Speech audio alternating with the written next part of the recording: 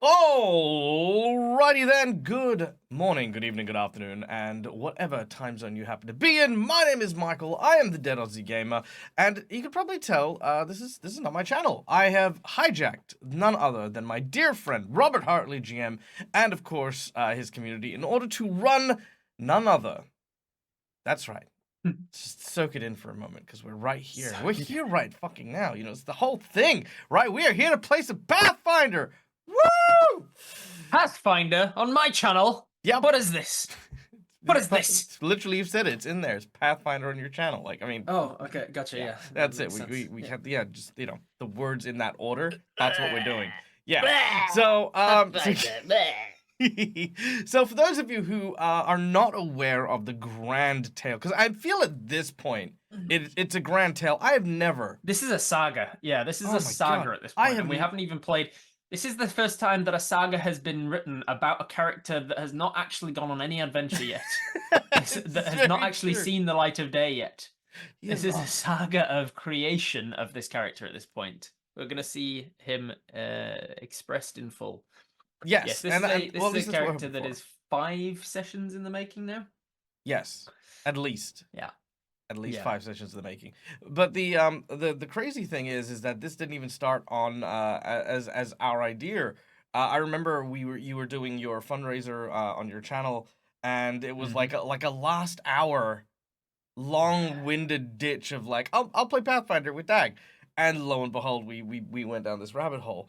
And it was this fundraiser. It was a goal of that fundraiser from the beginning. Like we knew that it was going to be the final goal. It's just we didn't show it to the audience at the beginning. We only showed like the next 2 goals to be like, if we raise $1,000, we do this. If we raise 1,500, we'll do this. If we do this and this, and like the 3,000 or 4,000 or something goal was Rob will run a 3-shot of Pathfinder and learn Pathfinder, and so it was like not shown until eventually, like it was like doing well, the fundraiser for American Cancer Society, but then we got to a point where we unlocked the next thing on screen, and we were still like $1,000 shy or something, but we finally like showed it up. Rob will run Pathfinder, and suddenly everybody went, "Oh, of course, we've got to troll Rob as much as we can." Yeah, pretty much. And so yeah.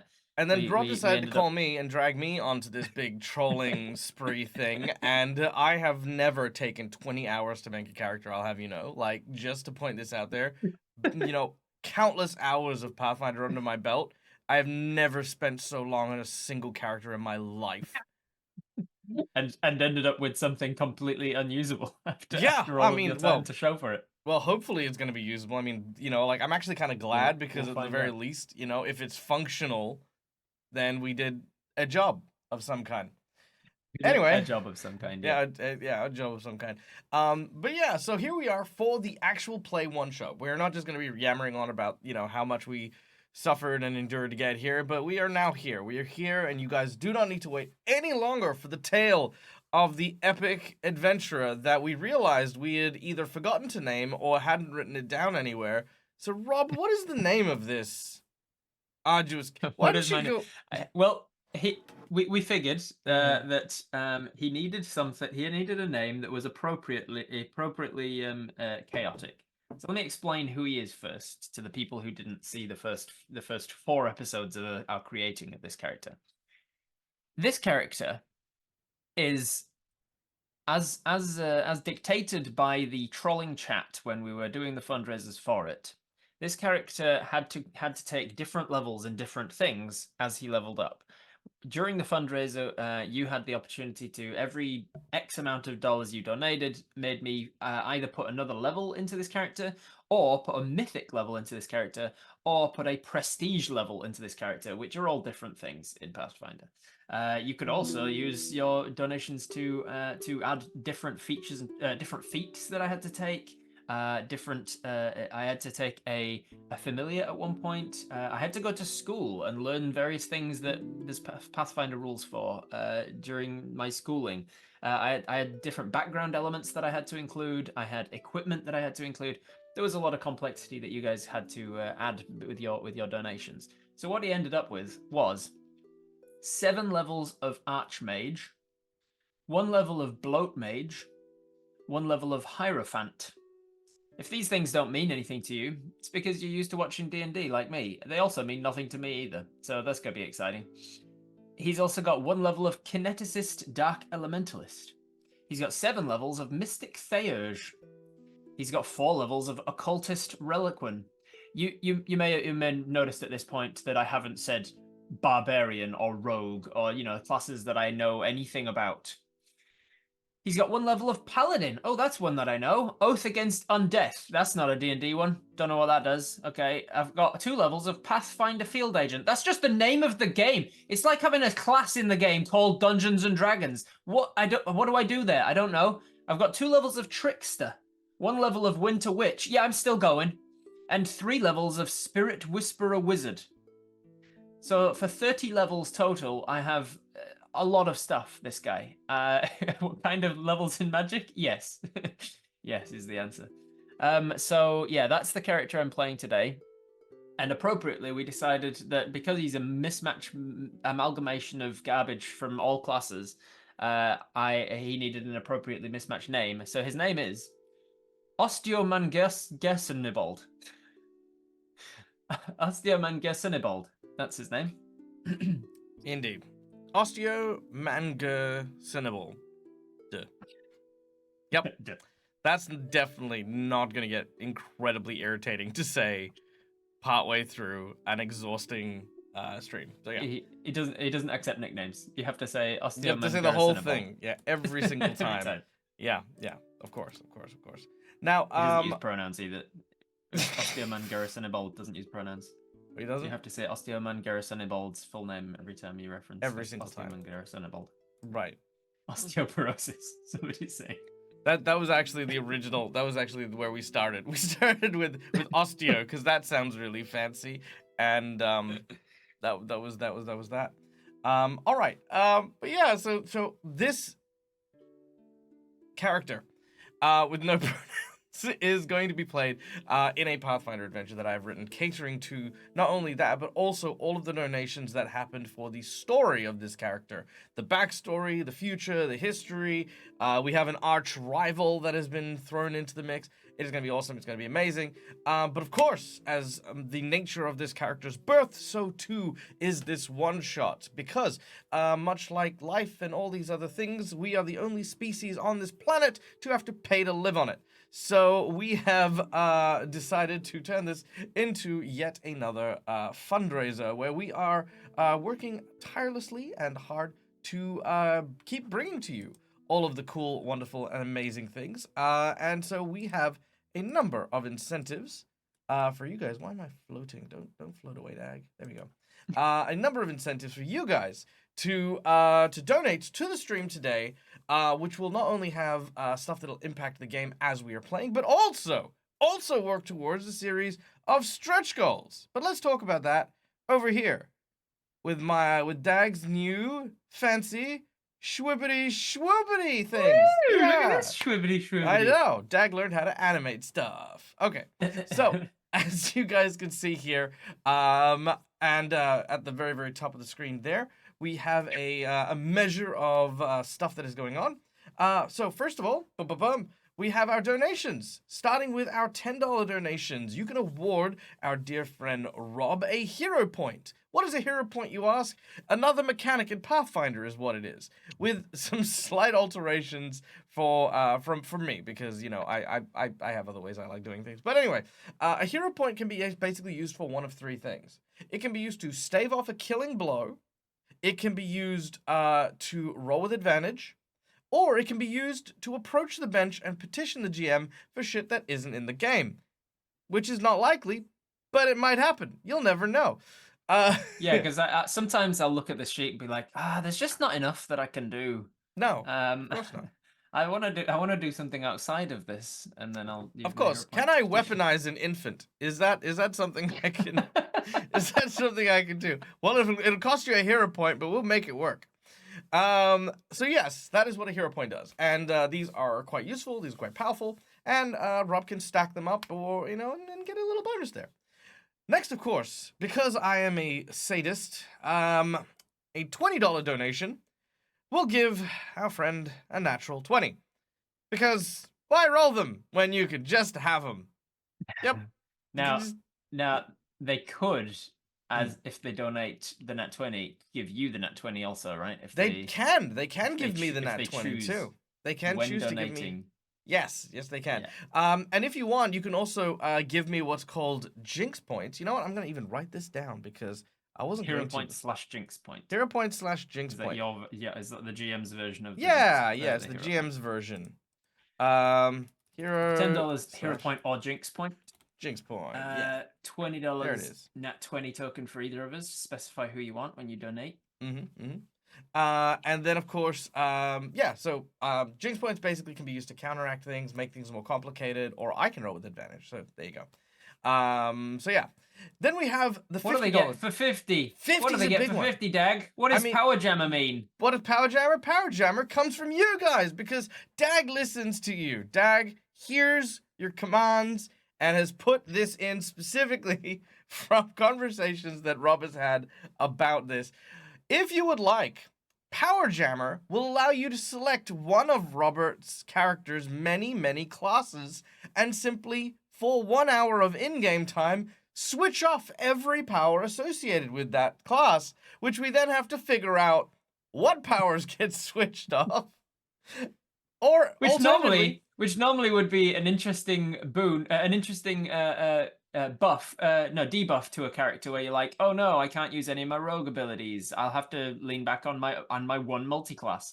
But I have 11 multiclasses, and you may think, oh, that's helping Rob out because he doesn't have to worry about as many multiclasses. But it's not like I can just turn off a switch on the character sheet and it automatically hides all of the abilities. Now I have to go through all of my abilities and know that some of them aren't usable. And the funny thing is I'm not going to tell Rob which of his abilities have been switched off. I'm just going to wait for him to use them and tell him, sorry. Nope. That's I'll be like, not gonna work. I'm going to use, pick one at random. I'm going to use my mythic saving throws.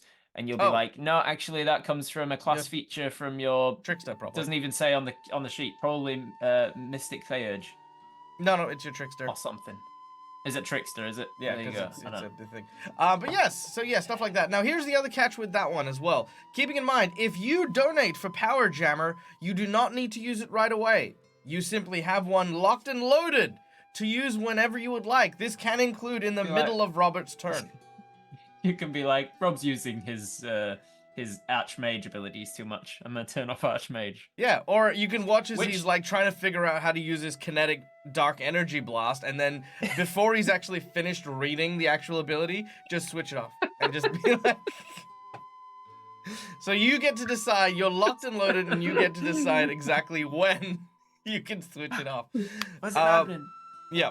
Now, do you want to know something Which fun? Dag hastens to remind me last night means that if you turn off one of my prestige classes, which in Pathfinder means it's like a special unlockable class only if you've done a certain number of things in the right order and you've taken certain levels and things, and then you can unlock levels in this prestige class, and then every level you take in that basically levels you up in your other 2 prerequisite classes as well. If you turn that one off, it no longer has leveled you up in those things, so retrospectively you're turning off 7 levels of Mystic Theurge, but you're also dropping 7 levels in your other spellcasting. Yep. Which is really great. Because that's always fun to lose 7 levels of casting. So yeah, so that is Power Jammer. And hey Rob, do you want to know something really fun? I actually decided exactly why Power Jammer works for your character. It's because your character is very addicted to alcohol and just randomly just forgets how to use his abilities for a little while, you know? Sure. And so like that's why he has that bit of a struggle. So, you know, like there you go. That's the Power Jammer thing.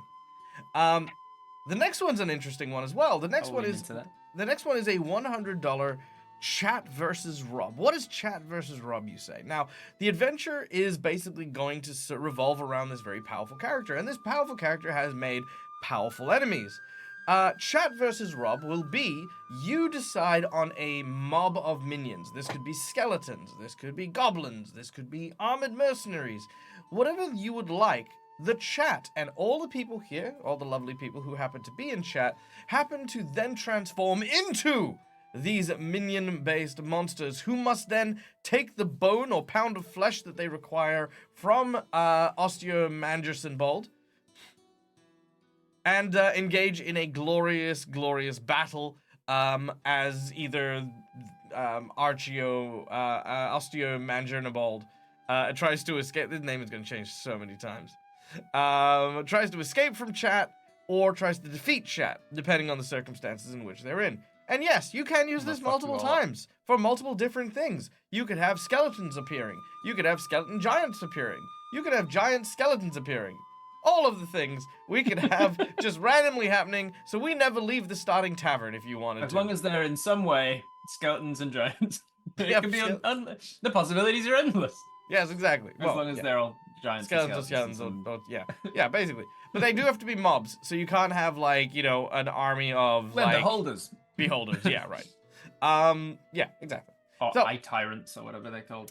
But if you do want a boss to go into the game immediately, I have a random table of random bosses in front of me. For $500, I will throw one of these random bosses who will have one of those no time to explain moments, and suddenly they're in a battle now. And that is a boss fight. And I'm talking about a full-fledged boss fight. I'm talking about, I've got monologues, I've got this whole, like, backstory reason as to why each and every one of these absolutely random people suddenly turn up to deal with this 20th level character. So yeah, there's this character as well. And the last donation, this is probably one of my favorite ones, is a $1,000 donation. This one is a big one. This is a huge one and goes such a long way to supporting Robert and myself. It is, of course, you designing an NPC of your choice. I will make this NPC live on Hero Forge and insert it into the game to whatever capacity you make this NPC. This NPC could be a lover. This NPC could be... Yeah. Is this like a 30th level thing? Like we pause, we do 20 hours of making a character for them. No, like this will be the like other version. Yeah, no. 17 different subclasses. Frickin', don't you start with me.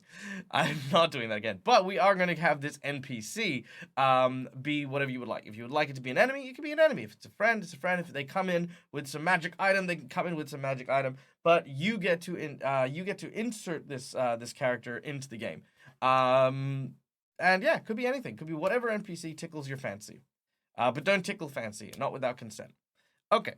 Now, that's not all. But that's not all.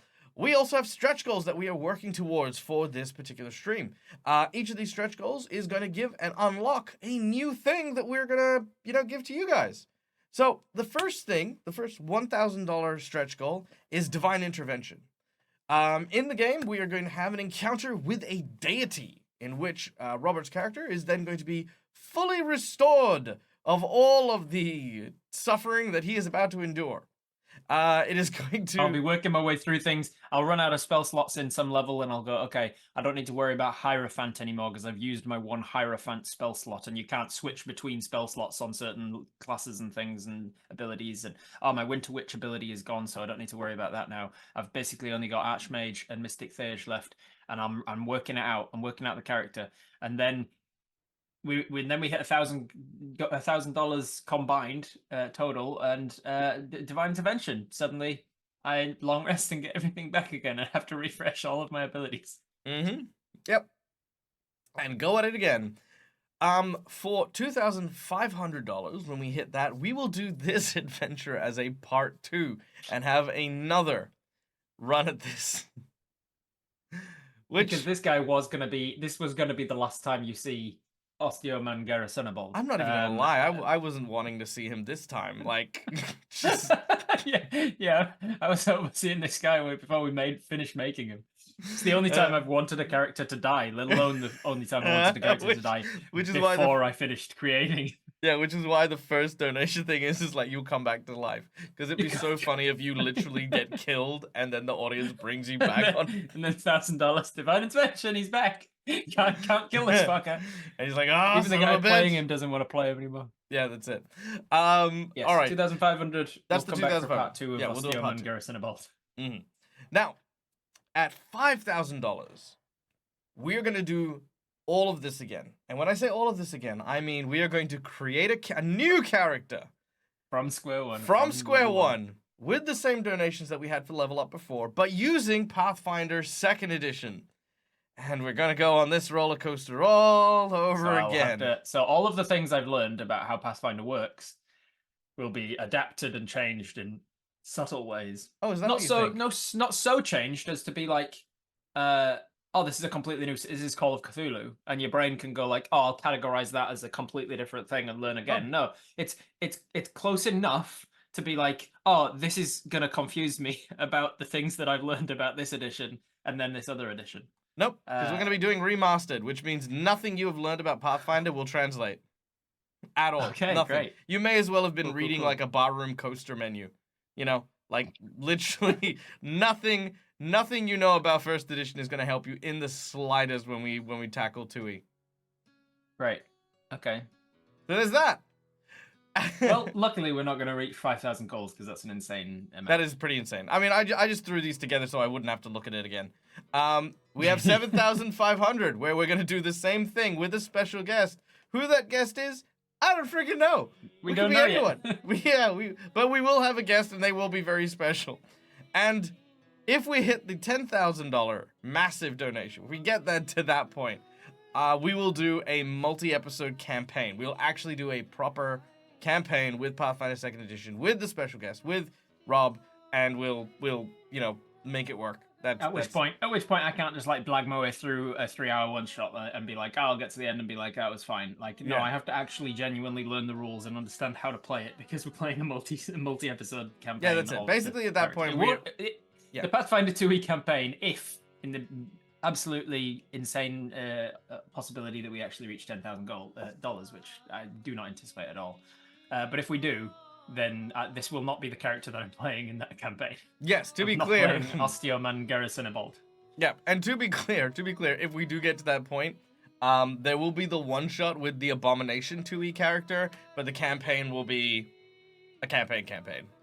we don't need to do an Abomination campaign. I love the fact that we're calling them Abomination games. This is the Abomination games. But that's it. That's all the stuff, and it's gonna be there for a little while. But I'm ready to play. Honestly, we're here. Do we have like alerts turned on for when people are donating? Yeah. Well, we have a fancy. That is what we have. We fancy. So it's and above there. Like, how do we see? There you go. So it's up there. Is that our goal? Yeah, I think we're I'm at the moment I'm keeping track of it with Fancy's thing, but I think it's attached to your total donations for the month, maybe. So I'm gonna keep track of that somewhat manually. But you have been awarded already some stuff. You have 4 hero points from our lovely chatters. I'm gonna keep track of those with these awesome Robert Hartley GM 3D printed tokens that I have in front of me. Woo! All right. 1, 2, 3, 4 hero points. All right. There's hero point right on it. Look. It does. But Hartley hero point and they're green and invisible. Yeah. Hey Rob. Want to play a game? Depends what game. Are we playing solitaire or like No. poker? No. We'll get to the end of a game of solitaire. I don't know about this though. All right. Here we go. Without any further ado. All right, let's go. Ladies and gentlemen, boys and girls, allow me to take you on a journey to the land of Galarian.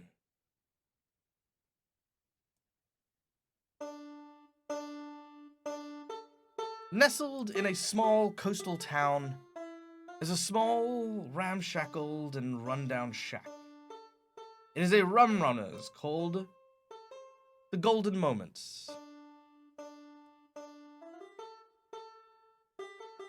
Here, an assortment of ne'er-do-wells and pirates, thugs, and brigands do their best in order to cut out whatever small, eking life they can here among the salty spray. It is not often you'll find heroes within such a place, but today, one such hero lays in a sort of a half-eaten stew made of beef bits, at least you hope it's beef bits, and crawfish. Osteo Mangerson Bald. Cinny Bald. A hero once upon a time, but now fallen far from grace. Oi! Turning to look around, you see a half-orc individual. Your shout as your companion, a man by the name of Snaggletooth, is, telling you to make your call for the order of the day. Just wiping drool and probably viscera from his chin. You see this bloat mage. I think we based him on the Pathfinder equivalent of like an Aasimar, right? Like an angel type creature. But bloat mage means that I am insanely overweight, like morbidly obese kind of a character, and I am covered in blood and leeches. And I can pluck off and devour those leeches for extra magic and such. So I'm not a very pleasant looking character. We also rolled for this guy's fame and got like negative 56 fame or something. So Oh yeah, he is he's hated, a universally by people. hated character. So Osteo Mangera Sunnibald, he turns to what was this companion called again? Snaggletooth. Snaggletooth. And, I think I tell you what this character should be. Every time he speaks, he's gonna have a different accent. Sure. Because that makes sense for this sort of a character. He goes, Snaggletooth. What do we drink? Are you hungry? Do you just need a drink? What's just a drink. What's on your mind? Just a drink for you. All right, just get the chairs creak and groan under my weight as I stand up and I walk on over to where I get the drinks. All right.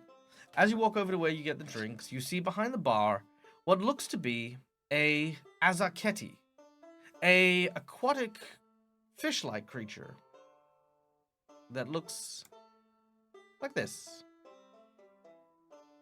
An individual you know called Goldie. She is a person who you had met long ago and saved from squalor in the streets of Magdamar. She looks at you. Goldie Gilman. Goldie Gilman. She looks at you and smiles warmly. Morning, sugar. Goldie. You alright? How's it going? So a bit sleepy. Did I sleep all the way through the night here? Oh, you did, love. I don't know why I Again. changed. I was Midwestern for a second, and now I'm Scottish because that's the thing. No. Nah, All right. whatever I need. Could I get a drink, something to wake me up, and one for Snaggletooth too? She looks at you up and down with concern. Her smile sort of fades a little bit, and she says, "Oh, hon, you sure you ain't had enough yet?" Oh, just something to wake me up, Goldie. I don't think there's enough liquor in the ocean to wake you up from the state you're in. Here. It's been a hard time. Yeah, I know. Here, why don't you try this then? She slides you over a cocktail glass and another one for Snaggletooth as well. Thanks, Goldie. You're a doll. And then turn and waddle back over to the table, pop it down. All right. As you waddle over to the table, you can see that Snaggletooth is speaking with someone else. A rather confused-looking man wearing kind of like adventurer's armor. Do you have knowledge local by any chance? Let me check. Skills. I have knowledge arcana, knowledge dungeoneering, knowledge history, knowledge local, yes. I've got a +10. I don't have ranks in it. Nope, that's fine. Roll me a knowledge local, please. Hell yeah. This is kind of enough, grab this and put it general in the knowledge, chat, don't I? Mm-hmm, that's the one. So. Brilliant. 26. Okay, 26. Also, apologies, I didn't have anywhere to put the donation bar, so normally you'll be able to see the rolls, but not right this second. Ran All out of right, space on this chat. I did. Okay. The person you see is this individual. And you immediately peg him for exactly who he is. Immediately peg him. Cool.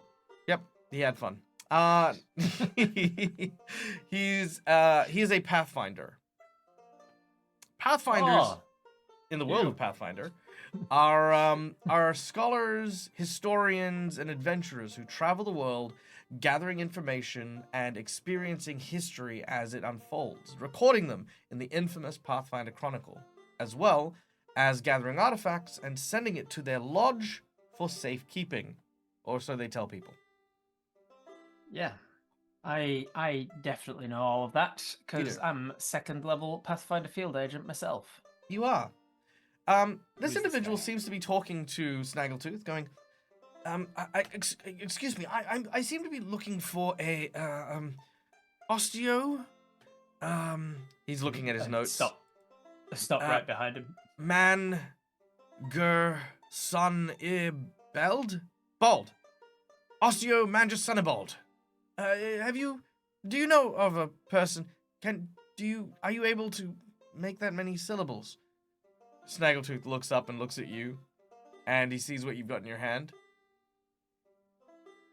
Have never seen him? I think you've come to the wrong pub. You should go now-ing. You should get go nowing. Get go nowing before you chop your head clean off.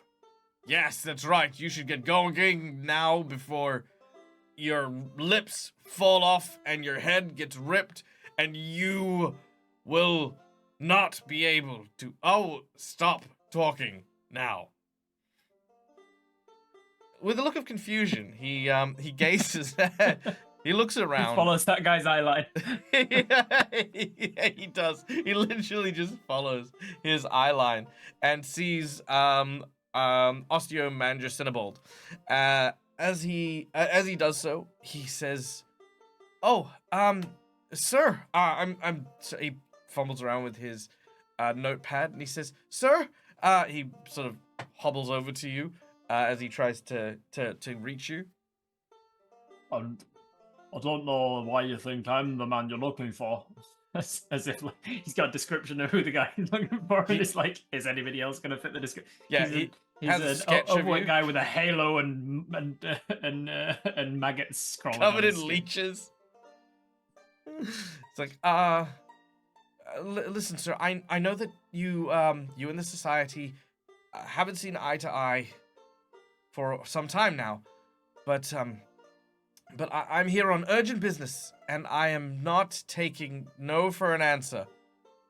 You can see he's written that down on his notes. Yeah. But he hasn't asked for anything yet. What do you want? Huh? Oh, what do you want? Oh, yes, of course. Well, you see, the Pathfinder Society has had, dealings with a rather... Okay, so you see, there's an island filled with treasure, and then, you see that he's incredibly nervous. Goldie at this point, sort of brings him like a little cup of tea and tells him to calm himself down. As he does so, you recognize something in his book. Make a perception check. Hell yeah, perception, that's something I know. I've got a plus 21 in perception. Yeah, that's right. In Pathfinder, you get that sort of number. Oh yeah, numbers are super high. All right, with a 31 total. Nice, with a 31 total, you see inside of his book, there is a sketch that you recognize. A suit of leather covering an individual, with a kind of a gas mask looking feature. Immediately, your mind shifts. The alcohol suddenly not really impacting you. You sober in a moment as you recognize this individual on the notes in front of this Pathfinder as none other than Dalnus Gallisto. Fast. Now, who is Dalnus Gallisto? For the folks who You know. asking me? Yeah. Dalnus Gallisto is, I believe, the name of the necromancer that I was hunting, correct? That is correct. Where is it? Where is it? Where is it? I'm finding it. There. Dalnus Gallisto is a very notorious necromancer, and a huge, a very, very powerful piece of work, with mythic levels of himself, basically verging on godhood. Seemingly his goal to be something potentially to ascend or to take over the world of some kind. He's looking at big, powerful things. My investigations of Dalnus Gallisto led to his final resting place being at a cemetery. I discovered, and well, his final resting place was at a cemetery that he was stealing bodies from. He didn't actually rest there, it turns out, from my investigations. He didn't. He wasn't. He was making it look like he had died and was resting in this cemetery, but has not actually been dead. He was stealing bodies and using them for his army and his necromantic magics. And I discovered and tracked him down. I grabbed him. I managed to capture him. I interrogated him. I tortured him for information. And I ended up killing Dalnus Gallisto. Also, I thought, as the necromancer then taunted me after death, he made me realize that I had killed an innocent man, had fallen into his trap, fallen for his alibi, his fall guy. He had set up an innocent man to look like he was responsible, so that I would think that I was tracking Dalnus when I was not. So I killed an innocent man. I was taunted by my enemy. I fell in for his trap and was discovered by the wife of the victim, who, in the heat of the moment, I also killed. This is all stuff that you guys basically set up during the character creation with the backstories and whatnot. Indeed, indeed. I have been tracking the real necromancer ever since, trying to get revenge on him. And now, once again, in front of you, written on this Pathfinder's book, is the face of your old enemy. As you are filled with this sense of expositional backstory, you gain 2 natural 20s, and I gain and I gain 1 as well. All right, there we go. Yeah. 2 20s and 4 hero points. Thank you, people. Okay. Gasp! You're a horrible person. Yeah, I know, right? Yeah, there's a reason What I said an I have asshole. a negative 56 reputation. Yeah. I'm hated universally. Eventually, the Pathfinder finds his words, and he sort of notices you looking at his book. He angles it so you have less of a vision of the thing he's looking at. He says, "We've recently learnt that an individual of some reputation is heading to the Isle of Terror, an old fortress and vault that used to house a great city made of gold, a treasure chest of resources for a powerful lich that used to terrorize and, well, rule a good portion of the land many years ago. The Arch-Lich Tar-Baphon, the Whispering Tyrant. Since the fall of the Great Lich, the city had been unclaimed till a few years ago, where some adventurers opened the vault. They claimed it was flooded with gold and sealed away. But we recently learnt that this, he kind of looks at you and, you know, with the mask on, you are intimidating as shit. So he's just like, yeah. Just lean in a bit. Say it. Mr. Gallisto, was last seen on a ship heading to the Isle of Terror. We believe that he is seeking to harness the great necromantic powers of the Archlich that once dwelled there, and using the various resources available at I know this name. It is Zingrafar. We think that Zingrafar is what, sorry? It's a it's place the City on of the Isle Gold. Terror? Yeah, it's just the City of Gold. Yeah, that's it. Using the resources in Zingrafar, he hopes to once again raise himself to become the king of Unlife. And you want me to stop him? I'm afraid the society feels at this point you may possibly be the only one who can. Several expeditions have already been conducted in association with the Aspis Consortium to get to the Isle of Terror, but none have been able to make it to land. No. No, would you? It's difficult as the Isle of Terror. I've only been there once, and I did not hope to go back. Right. What is it you've got for me? What resources can you offer? We have a ship and a captain suicidal enough to take you to brave those waters. We have, of course, several potions that'll allow you to, heal up, and another that'll allow you to breathe the rather noxious atmosphere of the island itself. Alright, hand it all over. Let's get going.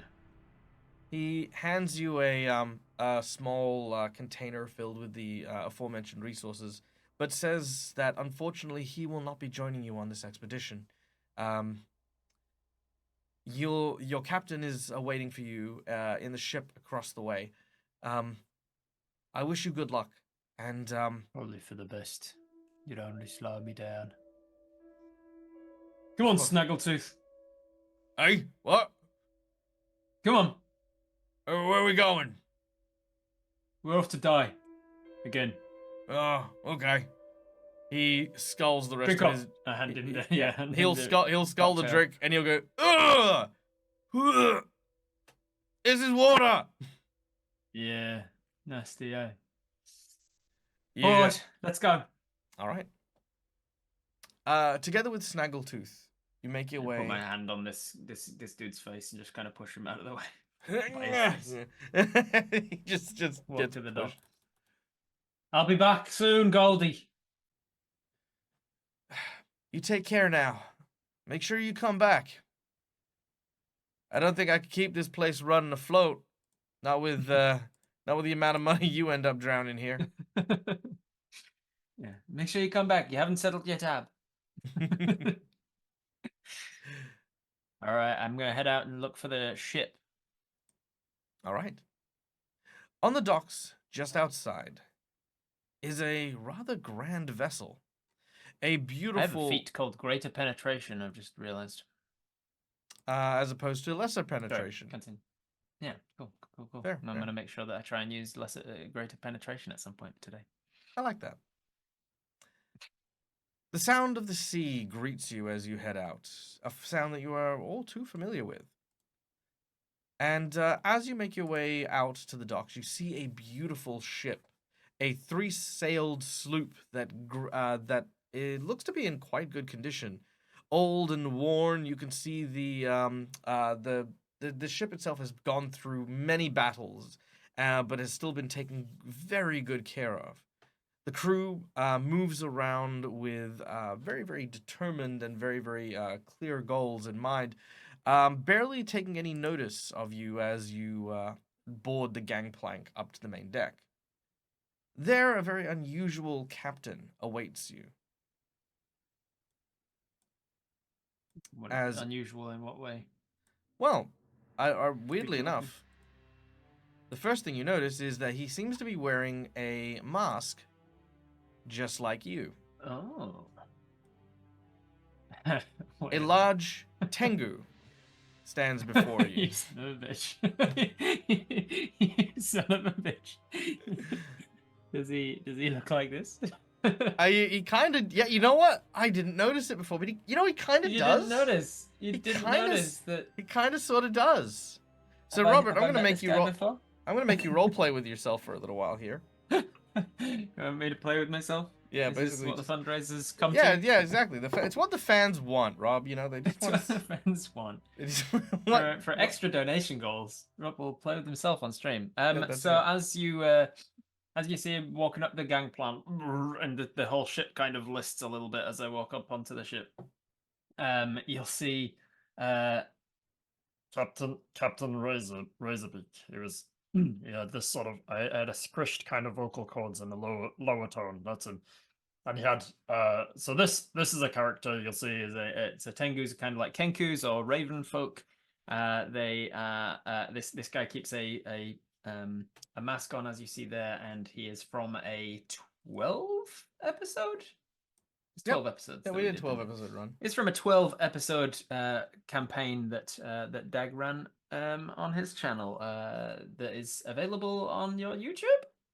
Yep, Dead Aussie Gamer Live. You can go and watch Sirens in Silver if you wish if- to know more about this character. Sirens and Silver. This is a character that I played called Captain Fork Razorbeak, a notorious pirate captain who was the captain of a small crew. he says, "Welcome aboard my ship." And and then this guy, whose accent I haven't established as one single thing, says, It's a pleasure to be here under strange circumstances, of course, but we should head off immediately. And probably never Captain speak again says- to each other in the same room. Yeah, and Captain Falk says, "You do not assume to give me orders." Damn. and then he snaps his fingers and says to his crew that I definitely remember. One of them was like Salazar backwards. Azalis? Azalis. It says Azalis, and he gets dreaded GM's character. Weigh anchor. We are setting off immediately. I will be in my captain's quarters for the rest of this journey and will not be seen again. Yes, Captain. As And then Azalis goes and does that. Captain Falk disappears into the captain's quarters, and Ozymandias, Osteomangerasonavold, stands on the bow of the ship and looks out. All right. The ship begins to lurch forward, and your journey begins. Though you are on what appears to be a large ocean, you are actually on the world's largest lake. Known as the Lake Carthen, it is long and wide enough that it will take you a good day and a half of travel before you even reach the island that you seek. Jeez, it's a big lake. A huge lake. A great lake, some might say. It is a great lake indeed. What is it called? Lake something? Carthen. During this period of time, Snaggletooth says, "Remind me again why we're here." We're tracking down Uh-huh. the notorious necromancer that we've been following for years, Dalnus Gallisto.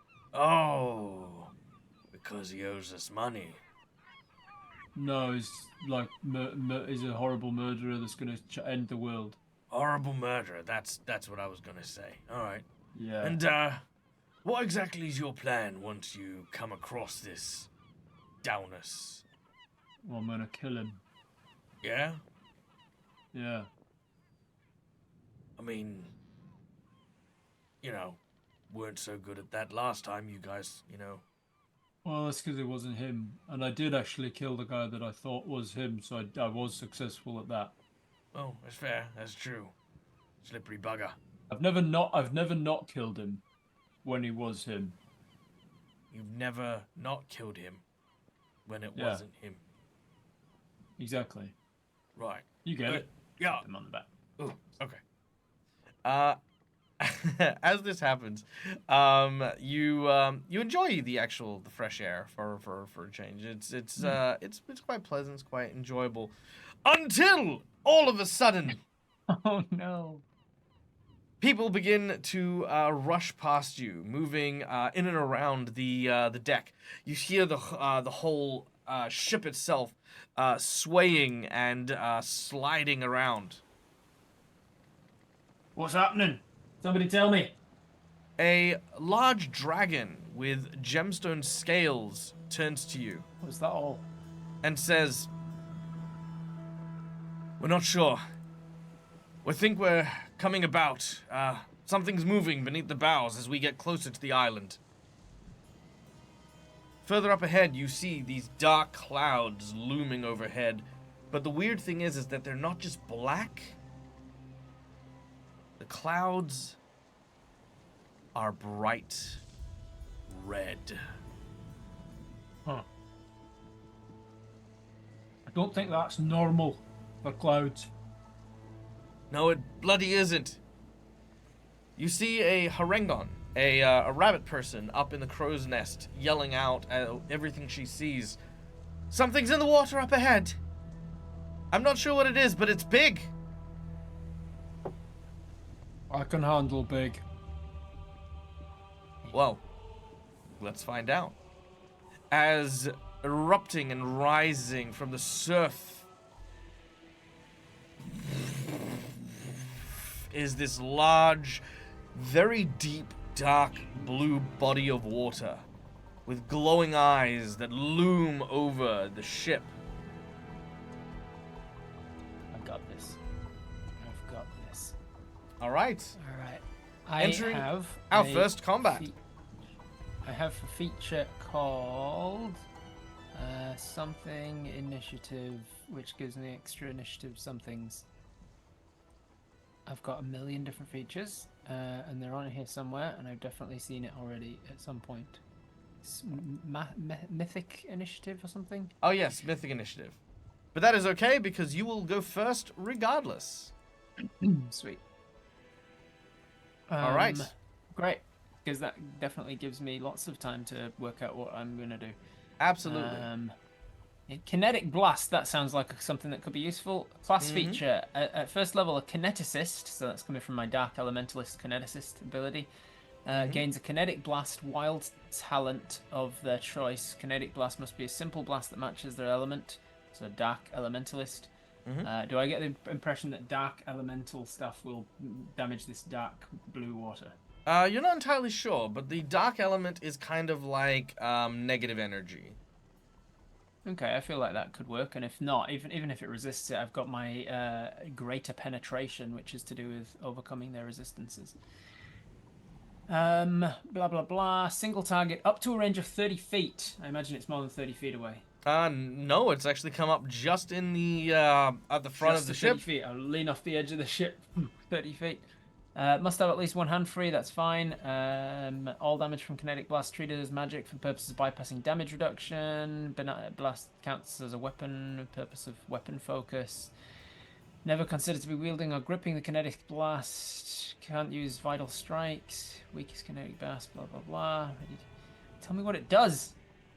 Kinetic blast that deals energy damage of a type, including force, has corresponding descriptor. Various kinetic blasts, as well as additional rules for simple blast, are described on pages 15 and 16.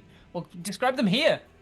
Kinetic blast. I'm gonna go to my. Is it in my combat? It's under your page? attacks. So if you go into your actions tab, there's your blast. Right, your blast should be right there. Actions tab. Oh yeah, actions down the bottom, which is not under combat, which is a different thing. Okay, actions, kinetic blast. All right. Hell is it? Is it in a different category or something? No, it should be there. Is it a different level? If we look at your actions tab, if we go all the way to the top, it's one of your weapon attacks, Void Blast. Oh, it's called Void Blast. That's different. All right, yeah, 1d6 negative. Take this, you bastard. All right. 1d6 is going to do a lot against this character. Oh wait, well, you need to hit it first. Wait, I need to hit first, so I need to roll this one. Is this a plus 17? Mm-hmm. So 28 to hit. All right, with a 28 to hit, unfortunately, its AC is 30. What the fuck? As you fire your blast at it, actually, no, it's an energy weapon, so this one's actually touch attack. So, as it does, it will hit it. And as the energy strikes it, you watch as these, like, kind of bolts of green lightning fly through its form. But it doesn't seem to be affected or bothered by negative energy. Haha. Well, I have a feature. Give me a second. I think I've got it. It's in here somewhere. Abilities. Greater spell penetration. You get a +2 bonus on caster level checks made to overcome a creature's spell resistance. This stacks with the one from spell penetration, which also says you get a +2 bonus to caster level checks made to overcome spell resistance. So I'd have a +4, and then I've also got spell penetration mythic. Add half your tier to caster level checks to overcome spell resistance. If you have greater spell restoration, add your full tier instead. So that what does all that mean? Okay, so spell penetration overcomes a very specific type of defense known as spell resistance. Some creatures are simply immune to all types of spells.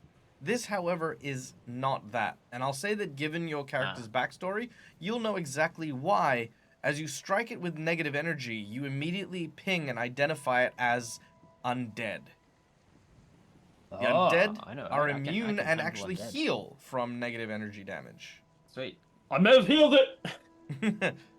The crew of the Devils get what was it called? It was the Oh jeez. it was the something Gambit. We renamed it So many times. Yeah, you keep going. I'll look up my notes. Anyway, it's fine. So, as they all immediately look at you when you say you've healed it, and you know, like, are suddenly filled with the he's got this, right? Yeah. Yeah, sure he does. Now, the creature raises a large, almost water-shaped appendage that then stretches out almost like a palm. You hear the sound of the crew yell, "Brace!" as it swats its hand downward, attempting to use an ability it has simply known as Vital Strike and Power Attack. Hell yeah.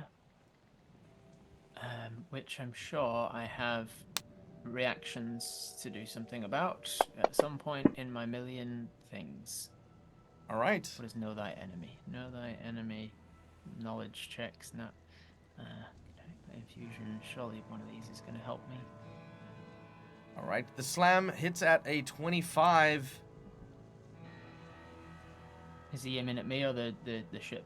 He's aiming at you. Okay, sweet. 25. My armor class is 18. All right. That is going to hit. And as it does, Osteomangensenebold takes 31 points of damage as he is buffeted by this huge wave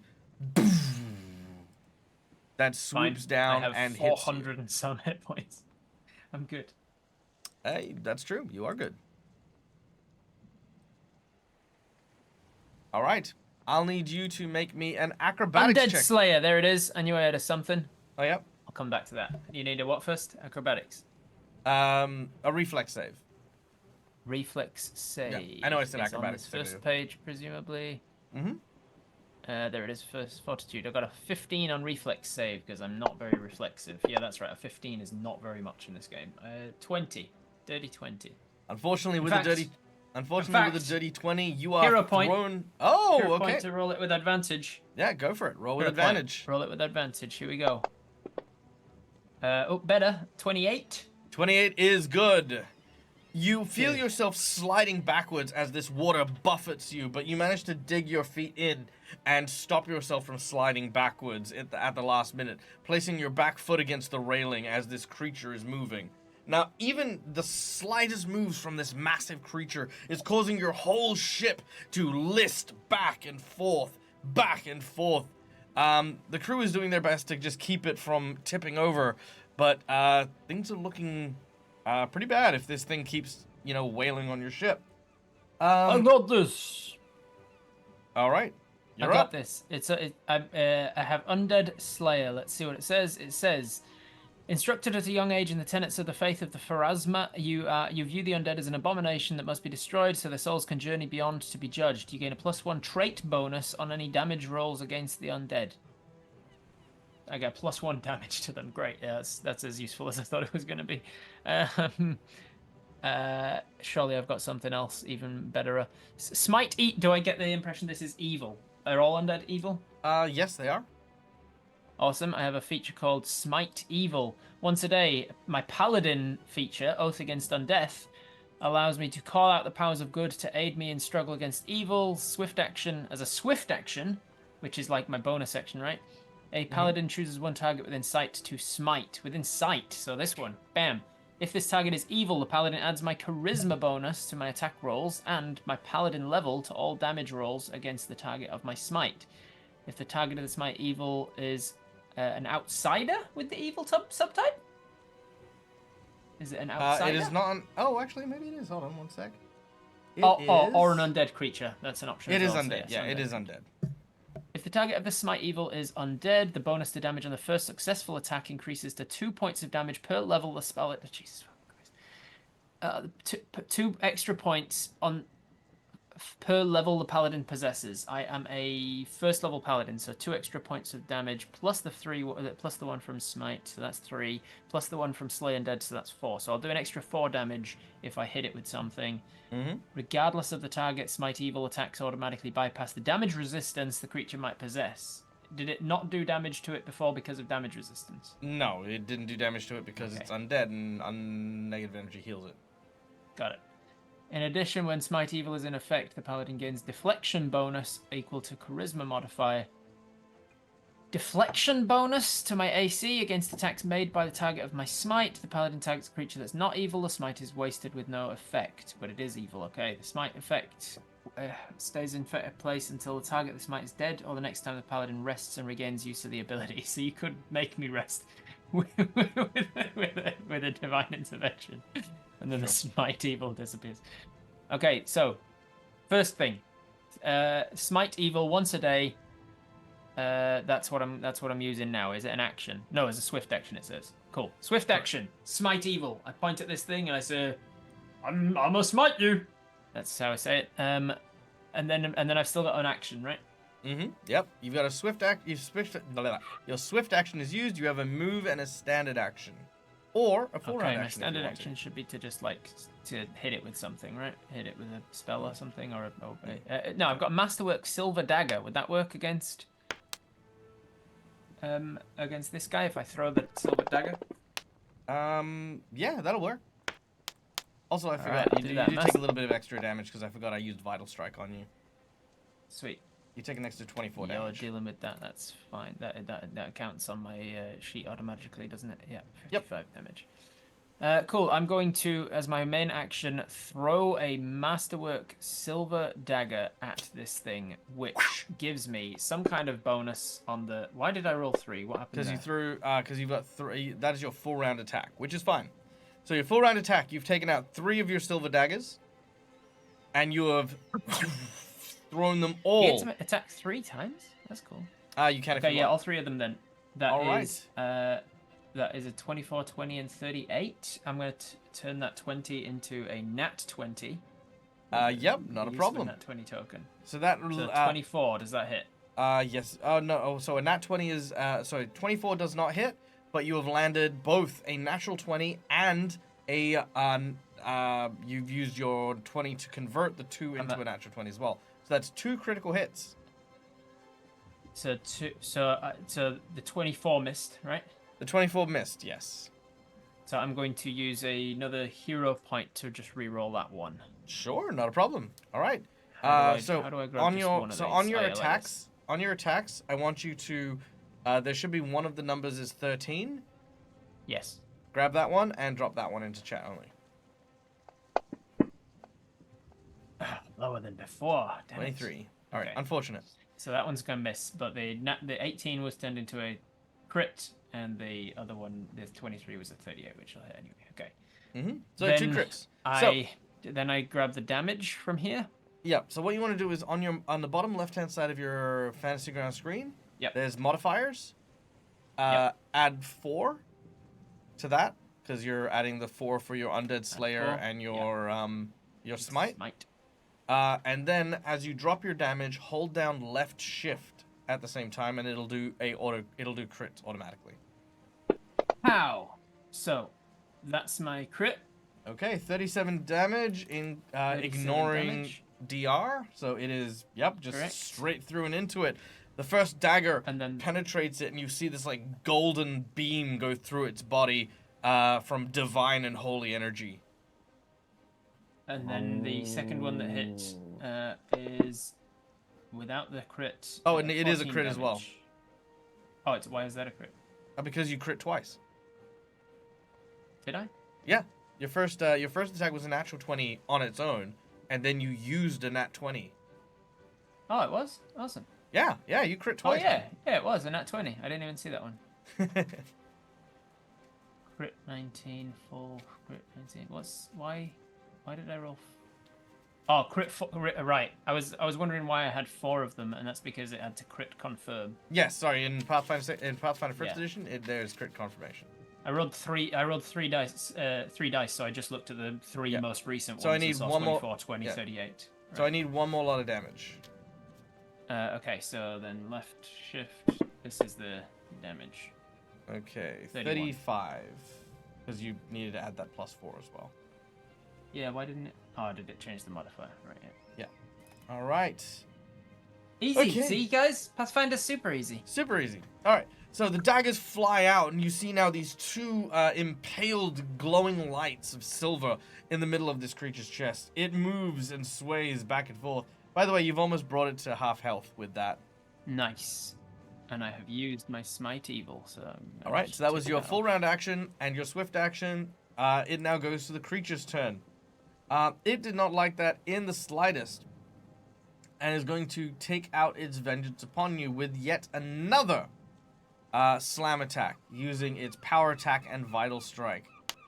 Taking aim at you, it basically like reaches behind the ship and tries to pull it a latticed, interlaced finger lock towards you to try and knock you off the ship in directly towards it.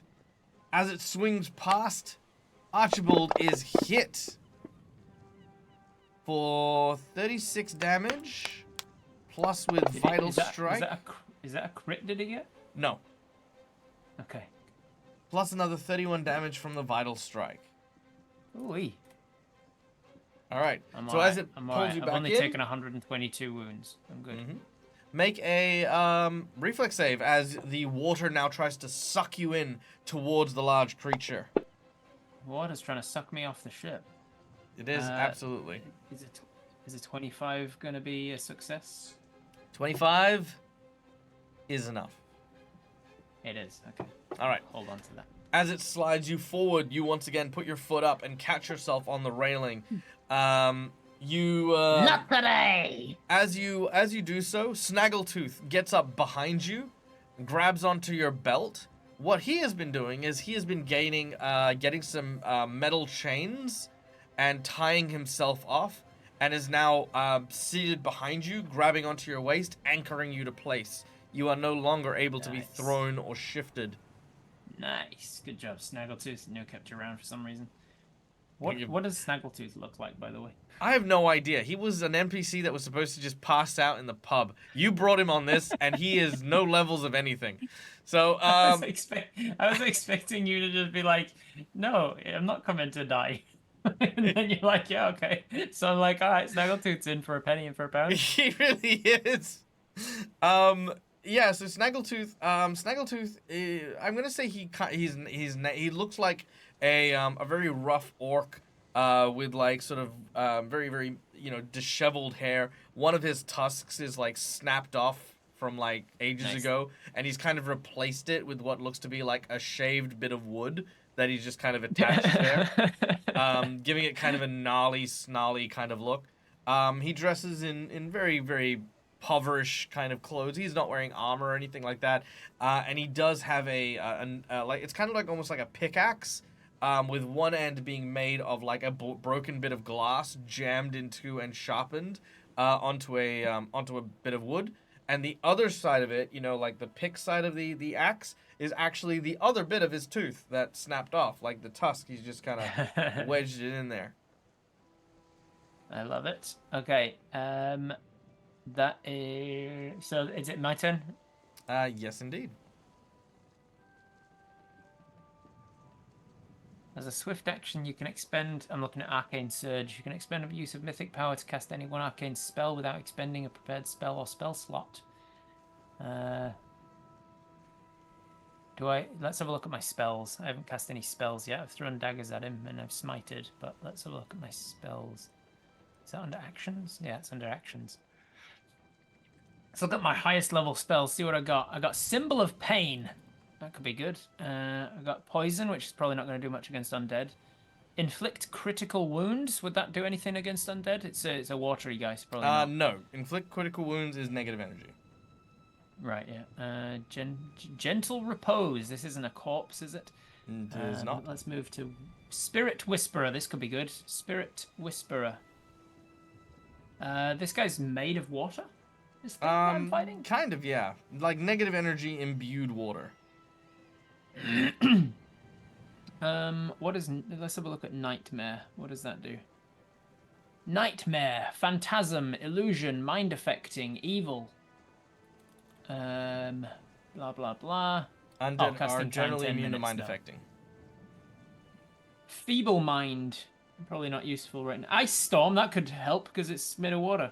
Yeah. Look at Ice Storm. I just today had one of my Robert Rants YouTube shorts went up about the difference between Ice Storm and Sleet Storm, and two very similar spells in D&D. Ice Storm, cylinder, 20-foot radius, 40-foot high. I could capture him in that cylinder. Lasts for a full round. Giant, great magical hailstones pound down upon casting the spell, dealing bludgeoning damage and cold damage to every creature in the area. Heavy snow and sleet then rains down in the area. Penalties, perception checks, difficult terrain. Blah, blah, blah. Alright, that sounds fun. Let's do that. And I will do so. That's a wizard spell, right? Let me check. Ice Storm is a wizard spell, which means that it's arcane. Is that what that means? Yes. If it's on the wizard list, it's arcane. So if I look at my Archmage ability, Archmage Arcana, Arcane Surge, as a swift action, you can expend a use of mythic power to cast any one arcane spell without expending the prepared spell or spell slot. If you're a spontaneous caster, blah blah blah, something something. If you must attempt to cast a level for the spell to overcome a creature's spell resistance, you can roll your caster level check twice. Blah blah blah. All right, I'm going to use this as a swift action. Swift action, mythic power. How much mythic power have I got? 1 per level, right? So I've got 10 mythic power? Yes, because you're a mythic 10. Yeah. So I'm going to use one of my 10 mythic power to cast my Ice Storm as a swift action on this geezer. Okay, nice. I think you need to roll something. I need to make a saving throw. Now, if you look at your spell, Yes. it should have listed there. Saving throw none? Oh, no saving throw. It says saving throw none. It just says dealing 3d6 points of bludgeoning damage and 2d6 points of cold to every creature in the area. Oh, okay, yeah, just deal the damage. Well, that sounds cool. I didn't realize that there were spells that just didn't have saves. Okay, 3d6. So I go down here and grab it from this part. If I grab it and then 1, 2, 3. So this much bludgeoning damage. Whoa, 665. Hell yeah. That's great. All right, 17 points of bludgeoning damage. And then 2 points, 2d6 of cold. This is snake eyes. the part that I was like, he's going to be resistant. He's going to be vulnerable to cold damage, and the cold damage is only 2. Oh, that's not right. I did a Growple Storm. Yeah, Growple Storm. Growple Storm. Do I get the impression that the bludgeoning or cold either does more or less than it should? No. With your smite, they don't matter, and that's just it my comes own house resistances. rule for it. Because if you're gonna smite something, using magic to smite more does not, do a thing. Awesome. It is now in difficult terrain and has a -4 penalty on perception checks. Ooh, okay, very nice. As Yes. it is heavy snow and sleet in that area. All right, love that. Okay. As you hold on for dear life amongst the riding waves, the creature looks around and sees the other members of the crew. It reaches down and attempts to grab at what looks to be, I'm just going to roll randomly here, No, Snaggletooth. Azalis. Oh no, I gotta save Dread's character. Yes, indeed. What have I? So he's going for Azalis.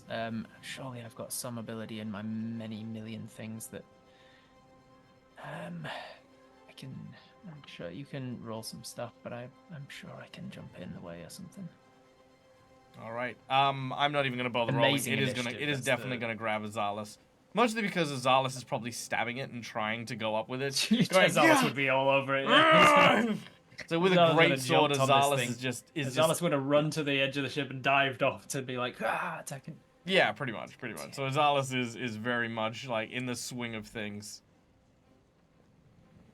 Oh, cool. The amazing initiative that I was looking at before that says I gain a bonus to initiative checks means it also says, as a free action on my turn, I can expend a use of my mythic power to take an additional standard action during my turn.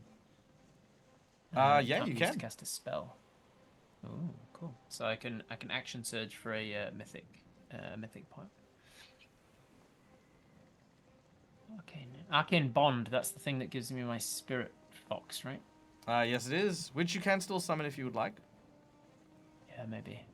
Is it my turn now, or is this what's going on? Yes, it is now your turn. You see Azalis getting picked up by the large creature and now being held aloft. I really don't want to summon this spirit fox because I'm looking through it now, and it's 1, 2, 3, 4, 5, 6 different paragraphs as to what this thing does. So I'm not gonna bring out my bond for now. Oh, Aura of Good. Oh, no, That it's is just always saying passive. My aura of, That's a a passive thing equal yeah. to my paladin level. The power of my paladin, blah blah blah. So I've got a teeny weeny Aura of Good. All right, I'm just gonna move that aside for now, so I don't. Bloat, once per day. What does this one do? Bloat Mage can exert himself as a free action to instantly gain extra blood points, but doing so puts him at risk at dangerous collapse.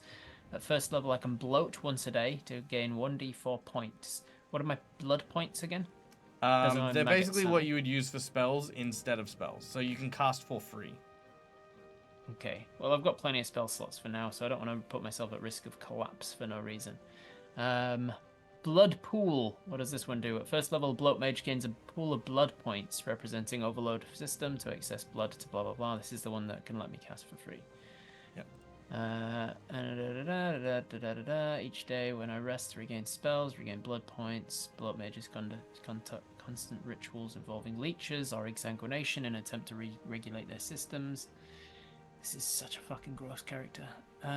It really is. Burn 3 times a day. What does this one do? A kineticist can overexert herself to channel more power than normal, pushing past the limit of what's safe. Some of the wild talents allow her to accept burn in exchange for greater effect. So basically, you can sacrifice some hit points to make your energy blast more powerful. Oh, hell yeah. That sounds fun. Let's do that. Does it have to be my negative energy kinetic blaster? Sadly, it does. Okay, never mind then. However, I will accept a hero point to expand it to other things. Oh, okay. Yeah, because that's not in the rules. I'll give you a hero point. Okay. Now, I believe you have one hero point remaining and one nat 20, I believe. All right. So I believe you have the ability to empower your kinetic blast, which means that whatever spell or ability you use next will increase the damage by 50%.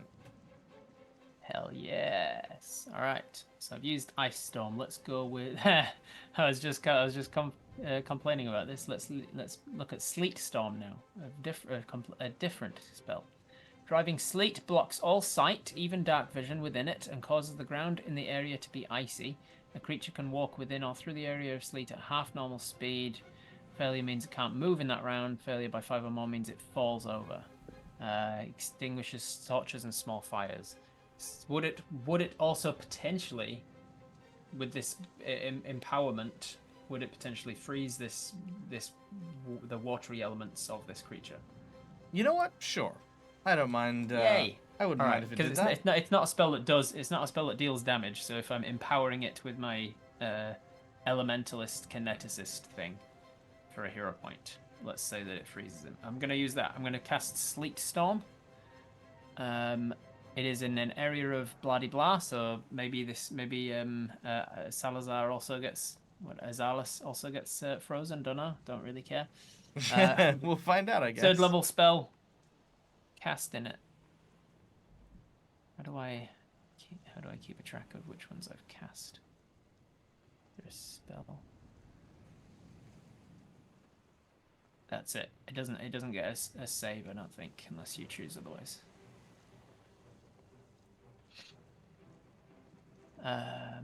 Okay, over to you. All right. Let's see. How do I do this? All right. I guess this creature is going to freeze. I'm going to give Azalis a round to try and break free. Mm-hmm. And let's find out if that works. Just going to roll a high enough thing. There we go. All right. Oh, it tipped from the 14 to the 18. Azalis manages to break free as the giant creature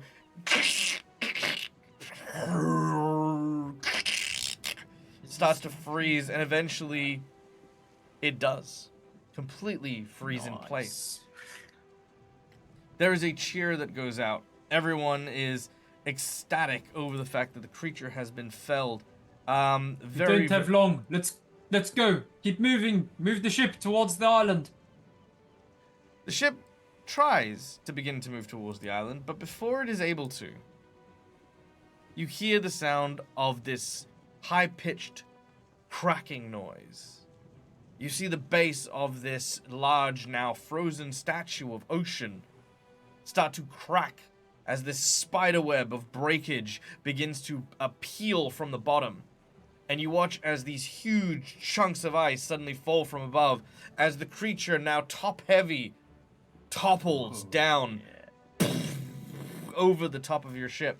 I need a reflex save from you, unless you have. Yeah, actually, go with the reflex save first. Let's do this. I got this. Oh, 18 to 2. So I'm gonna re-roll that with my hero point token, my last hero point. Okay. Unless it's been updated, I think I'm all out of hero points and now have one nat 20 left. Well, I believe that is your last one, and yes, you do. Have that Which 20. I might have to use if that's a 5. No, I'll just hit the damage. I'm good. Oh, I might be drowned. I don't know. All right. I'll take it. I'll see what happens. That is going to be 80 points of damage. Woohoo! Yeah, boy! As the whole ship is struck with this thoom sound, and the ship disappears beneath the surf. Right. Cool. Thanks everyone for coming and joining us. We hope Thanks you for joining us, everybody. That was amazing. I don't think so, Dag. I don't think so. I have an ability called. Bear with me. Bear with me. Mm-hmm. Bear with me. I'm bearing with you. Bear with. Bear with. Bear with. Bear with. Bear with. A feature called. It's in here somewhere. I think it's. There it is. Hard to kill. Whenever you're below 0 hit points, you automatically stabilize without needing to make Constitution checks. So you can't kill me. I mean, that's what sure, I'm reading okay, from well, that. yeah. And just to show you some appreciation for chat, you know, because I decided that, you know what, fuck it, I'd do this. I made this in Hero Forge. There you go. That is. I figured you were a bit busy making something. That is Snaggletooth now. So now Snaggletooth is a proper companion. Thank you, Snaggletooth. Okay, there you go. Now Snaggletooth has anchored you. Straight up dead, right? Oh yeah, no, pretty much. Because we took 80 points of damage. Well, unless I braced and took most of the damage for everybody else, but I think sure it's a little bit fell big. on the ship. I think it's a little everybody bit took. Yeah. Okay. I did. It's not like I didn't warn him. I said Oh, we no, were that's going true. to die. No, absolutely, came- absolutely, came 100%. anyway. I entirely believe that what you said was well and truly within the purview of what has occurred. So he is, yeah, definitely gotten what he's paid for. Now, as the bubbling sounds of the surf fill Osteomandenser Cinebald and fills his ears, we're going to have a very brief flashback as we find ourselves not on the ocean, but instead high in the sky, where between two large cliff faces, a very thin tightrope nestles between these massive ledges, where a much thinner and much fitter young man Mm-hmm. seems to be enjoying a quiet picnic.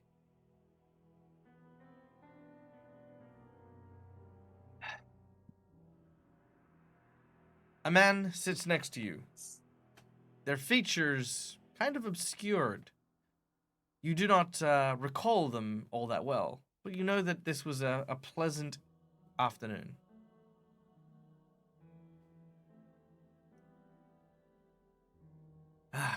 It is not often that we have times where we can truly be ourselves, you know. Have you ever felt that somehow, despite all that we achieve and accomplish, there's only so much we can do before our time is up? Is this stag? Is this before I have been cursed with my never able to die thing? Yes. Yeah. I say, yeah, I sometimes wish that I could live forever, you know? Sometimes wish that, like, of all the time that came before that we were existing, and all the time that will come after, that the amount that we actually see is so little. It's practically nothing. Even if I live for 100 years, 200 years, it's practically nothing in what time there is. And there's so much I will not see. Yeah. This is true. But maybe there is something that we can at least appreciate. Until the time comes to make the most of what we have. And as long as we have good company, good food, and a sight as beautiful as this, I'm sure that even one moment of this kind of bliss will equate to 1,000 lifetimes. You're such a poet. Shut up! And he sort of Yeah, shoves you on the shoulder, and you sort of like wobble on the tightrope, and you kind of like have this like kind of like you know in Zoolander how they giggle fight while they like Yeah. using the thing. It's like the two of you like play fighting on this tightrope, like They're fighting over stop an it, entire stop it. crevasse, a huge Yeah, chasm. exactly. And there's It's like, spikes at the no, bottom, stop, a little stop, river with stop. crocodiles. You know. Crocodiles. It's just random traps that just breathe fire on the way down. Yep, It's that's like, it. no, stop you, stop. I know, you pushing. stop it. Oh, you're so silly. All right. Silly. I love good food. Oh, yes, no. Admittedly, you know, a cheese spread was not the best of ideas for this picnic, but I like the idea that there's like a picnic blanket between us. That's just like it's just like over a washing line. It's just then we balanced all of the food, balanced all of the food along the picnic blanket. yes, no, Right. 100%. All right. Now, the sounds of the beach lapping around you is what you awaken to as Osteomandenser awakens, his eyes adjusting, and he spits out a huge gout of water from their lungs, just pouring out into your mask and then dribbling down the front of your shirt, which is already soaked to the brim with seawater. Lake water. Thank you very much. Oh yes, lake water. At least it's fresh water. So That's true. That's true. and I drink my way out. Tis true. Tis true. As you look around, I'll unsteadily push myself to my feet then and have a gander at my surroundings. nice. Looking around, the sky is a blood red, coated in clouds that block out any light from coming from above. Welcome to the Isle of Terror. I love terror. Right. All right. Now, you have landed at Araden's Landing, along the western coast of the small island that rests in the center of Lake Uncathan. Here, the sand is black, the sky is red, and storms continue to blast from overhead.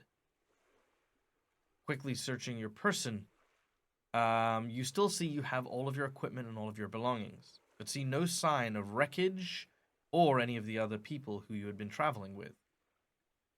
You take a breath in, and the air is poisonous, toxic. I'm gonna reach into the pouch that the Pathfinder dude gave me and pop the one that he said would help me breathe.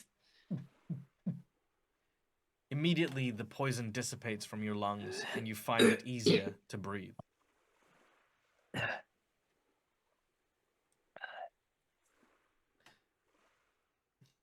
Now, where would I be? Have I looked at maps before? I'm a second level Pathfinder, aren't I? I want first. You level. are. Make a survival check. No, second level. Second level Pathfinder field agent. I might have looked at maps before. Survival check. That's under my skills. I'm going down to survival. I'm finding it here, and I'm dragging it across. I've got a plus 14. Plus 14. Let's do do it. Did I drop it on the wrong thing? I dropped it on the wrong thing. Let's go again. Survival. Grab it. Grab it. Drop it. There we go. Oh, good. Beautiful. 30.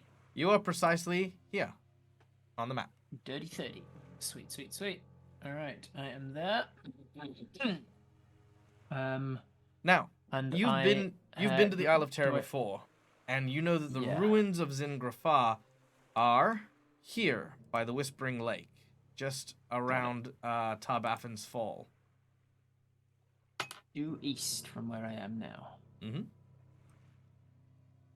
Okay. No time like the present. I ensure that I've got my weapons on me and everything that I need, and then I set off eastward. You do check and see if you have all your weapons, and sure enough, all of your stuff is in place. However, all of my many things, including the gallows rope around my neck, my four-leaf clover necklace. Yep. My cornerstone crossbow, which I definitely remembered I had. Especially wearing my boots of earthquake. We know about that, of course. I've got on my belt of physical perfection, which makes perfect sense for how I've described this guy. That he's wearing a belt of physical perfection. I got an enhancement bonus to my strength and such while I'm wearing this. You are, however, missing a shoe. Missing one of my boots of earthquake. Yeah. In fact, you look nearby and can see that... Now it's just a boot of earth tremor. Yeah, earth shimmy. Boots of earth shimmy. You do see, however, nearby, there is what looks to be a individual who has your shoe. You there? Excuse me. Tiny creature. That's my shoe. A tiny creature with green skin and pointed ears and tusks seems to have your shoe and is trying to put it on. He looks at you and he quizzically goes, "Huh? What? Your shoe? That's my shoe." Well then why is it on my foot? Maybe you've got my shoe. That's interesting logic. Thank you. Maybe I'll give you this shoe then. Come on over and get it. Oh! He hobbles over. You can clearly see the shoe is too big for him. This individual is dressed in basically rags and assorted stuff that he's pieced together, and is wielding in his hand what looks to be a banjo. Oh, this is nice. I'm a sort of reach out to like inspect the banjo. Be like, can I see that? That's nice. No. This is important. Yeah, I know. That's why I want to bless it for you. Oh. But if I give it to you, I might forget who I am. No, I'll give it straight back after I've blessed it. Oh, okay. Make a diplomacy check. All right, diplomacy. Going up to diplomacy. There it is. I got a +4 on that. I have a that's good though. 17 + 4, 21. Okay, here you go. Thank you. Take the banjo. I'm gonna see if anything changes when he hands it over, because he said he might forget who he is if he's not got it. There's no like magical enchantment on it that suddenly seems like he glazes over or anything. Not really. He just kind of looks at you, kind of gets distracted and looks at his foot, starts chewing on his foot. I am there's something in here, a reliquarian, which is all to do with magic items and such. And because I remember trolling myself by putting way too many points into magic device, something or other. I've got knowledge magic device and I've got use magic device plus 34. Is there any chance, just from looking at this thing, can I tell if there's any magic to it at all, or is it a piece of junk? Well, actually, more importantly, your character is a thaumaturg and has the ability called object reading, and you can actually, just by touching it, learn the entire history of this. That's right. That's right. Object reading. I knew I had something to do with objects.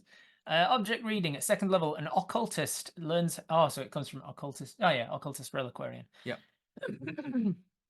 Learns how to read information from the item they examines. Examining an item in this way requires me to spend a minute handling the item, which I'll do now. If the item is a magic item, the occultist learns its properties and command word if it has successfully examined the item using detect magic and succeeds at a spellcraft check. Does not reveal whether it's cursed unless my level is equal to or greater than the caster level of the item, which is level 4 currently, my casting level. If the item has any historical significance, I learn 1 piece of information about its past. If the item was last used no longer 1 day ago, per the occultist class level, I learn 1 piece of information about the last creature to use the item. Blah blah blah. I know a bit. I get brief visions about what it saw while using the items, emotional state when it was using the item, all sorts of shit like that. All right, very nice. Hit me with it, DM, GM. I will indeed. But as you touch the banjo, you begin to get a swath of information. In addition, I gain a jinx point. So thank you, chat. Bloody beautiful legends, you. Damn it. I got so 1 20 point left. You also gain a hero point. So we've got a hero point. So currently, according to our list, we have a hero point for Rob, a jinx point for Dag, 2 nat 20s for Rob. Actually, no, there should be 1 nat 20 now. 1 nat 20 for Rob. Used 1 of the nat 20s. And 1 nat 20 for Dag. There you go. All right. Nice and even. Thank you very much for the donations, everybody. It's helpful, very helpful for our bills and our journeys to overseas later this year. Indeed. It's very expensive to travel from down under. Now, as you touch the banjo, you realize the story of this young man. Once setting sail upon the sea, an avid adventurer, this tiny goblin made his way with a crew of pirates. They raced in a regalia. They fought against druids of the surf and sea. They did battle in the Great Eye of Abigendo and many other grand exploits before eventually making their way to land, crossing the inner sea region and trying on a new ocean, Lake Incathan. But the sea of the ocean beyond Avestan is far different to that of Lake Incathan, and their ship shipwrecked here. For 12 years, this poor goblin has been here on the Isle of Terra, slowly going mad, marrying a pineapple, and eventually forgetting all things associated with him, other than the banjo that he carried. Thus, his name became Banjo. The only thing he recalls is that as long as he held the banjo, he could tell what his name is. And by flipping over the banjo, you see that on the back of it has the name Patterson written on it. Listen. However, he does truly believe his name is Banjo. Is this you? Is this your name, Patterson? Yeah, Banjo. No, Patterson's the banjo's name. Oh, that makes more sense, yeah. Anyway, It could is you give me also my shoe back? completely not magical. Yeah, figured. Yeah. Could you give me my boot back?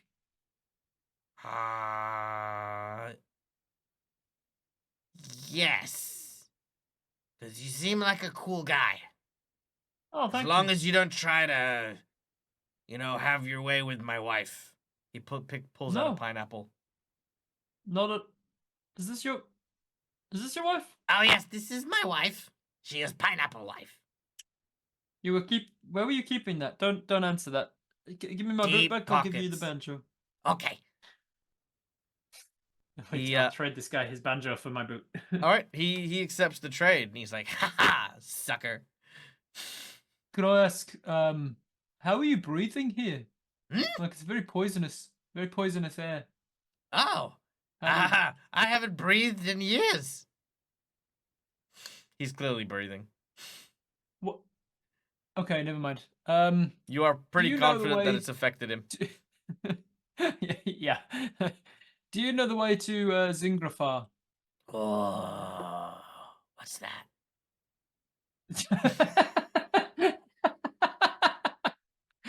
It sounded like you knew what it was when you were excited by it, but like, it's a city of gold, shiny gold. Oh, yeah. No, I know where you can find gold. There's plenty of gold around here. It's east of here, I think. Like inland. You gotta head that way and head to the Blood Falls, and then you gotta climb the Blood Falls, and then over the Blood Falls, and then you've gotta go through the gold thing. The gold thing, very descriptive. All right, well, thank you very much, Banjo. Yeah, the other my guy who head- came in looking for it, he did not do well. He did not find it. Oh, he didn't. No. When was this? Huh? When How long was what? was this? Recently? Recent-ish? Time has a weird way of going Yeah. about. I haven't seen the sun in a while. Did this guy look like exposition about what exactly Dalnus Scalister looks like? He is pretty. You describe him, and he was always a very lean, very thin individual. Kind of looked gaunt, Yeah. almost dead. And Banjo absolutely says yes. He does kind of look dead. Yeah. I can take you to him if you like. All right. Yeah, is he still around? Yeah.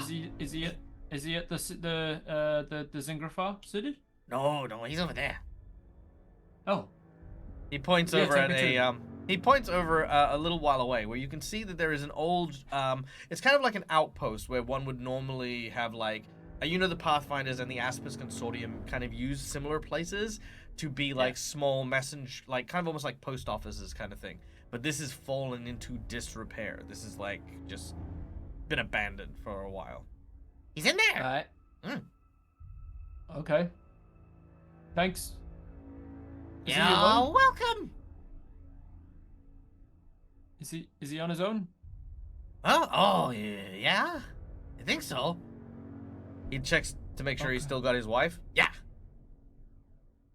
Okay. I am going to. What's something I can give to this guy for thanks? My boots. No. I will give him some. What do I not need so much? What is my signal whistle? It's just a whistle. The whistle. I mean, a whistle would be fun, but I also don't want him to blow it and blow my cover. I'll give him a whistle. I'll give him my signal whistle as thanks. And I'll say, here's a fun Thanks. thing for you. There you go. That's for you for your help. And then I will turn and walk towards the shack that he pointed out. He now only speaks in whistles. And I get to, more importantly, get rid of this from my inventory. Is that Slightly- what you're just trying to do? Trying to make your sheet Slightly, smaller?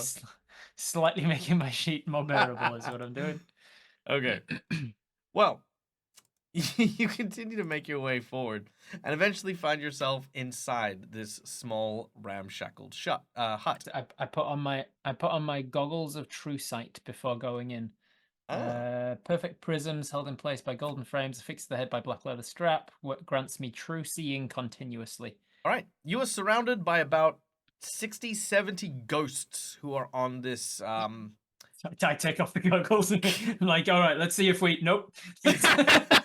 some things are better not know. Cool. Yep, it was pretty awful.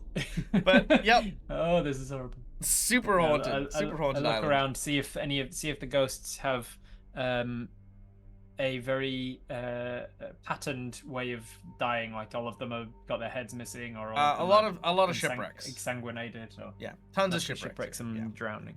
Yeah, figured. All right. I'll just pretend like I'm not seeing them and just continue walking through them. I'll keep taking them off so that I can actually see where the fuck I'm going. Like, you know what you can, just wear one. I'll just put one goggle up on my forehead so that I know so that I can see when I need to see. But nice. Yeah.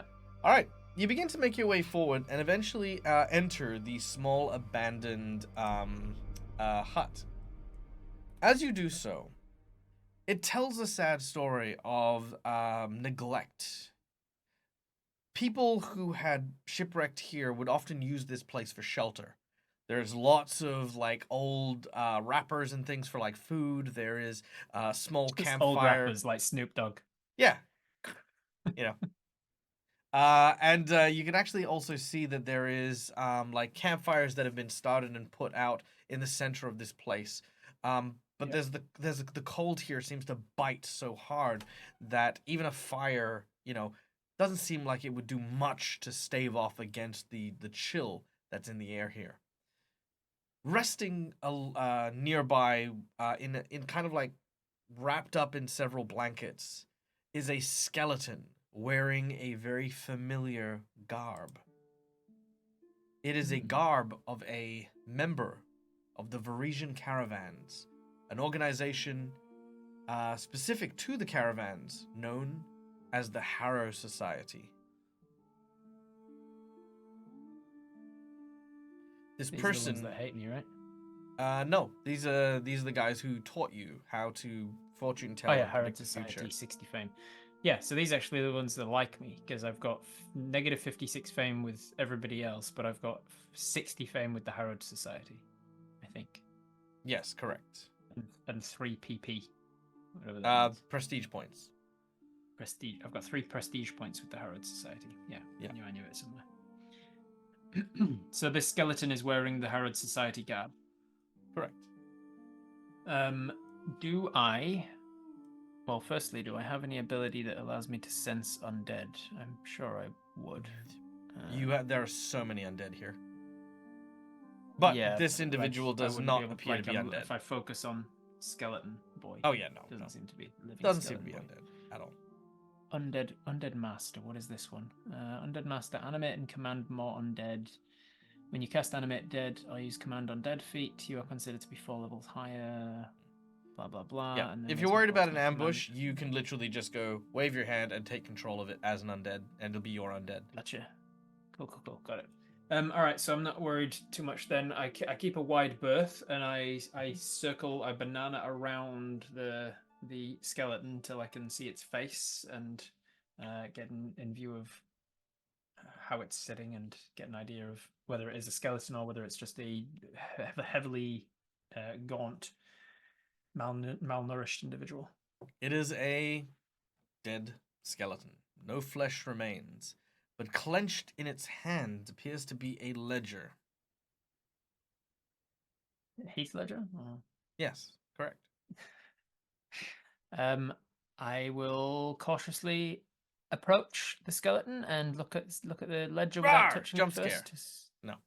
No! Undead Master. Okay.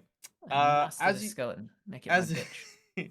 as you grab onto the ledger, it is, of course, a journal that is often kept by far travelers to, document and make sure everyone knows the path that they traveled. The last entry is usually a missive if they know that they're dying, to warn or to give perspective on what they last did or felt or whatever. So turning to the final page, you see it actually says Osteo Mangenser. If you are reading this, then the fortune predicted by the Harrow had come true. I am sorry that I could not be here to greet you. My sacrifice was one made for the society. We know your quest, and know the difficult journey ahead of you. The enemy you face is deadly, and the society wishes to see you succeed. We know that we have not been able to help you in the pain that you have had over the last few years. So please, allow us to beg your forgiveness and provide you with one final gift. And it is a Harrow deck. Ooh.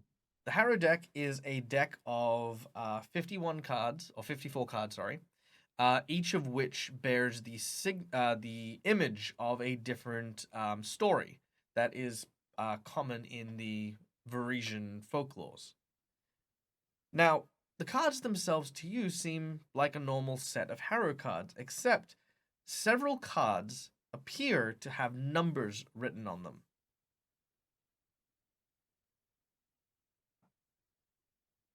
I'm going to now share those numbers. I'm glad the Harrow Society are giving me gifts, because I was looking at my sheet before and I was like, this is a little lacking. I could do with some more magic items and things. Oh yeah, fair. It's not a magic item, but okay. The list that you were about to see on screen, which Rob, if you look at my window on on Zoom. Puzzle 1, Secret of the Harrow. Yep, there we go. All right, these are the cards that have numbers on them. I don't know if you can see that all that well, so I will read it out for you. It's a little bit. Yeah, it's a little bit. Okay, hold on. Blurred. The Tangled Briar, the Sickness, maybe. The Yep, Desert. that's it. Hold on. Can I bold these? Is that something I can do? A little few pixels. I don't Yeah, know if it's the does that help? resolution of Zoom call. You'd be best just reading them, I think. Okay. The Tangled Briar, with the numbers 11, 9, 2, 13, 6, and 10. The Sickness, with numbers 1, 2, and 9. The Desert, with numbers 4 and 7. The Brass Dwarf, with 10 and 8. The Waxwork, with 4, 5, 1, 3, and 9. And lastly, the Survivor, with 4, 5, 6, 7, 8, 9, and 3.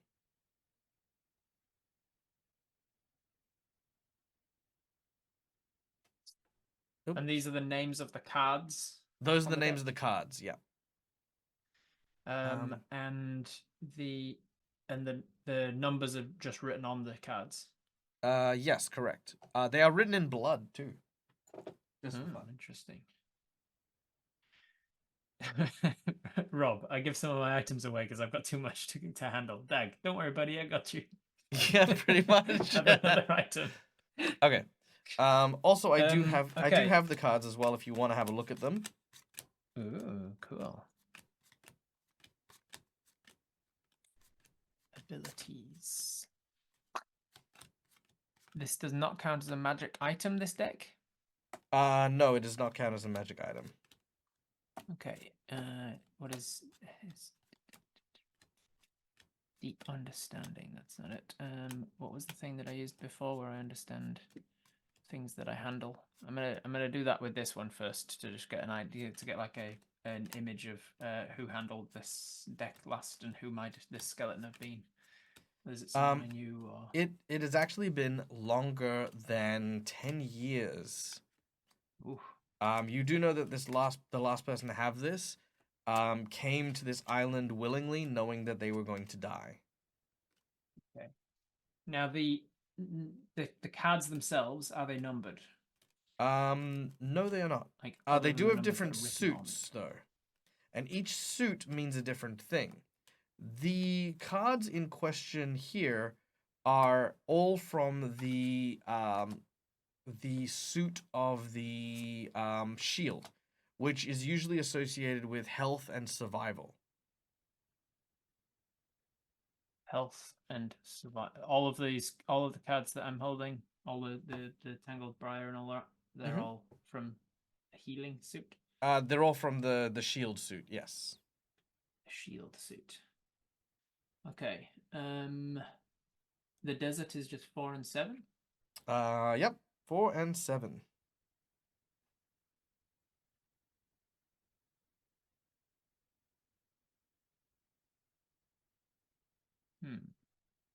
Now, if it was some sort of code where the letters correspond to the numbers correspond to letters in the alphabet, 4 and 7 would be D, E, F, G, Unless it's a math D, puzzle. G.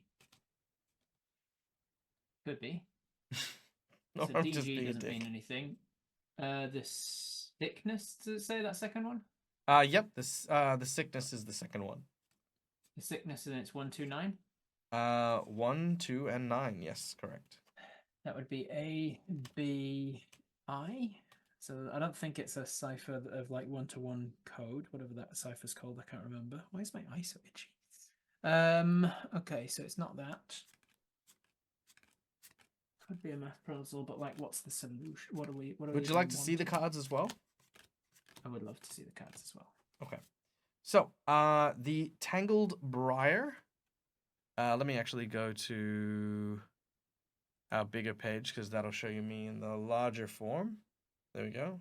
Nice. Ooh, Tangled Briar. All right, so that is the. You want to focus? No, I gotta focus. That's the best it's going. Okay, yep. So that is the Tangled Briar.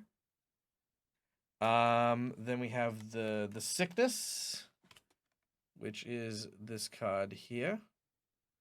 Tangled Briar. What was the numbers on Tangled Briar? It was 11 something? 11, 9, 2, 13, 6, 10. 6, 10. Cool. Okay. The sickness was 1, 2, 9.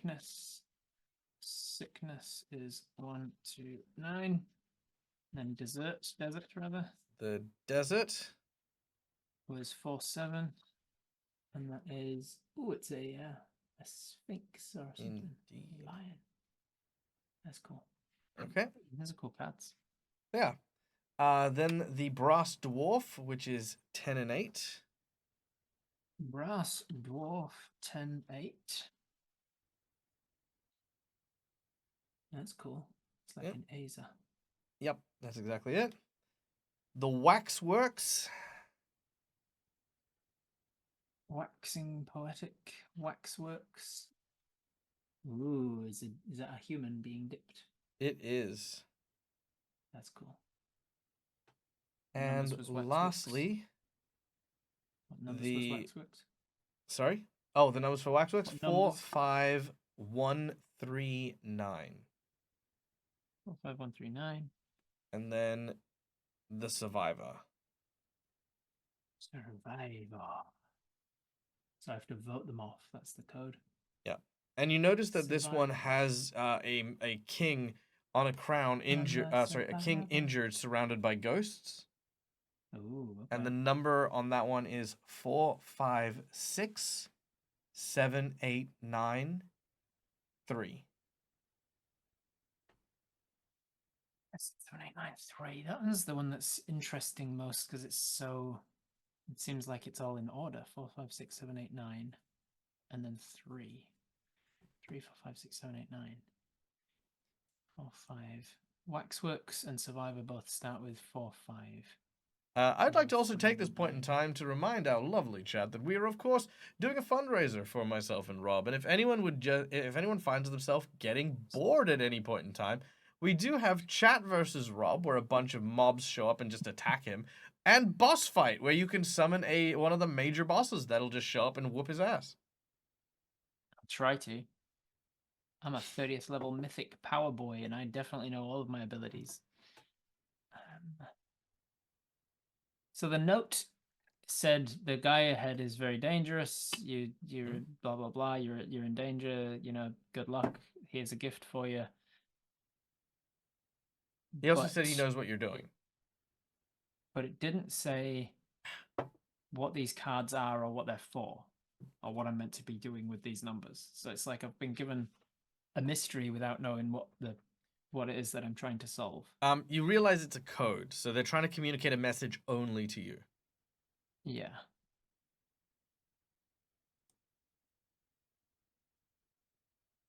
But what could it mean? On any of the cards, highest number on any of the cards is 13. And we go from 1. They're all positive integers. 1, 2, 3, 4, 5, 6, 7, 8, 9, 10, 11. We don't have a 12. We do have a 13. We don't have anything less than that. You know what? I'm just going to copy these and post it in chat in case people in chat want to try and solve it. 13 is half of the alphabet. Here you go, chat. 13. There's 13 numbers in a suit usually. 13 weeks in a season. 13 Tangled Briar. 11, 9, 2, 13, 6, 10. So,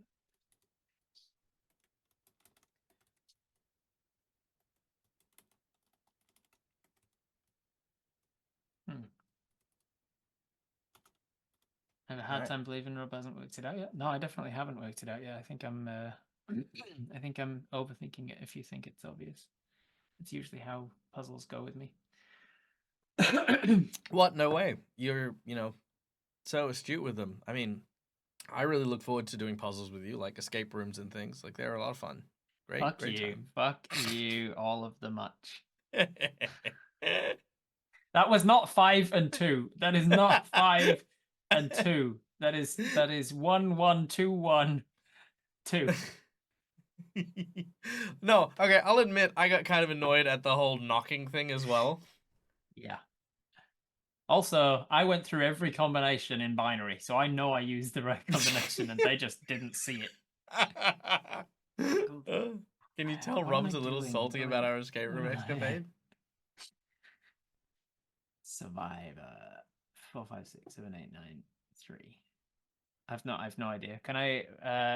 Yes, absolutely. So so one of the techniques that I have as a GM is, much like I don't ask my players to do me push-ups whenever I need an athletics checks. Whenever it comes to puzzles, I do not require you to be, fucking Stephen Hawking's or some puzzle master. So if you'd like to, your character can make an intelligence check to try and decipher the code. This is a raw intelligence check that you can make, and depending on your result, I will either give you the clue or an answer. I will grab a +10 intelligence here. Kaplow! A +10, Jesus. I got a 19. Okay, 19's not stellar, so I'm not going to give you the answer, but I am going to give you... Give me some clues. I'm going to give you some clues. What Okay. am I looking for? I'm going to give you 4 numbers, and I'm going to tell you what letters those numbers represent. You get to pick whichever number it is, and that is the letter you will get. Got it. I would like the number 4. Okay, the number 4 is S. 4 is S. Hold on. And I would like... Hold on, no, 1 moment. 4 is S on the survivor. On the waxworks, it's a W. On the desert, it's a D. Okay.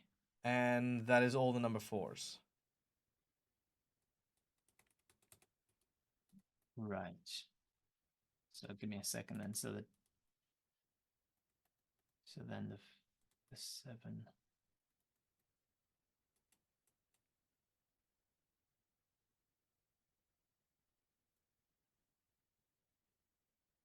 I don't think you'll need them, but you do have 3 more numbers you can ask about. Yeah. I'll get there. So obviously it's the first number is the first letter. But then why is the 4? So the 4th Because if I was trying to spell a word using the first letter of this word, blah blah blah, but then the 4 would not be the W. I mean, the 4th letter in Waxworks is also a W, but the 4th letter in Survivor is not an S, and the 4th letter in Desert is not an S. Is not a D. So if I was trying to arrange the 4 letters into something, I'm not sure that would be something. Maybe that's. So I'll take a 5, please. You'll take the 5. All right. The 5 is.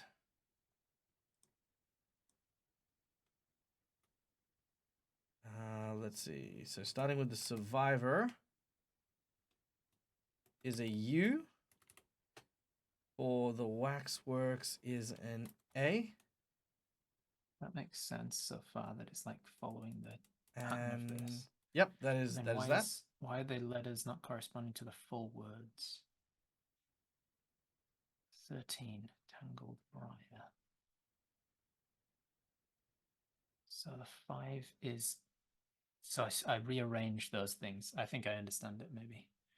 So the 2 is in the 3rd place, which would be the N, but I have to put it in the 2nd place. No, but then each one would have the numbers from 1 to the number of the letters in the word.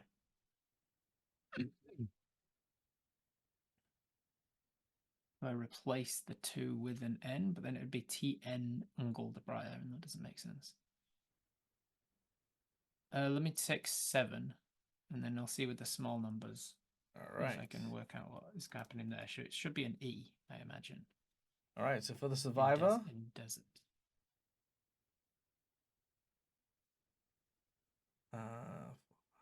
V, surely. It is a V. 7 for the Desert is an E. Yep. Yeah. Okay. So then why? So what is it telling me about those numbers? 4, 5, 6, 7, 8, 9, 3. And there's 1, 2, 3, 4, 5, 6, 7, 8. There's only 8 letters in Survivor. So the 9th one doesn't make sense. 9. So 9 letters. 6. So there's 6 numbers given there.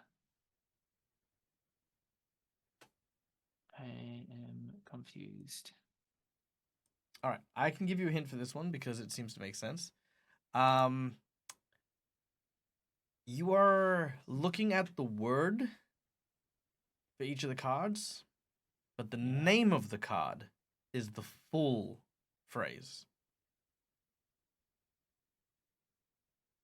Tangled briar, sickness, desert, breast dwarf, waxworks. I'm going to show you the card again. Have a look at this one. The tangled briar. Mm-hmm. So I'm missing the. Tangled briar. The sickness. It's the before. The desert. So I missed. So I'm off by 3 because I missed the. Correct. Missed the on them. And it makes sense that I'm missing the breast dwarf. The waxworks. That's something like that. So the 4th. Yeah, okay, that's what I was doing wrong because I'd copied all of the names down without the verse. So the 4th letter in Survivor is this. So it happens to be 4, 5, 6, 7, 8, 9 is Survivor. So 1, 4, 5, 6, 7, 8, 9, and then 3 is E. Survive. So the word is survive. And then Waxworks would be WA. So it is a coincidence that the ones that I asked for were in the positions of the first ones. They happen to be off by 3. Fucking hell. Typical. And then number 1 is T, 3 is E, 9 is 3, 6, 7, 8, 9 is water. This will be TO probably. No. Go away. 10 is 5, 8, 9, 10 is W. 8 is S. Is that right? 1, 2, 3, 4, 5, 6, 7, 8 S. Interesting. So the brass dwarf Is that correct? The Brass Dwarf, and it's 10-8. Hold on. Yep.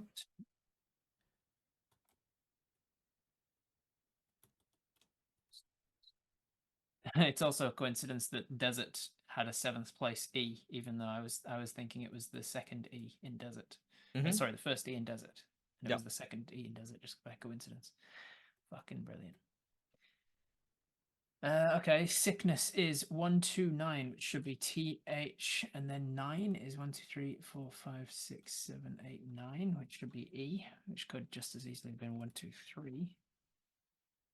And then Tangled Briar is 11, which is 3, 4, 5, 6, 7, 8, 9, 10, 11, which is B.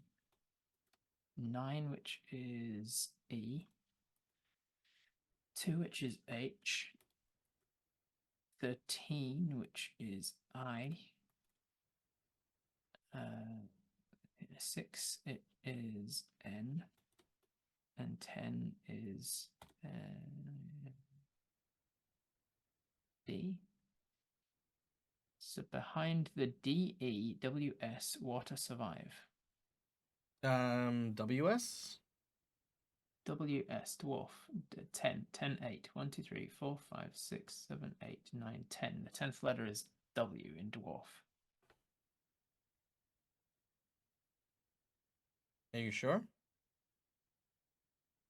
The Brass Dwarf. Is that correct? Check your math. The Brass Dwarf. 1, 2, 3, THE. 4, 5, 6, 7, 8, BRASS. 9, 10. Wait, how'd you get to 8 with a 3-letter word and a 4-letter word? Brass is a 5-letter word. Brass. How do you spell brass? BRASS. It's oh. It is. What the hell? Hold on. Okay, yep, my math is bad. Let me try that again.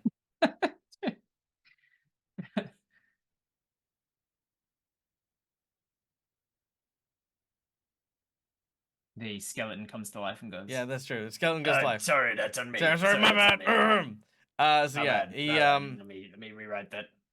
so he goes 11 and Fucking 9. gaslighting me into thinking I can't. I do know, fucking right? 3 Sorry, and my 5. bad. There we go. I just needed to add 1. 11 and 9. Wow. Okay, so the numbers magically change on the The card. numbers magically change. Yes. To A and D. Correct. Add. Yeah. Doesn't help much, Okay, but so yeah. behind the DEAD, water survive. Behind the, and if Desert and Brass Dwarf are put together, it's dead. Correct.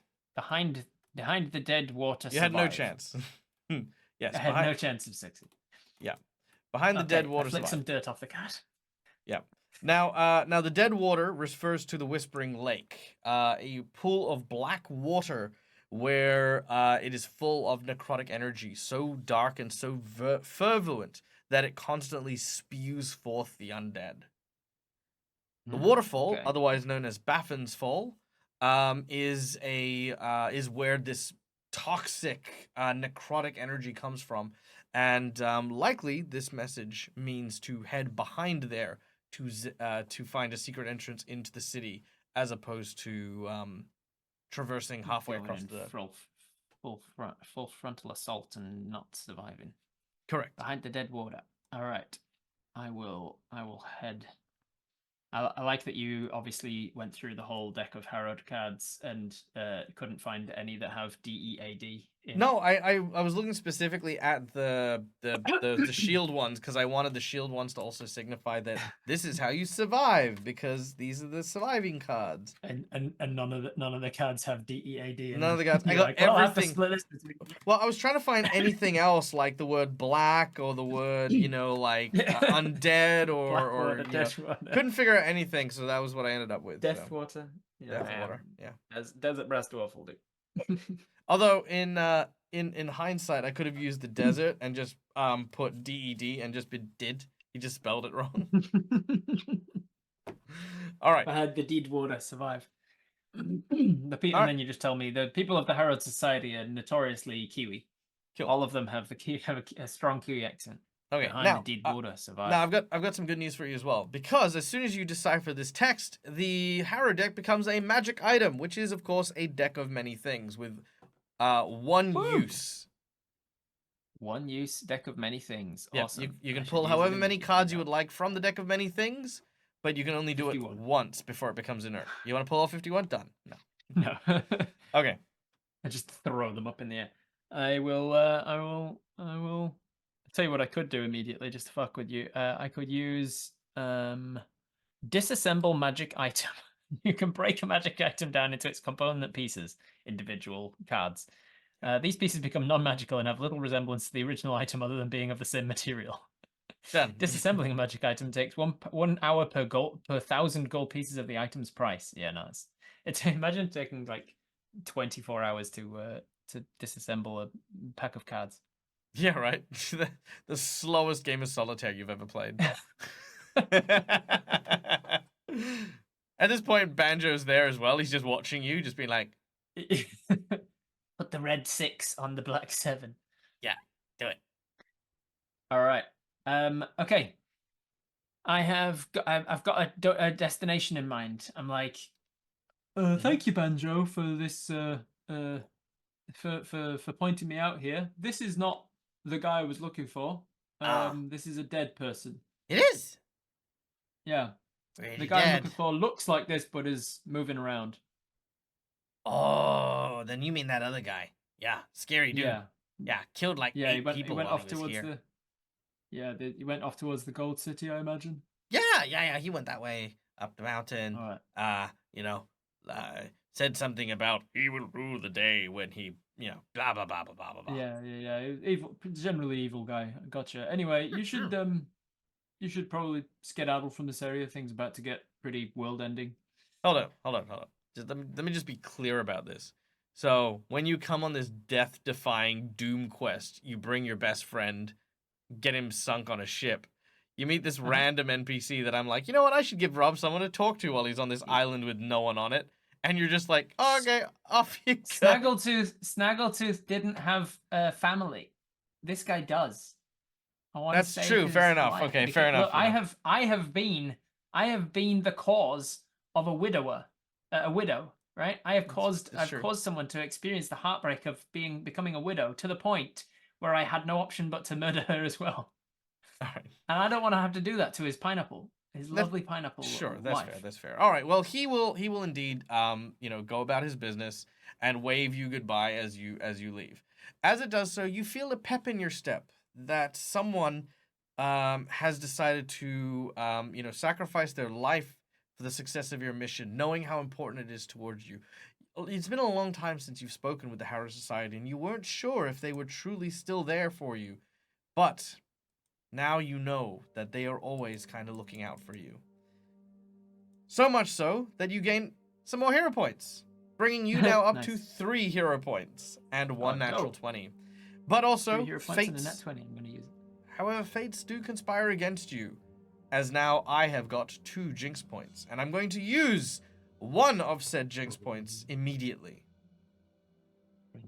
Bring it on. I can handle anything. You traverse for a little while wild talent before realizing that you feel a little heavier than usual. That's saying something. And as you do so, you realize that there's something in your bag. You open up your bag and have a look, and it is Pineapple Wife. You should not be here. We shouldn't be doing this. It's wrong. Now, if you have any hope of trying to return Pineapple Wife back to Banjo, you have to keep Pineapple Wife alive during combat. Yeah. Oh, thank you for the jinx point. Okay. Just this once. Pineapple. It's actually a really good smelling pineapple.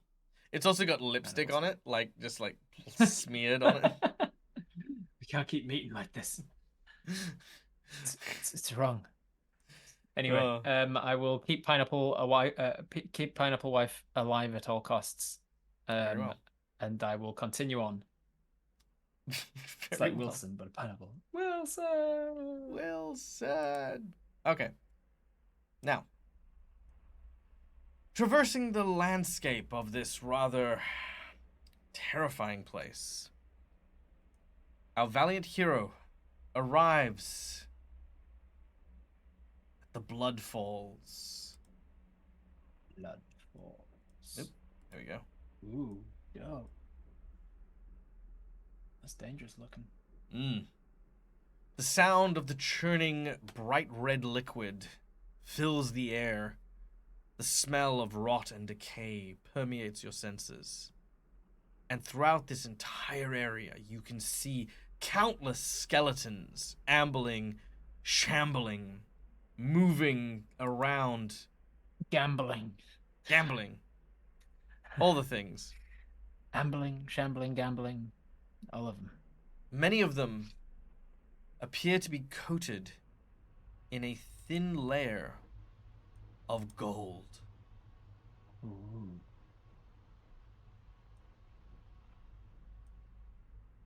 I had to spend 1.96 million gold on this character. I think this guy's pretty.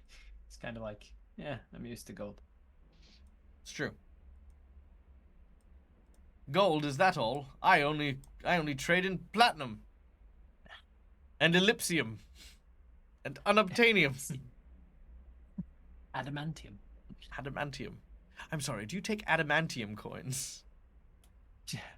What do you mean coins? By which I mean they're coins that have Dwayne The Rock Johnson's face on as his superhero adamant. No, I'm just imagining like going to like a dwarven stronghold and ordering like their finest like adamantine armor, and then just getting like a hole punch and just being like,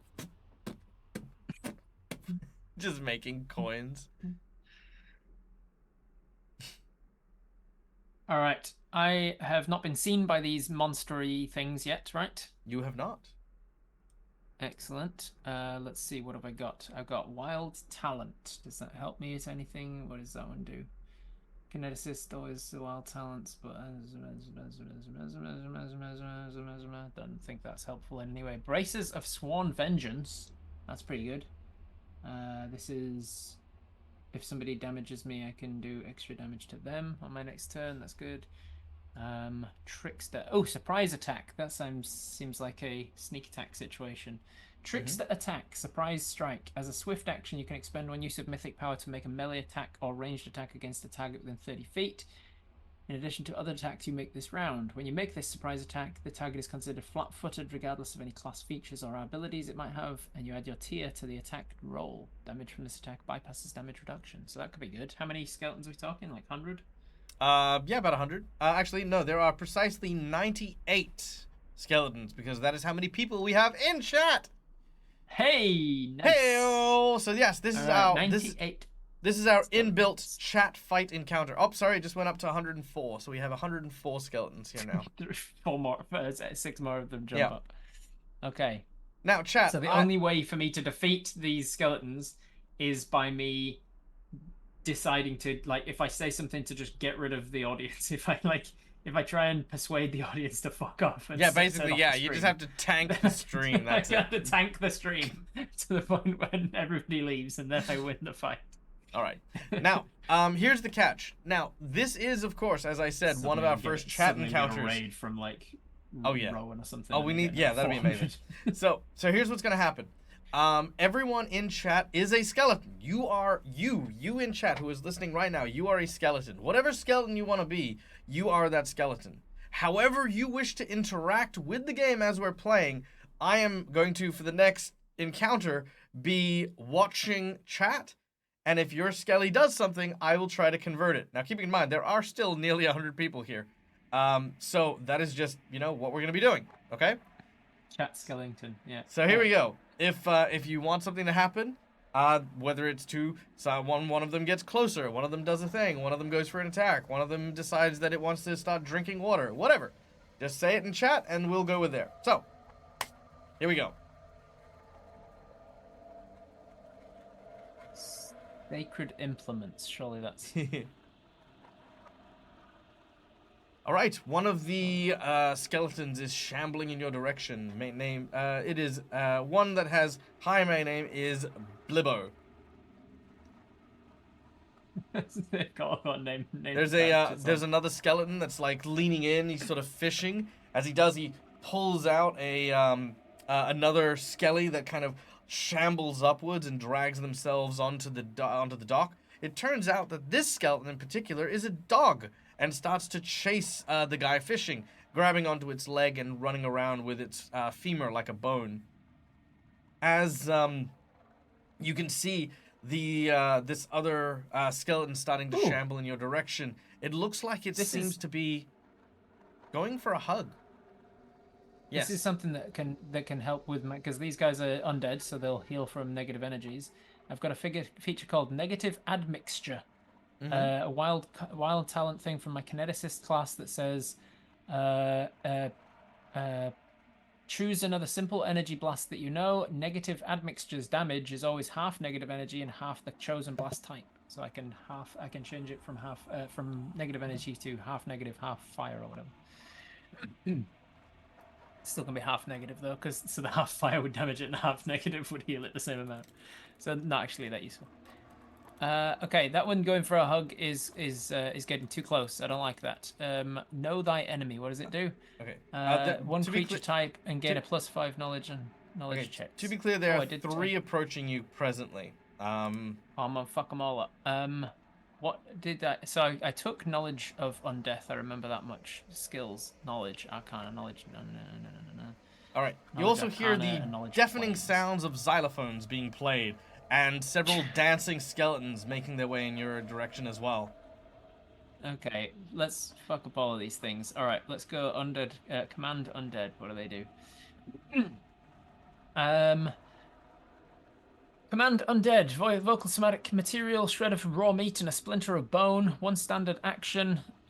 25 feet plus 5 feet per 2 levels. Whatever that means. What does it mean per 2 levels? Every 2 levels. Every 2 levels of what though? Like of whatever class gave you that ability. Which likely came from a cleric, I think, right? Command undead is a sorcerer wizard spell. Sorcerer wizard 2. So I've got oh, it's your feat. No. Classes. So it's half your. Yeah, it's a feat. So it's half your actual total level. Is it a feat? I thought it was a spell. It's under my spirit whisperer spells. Oh, then yeah, you can. Then it's pretty much your immediate vicinity. Okay, close. 25 feet plus 5 feet more. Affect target. Oh, it's only one undead creature. Damn. Allows you some degree of control over an undead creature, assuming the subject is intelligent, perceives your words and actions in the most favorable way. It will not attack you while the spell lasts, and try to give the subject orders. Which is the most aggressive looking one? Let's look at chat. Is anybody being... Okay, yeah, there's 2 aggressive ones. One of them has torn off its arms. I was going to say, one of them has torn off their arms and looks like they're about to throw both, somehow throw their... So I was going to say somehow. Somehow. Both their arms, they ain't got nothing to throw with. Yeah, they're going to basically try and yeet their own arms at you. And another is using its ribs as boomerangs. I'm going to cast on Emoliths, and on the undead known as Emolith, I'm going to cast Command Undead. It does not get a saving throw. Oh no, a will saving throw. Okay. They'll make a save. I will roll it in chat. What is your DC for that spell? Oh, 1,000,000. I don't know. Where would that be? Under the spell where the saving throw is. So. Oh, yeah, right. Command Undead. If I click on Command Undead, it should open it up, right? Like if I click here. The little. You'll need a little DC 22. 22. Yeah, no, it does not make the 22. All right. All right. Emlyn is under your control. Supposed to do what I say, and I'll tell it as it's sorry. about, Did you? Ripped off one sorry, real quick. You just used the spiritualist power, right? I used the Wizard Spirit Whisperer power. Wizard Spirit Whisperer power. Okay, because you have just been power jammed. It's fucking. And your power jam is it's taking out your Mystic Theurge, which is going to lower your spellcasting level by 7. which is unfortunately going to be just enough for the skeleton to save against your... Fuck. To save against your thing. So as you feel your energy sort of controlling and wrenching them, all of a sudden you feel that, you know, that like vomit that you have when you don't actually have to upchuck, but it just sort of accidentally comes out like a verp. All too well. Yeah, it just sort of and then it interrupts your spell casting. Was that a mini sick? Yeah. In my mouth and I had to throw. What the? Yeah, it's always a weird. Yeah, it's always that's just that little tiny grossness. In the middle of conversation. Okay. Meanwhile, however, I'm going to make an attack against you as the boomerang skeleton throws a boomerang which flies past and only does 6 points of damage, but it hits your bag. No, not the pineapple. Yeah, you can also see that as this happens, the bag topples over, the pineapple rolls out to the floor, and all of the at least 12 of the skeletons at this point suddenly see this pineapple and all begin to shamble towards it. By the way, the skeleton that used the boomerang looked to be like some kind of gorilla skeleton as well. Of course it did. Of course. So there we go. There's a mad dash, and I need you to make a let's go with an acrobatics check to see if you can, stay ahead of the crowd of zombies now making their way towards you. Acrobatics. I can do that easy. Acrobatics. I'm a very acrobatic guy, as you'd know from my my stature. That's gonna be an 18. Okay. Very well. That is perfectly fine. You managed to get ahead. Several of the zombies are in behind you, ready to attack you, pull you down. You notice that one of the skeletons seems to be like documenting you while you're doing this mad dash and has sketched a very beautiful picture of you. Aha! I've got it. As they are surrounding me, then I think I could do with an aura of some sort of area of effect here, and I will cast Aura of Cannibalism. Okay. It is a necromancy evil spell that that specifies you emanate an aura that saps the strength of those of your kind and channels their energy into you. Each round that a creature starts its turn in the spell's area and shares both your creature type and a subtype you possess, the creature must succeed a fortitude save and take points of damage. Now, I am not undead, but I do have a feature somewhere, no idea what it's called, but it says that I class as undead. You count as undead. Like yeah, no, you do indeed, and I do recall that. So, is it Undead Master, something like that? Yeah, I think whatever. Yeah. So with a 7 on the dice roll, they do not manage to save against it. The skeletons immediately gain cannibalistic tendencies. However, much like they do treat themselves as undead, they do treat you as undead as well. A couple of them are going to try and get you. So the creature each of them takes 1d4 points of damage, and I gain a number of temporary hit points equal to the amount of damage I dealt with it. Oh, nice. Okay. Jesus. So however many are around me with a 20-foot radius. Okay, hold on. Let me count how many people we've got. Okay, hold on. So it's not the total people, it's just the people who have responded so far. Yeah, people who have attacked me. People who have said that they were coming to me. 1, 2, 3, kicking me in the shins. 4, 5, 6, 7, 8, 9, 10, 11, 12. All right, so there are 12 of these. Yeah, that's critters. right, trolls. The ones that were trying to attack me. All right, you deal 36. Downfall. So 36 points of damage in total to the people who are around you. Yeah. Which and is going I to give gain you 36 temporary hit points. Indeed. Oh wait. It says you gain a total number of temporary hit points, blah, blah, blah. Maximum 10 plus my caster level. That's still plenty, yeah. So that'd be 40 would be your max. All right. Okay. These are the attacks. These temporary hit points go away when a spell ends. As long as I have at least 5 temporary hit points while the spell is in effect, I gain a +1 competence bonus on attack rolls, saving throws, and skill checks. And if I have 15 or more, it's a +2 competence bonus. So I've got a +2 competence bonus Nice. because 5 all of the that zombies that are timbering. chasing you do manage to land attacks on you. And deal a total of 14 damage, which your temporary hit points will absorb. Nice. Still leaving me above 15, so I still have a +2 competence bonus as the aura of cannibalism sucks their energy All from right. myself. However, you do notice that as you've had to sort of not halt, but sort of slow your run as you have, you know, sort of cast this spell, those who have gone straight for the pineapple, actually that cannibalism thing is going to have them focus. So they're not going to be able to get the pineapple either. Yeah. Good. Okay. Good. Ba-ba-ba-ba-ba. Pain wave. Oh, let's do that. What do they do? Yep, so As a standard action, under my necromancy feature, I have, as a standard action, you can expend 1 point of mental focus. Whatever. I've got mental focus points now, apparently. Yeah. To unleash a wave of pain. The wave hits all creatures other than you in a 20-foot radius burst, centered on a point you designate within 100 feet. All living creatures. Living creatures. All right. Okay, psychic curse. What does the those are skellies some do? Living creatures. Skellies do attack each other, but I want them to do other things too. I want them to also attack you. Pain, confusion, soulbound puppet. That sounds fun.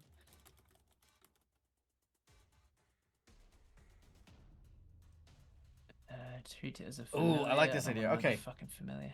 So, one of the zombies starts gnawing on its own arm, and in doing so encourages the others to start gnawing on their own arm as well. As this chain reaction of cannibalism begins to occur, you watch as Pineapple Wife, and I'm going to eat one of my jinx points to have this happen, No. rolls into the water. And is now floating in the water of this blood river. Okay. I'm okay with that. I can The save no-armed it. I can skeleton save is T-Rexing around, trying to bite you. Mythic presence. Surely mythic presence can do something for me. Your power unnerves ordinary mortals. You're not an ordinary mortal. You're undead. Mythic feats. Mental focus. Know thy enemy. Kinetic blast. Negative admit. No one of consequence. Pathfinder. Repose domain. Surely that's going to be something useful against undead. You see death not as something to be feared, but as a final rest and reward for a life well spent. The taint of undeath is a mockery of what you hold dear. Ward against death and gentle rest. Let's see. I hope there's not wizard abilities because you've been power jammed and have lost all of your wizard levels. Fucking no. These are cleric abilities. Thank you. Level effects that cause negative. Oh, undeath. Do they usually do anything to do with negative levels? Like if these skeletons hit me, they subtract levels or anything? I don't think so. Let me just double check. Undead traits. Okay, here we go. A gentle rest, cleric domain power. Your touch can fill a creature with lethargy. Blah blah blah about if I touch living creatures with it, but undead creatures touched are staggered for a number of rounds equal to your wisdom modifier. You can use this ability a number of times per day equal to 3 plus your wisdom. So I'm going to use gentle rest. Okay. Which is a repose domain ability. Mm-hmm. It doesn't say whether it's a. It doesn't say whether it's a. It doesn't say whether it's an action, a swift action, it'd be a standard action. Touch. Yeah, it's a standard action. Yeah. You can use this ability a number of times per day equal to 3 plus your wisdom modifier. My wisdom modifier on the first page here is a +9. Mm-hmm. So I've got a +9 wisdom, I guess. So I can use it 9 times. So I'm going to run around touching nine of these undead, and it says undead creatures touched are staggered for a number of rounds equal to your wisdom modifier. So they would be staggered for 9 rounds, whatever that means. So the 9 closest ones that are aggressive towards me All right. Now normally Stagger you them. could normally you can only target one person at a time each round. I will Hero point! accept a hero point as you run past. You kind of like do the celebrity like hand slap and hit. Forget 9. You'll burn all 9 charges, but you will hit those in your immediate vicinity, which I believe is still 12 Just of these turn around and creatures. I'll Now- wind up and just. Okay. Now, what is your plan here? Now that you can see that a number of them have been staggered and they start to slow down, you can see I that don't know there what is. staggered does. What is the staggered condition? It's Is that just like... basically they can either take a move action or a standard action for the round. They cannot do both, but not meaning they both. can't keep up Excellent. with you. Which means you I'm do- going to get out of their range, dive into the water towards the pineapple to try and catch it before Okay. it goes off the edge of a. I need a waterfall. reflex save from you, please, as one particular skeleton is doing the butterfly stroke, in the thing, and is making their way towards the I pineapple. love that the only save I've had to do so far is reflex, where I've got a plus 28 on fortitude saves and a plus 32 on will saves, but only a plus 15 on reflex, and that's the one that I keep having to do. That's fair. 19. That's garbage. All right. It's not enough, I imagine. So, unfortunately, yes, the skeleton gets there before you, and as it does so, it dives onto the top of pineapple. Hero point! Reroll the okay. hero reflex save. It's still fucking 20. I went from a 4 to a 5 because I'm rolling like Robert. Okay, Good. dirty All right. 20. That's a good number. Does not make it though, as the skeleton is going to dive on top Hey, of the somebody give pineapple. me a hero point, please. Huh? So I'll give you. Somebody- yeah. So somebody it dives come on in top here, of the. please. It dives on top of the pineapple, and the pineapple is now nestled in the rib cage of this skeleton, as it is now swimming, breaststroking upriver. Which means you need to make me a swim check in order to. Okay, Try and check, make swim pursuit. check. I got this. Swim, I have a plus 16 because I'm a big fat boy and I have a lot of fat that floats. That is a 25 swim check. Beautiful. Yep. You. You know, if you've ever seen like a hippo going after a boat, that's kind of what you're looking at. Just breaches above the water every once in a while. I actually don't think they can outrun you. Hold on. They do not. So eventually, almost like a shark over the top, bang! There's just this huge body slam. As you dive down, can I get you to make me a combat maneuver? Now, this is your hell yeah. CMB. In Pathfinder, It's on the first page, I think. yeah. In Pathfinder, There it is. anything that is an attack that isn't an attack, such as trying to release a... Oh, come on! It rolled from 19 to nat 1. I've got a plus 21 combat maneuver. So when you do something Hero that point. isn't... Well, how many more of these do you have? You've got... This is the last hero point that I have saved up. I've got one nat 22. A 2! I went from a 1 to a 2! But it's not a nat 1 anyway. It's True. a nat 2 plus 21. That's still a 23. All right. So, yes, let me explain combat maneuvers real quick. So combat maneuvers are basically attack actions that aren't attacks themselves. So things like grapple, trip, push, reposition, whatever. These are all combat maneuvers. In this case, presumably you're trying to grab this skeleton and get the pineapple free. As you've gone to try and grab the pineapple, the skeleton has turned its attention to you. Let me just double check on chat real quick. As you've Nancy's been... keeping a track of things and says I still have one hero One point. and left? One nat 20. Okay, there's still one left. Okay, at this point, I'm going to say that because you've rolled... And my wizard and my mystic phage and my wizard spell, my wizard class are both jammed. They're jacked. Yeah. As you've slammed onto the top of them, you've grabbed onto the skeleton. However, on the docks themselves, you see the fisherman sort of yank and pull. And as it does, it pulls up the upper torso of the skeleton as you grabbed it.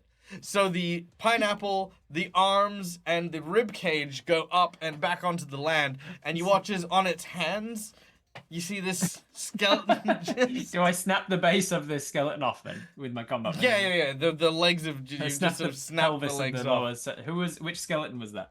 That was faulty. Which of these skeletons is It's faulty? You no longer have legs or anything below the waist. Yeah, exactly. Faulty has no legs, Then I'm but gonna- Faulty is running. But we still have a lot of people... to try and get out. Yeah, we do have a lot of people who are heading back, following stay you guys back up river. Fishing up skeletons, eh? Okay. Okay. What else have I got then? Let's have a look. So actions. I'm gonna minimize the wizard spirit whisperer because I can't use any of his stuff, but I still have my cleric ability. No, my occultist abilities. Symbol of pain. Why are they all undead? I can't use my pain abilities. Poison won't do anything. Inflict critical wounds won't do anything. Speak with dead. I could just talk to them and ask them kindly. Inflict serious wounds. Gentle repose. Bestow curse. Curse is probably not going to do much. Let's have a read of it real quick. Bestow curse. Decrease in ability score. Decrease in attack rolls. Okay. It doesn't say it has to be a living thing to be cursed. So no, anything can be cursed. All right. A curse. I think a 6 to a negative. I think there is a shift in the crowd, so we're gonna go with this. I don't know if this will work, but we'll give it a crack. Spectral hand scare. That's really not gonna do much. Gentle repose, false life, blindness, deafness. Sculpt corpse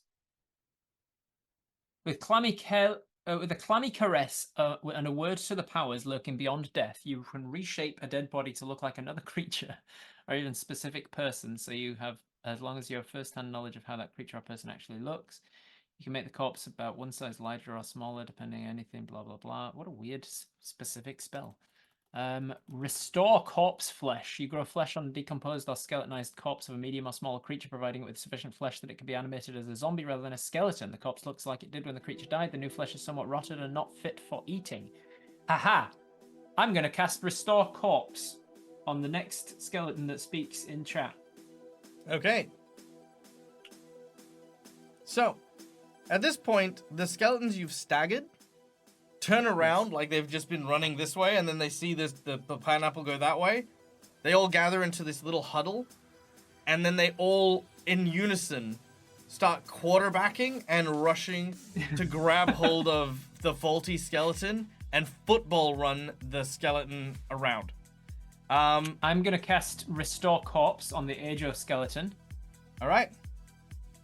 Ajo skeleton now grows flesh. As it does so, you watch his eyeballs zombie cloak into its eye, and it becomes a zombie rather than a skeleton. Yep. Which means I then can use my ability that is something to do with flesh.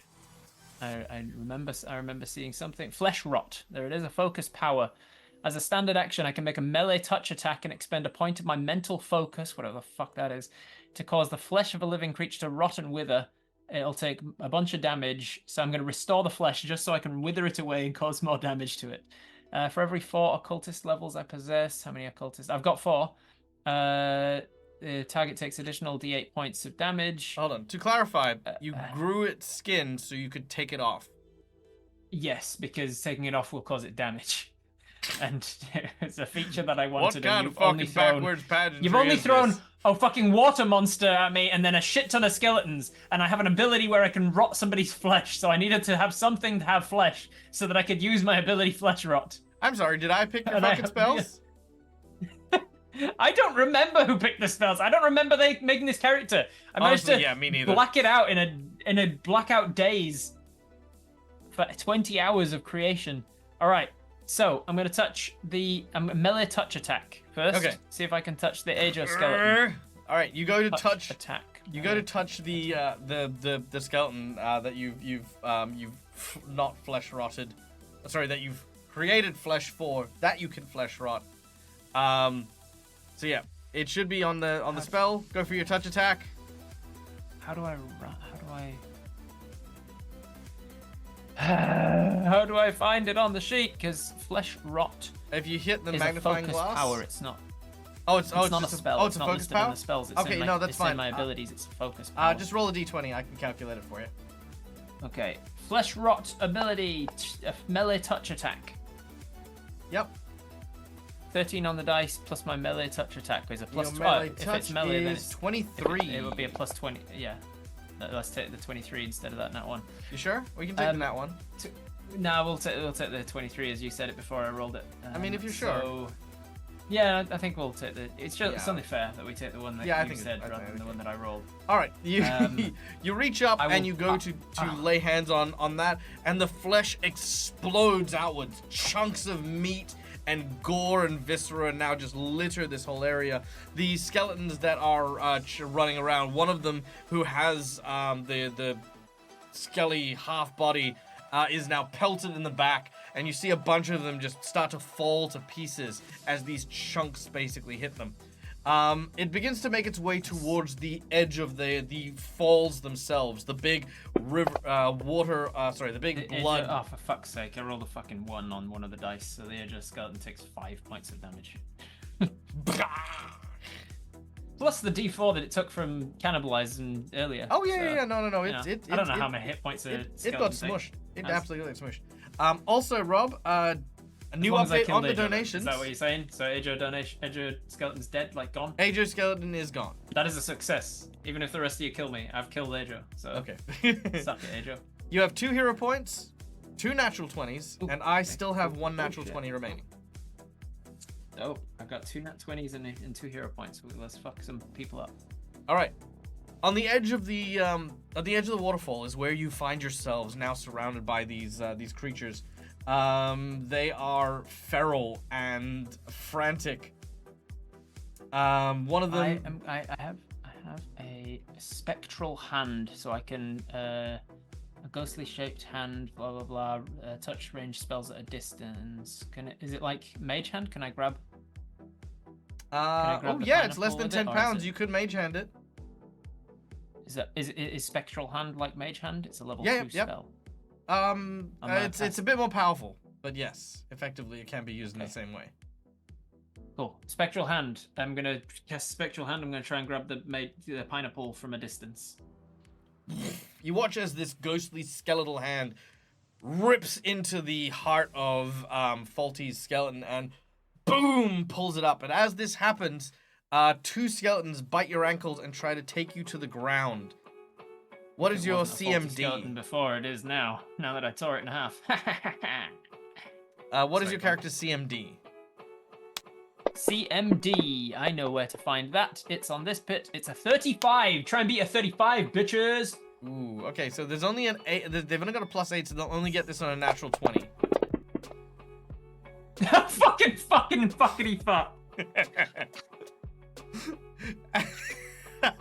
Fuck you all. Oh my god. All right, well, as they I bite think your Dave's ankle, got some sort of hack. Dagnos fantasy ground hacks. This is bullshit. as you get bitten, you are thrown I'll only to get the this on a ground. nat 20, he says, as he like holds Control Alt Shift Tab or something that knows. No, means it's gonna control. drop It's a 20. Control Shift 20 at the same time. So as you as it grabs you by the leg, it pulls it out from under you, and your skeletal hand now drops the pineapple inches away from you. Fucking hell. Several of the Why am I skeletons so jump risking my life onto for it. a fucking pineapple. It literally jumps onto the pineapple to try and bite it. Now, through the horde above you, you can actually see behind the waterfall that's here of blood, there is actually a crack, a thin passage that you might be able to pass through. With your size, you would basically jam it up pretty well. But you have one last chance to die for this pineapple. I'm willing to say that you can choose to take the damage that the pineapple would take. Oh yeah, for sure. All right. Yeah. I'll do that. I'll Let's do that. see how many people in chat do we have. We have 102. So you take 102 damage unless you can make me a reflex save. Hell yeah, I can make a reflex save. I haven't failed one yet.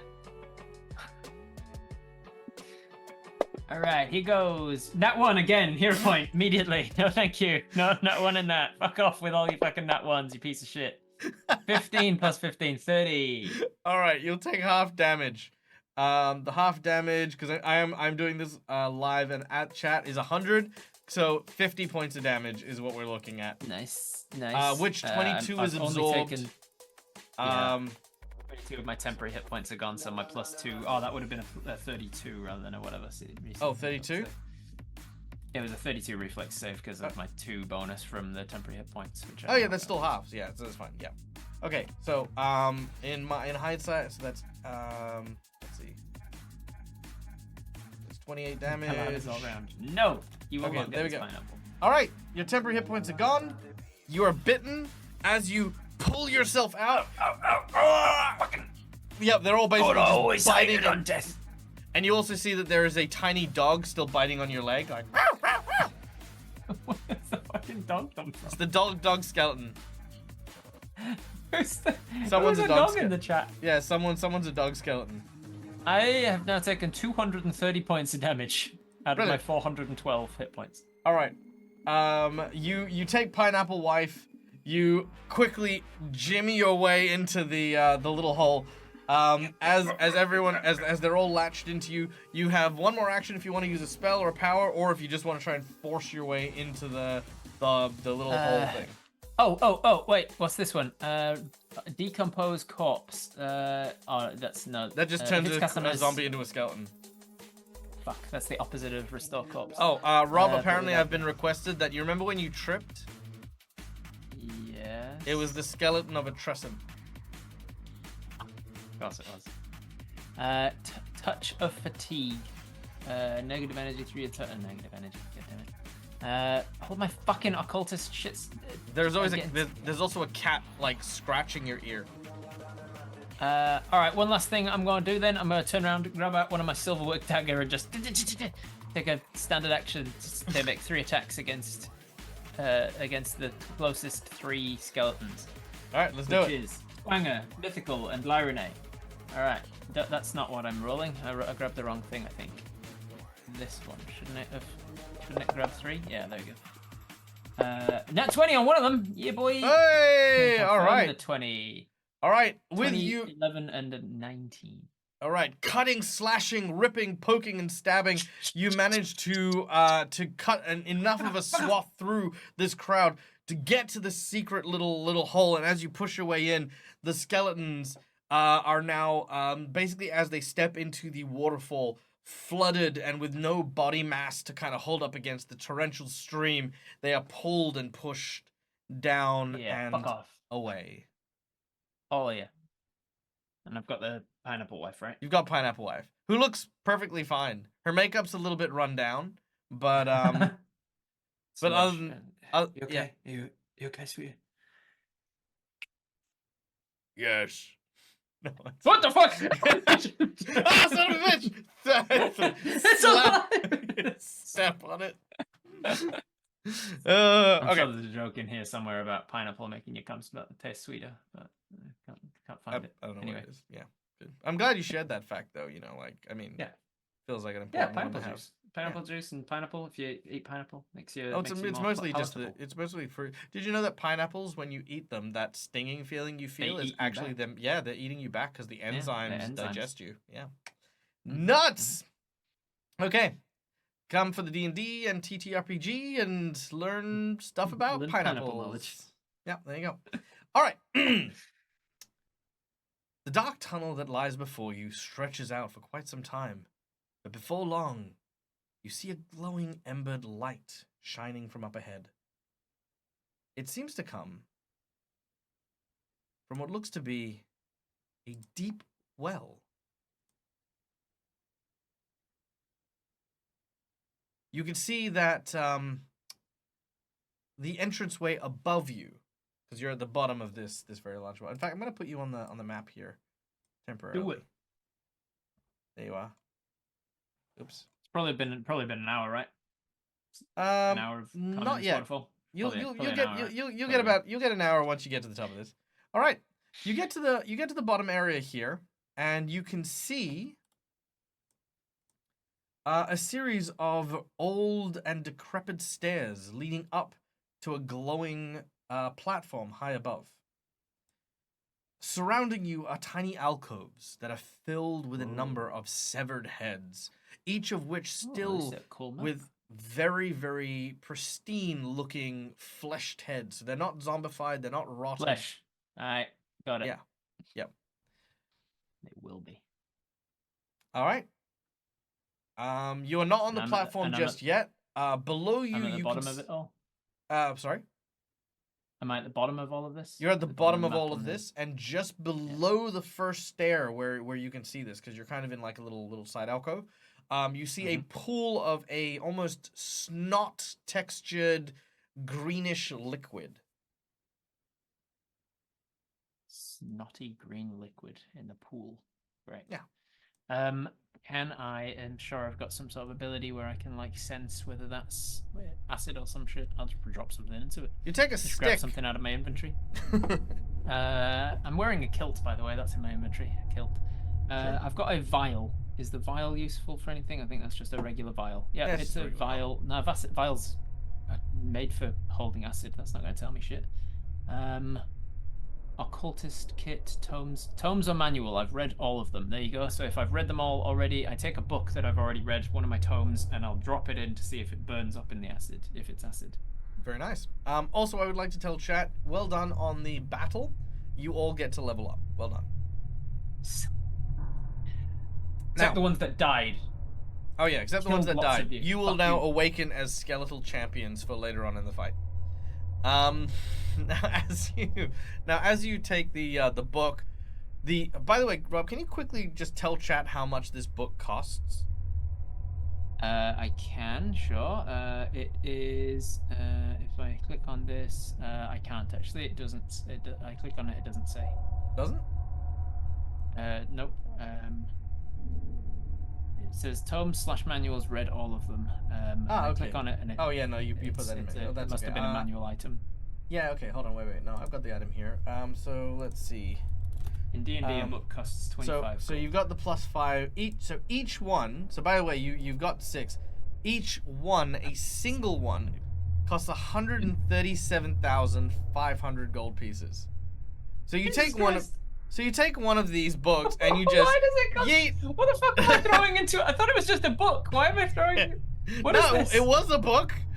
And as you throw this $135,000 item, just whatever. Doesn't mean anything. I've Doesn't already mean spent anything. Yeah, that's it. You probably 1.96 ripped million out- gold you- on this character. Yeah, you probably ripped out some pages and like turned them into blunts and just freaking. Yeah. You throw this That's right. into it, and sure enough, yes, it is a very caustic acid. As it sort of dissolves almost instantaneously, this book that you've got. Okay, so I know pretty it's good. very caustic acid, and I have learned don't fall into that. Okay, I am going to take the opportunity to look through the 1,000 tabs that I've got open for this character, find my ability that allows me to heal or something. There's some sort of blood healing that I can do as a bloat mage, I think. Yeah, a few things here and there. Regain blood points, but not blood hit points. Blood points aren't aren't hit points, right? They're my They're the my things that you can my use free in spells. place of spells. Yeah. Okay. So blood mage, blood points, blood pool. Is the blood pool just the points? That's just the points. Bloat. Hey Rob, Bonus spirit. What? did you ever consider that when a pregnant woman goes swimming, that she's technically a human submarine?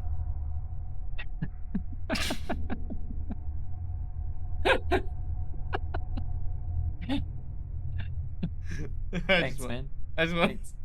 I That was helps. Trying to distract you is all. I thought you were gonna help me with like, oh, you can No. use this ability or that ability. No. Divine Surge. Surely that heals me. No, fuck, Divine come on. Surge just Divine adds Surge. stuff to your thing. Do you, Beast's by the way, Fury, you can Survection, convert Mythic all Power. of your cleric spells into healing spells. Do I even have cleric spells? I've got a cleric. No, I'm not. Wait, I'm not a cleric. I'm a paladin. Oh, then yeah. Paladin. They have Lay on hands. lay on hands usually, don't they? They do. Lay on hands. Why is lay on hands not on my list of class abilities then? Maybe you sacrificed it.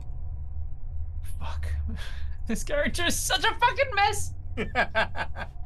I did find where you had detect undead though. Winter Witch, does she have any does that class have any healing? No. Celestial Resistance. I have acid resistance. That might come in useful if I fall in the pool. It does. Native Outsider. That doesn't. I don't even know what that means. Spell-like ability, spell penetration, undead master. You do have that one healing potion that the Pathfinder gave you earlier on. I do have a healing potion that the Pathfinder. Okay, I'll pop that one for now. Okay, it fully heals you to full hit points. Oh, dope. It doesn't Magic restore any of healing. your powers or abilities, but it restores you to Good. full. That's the ideal. That's ideal. Yeah. I don't want it to restore anything that I've used. 'Cause Well, I've actually, okay, managed hold to on, tick hold those on. off If I'm being honest though, it should technically only heal you 150 hit points, but I'm feeling generous. Okay. You can heal me 150 if you want. Okay, you know what? Penetration Let's and do divine that. sword. Let's do that. We'll make the end fight a bit. Native to the outside, yeah. There you go. How rich was this guy? As rich as you kept making them during the character creation. Pretty much it. Everything you donated, I had to then use in gold to buy items.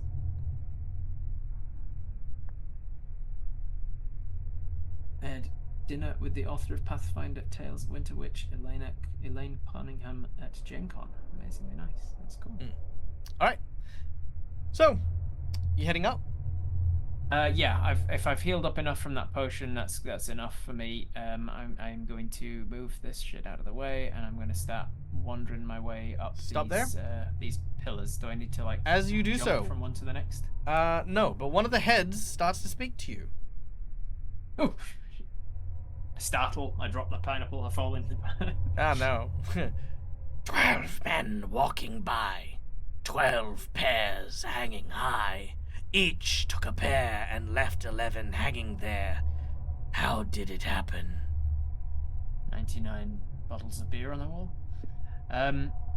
Is that what you say? 12 pairs. No. 12. Each took a pair and left 11 hanging there. What was hanging? I turn to the head and say, Sorry, you kind of just started that conversation without getting my attention first. So I we missed don't the- get visitors missed the very start of- often. You know, your social norm is a little. So, give me the riddle again. There's 12 pairs hanging where? 12 men walking by, 12 pairs hanging high. Each took a pair and left 11 hanging there. How did this happen?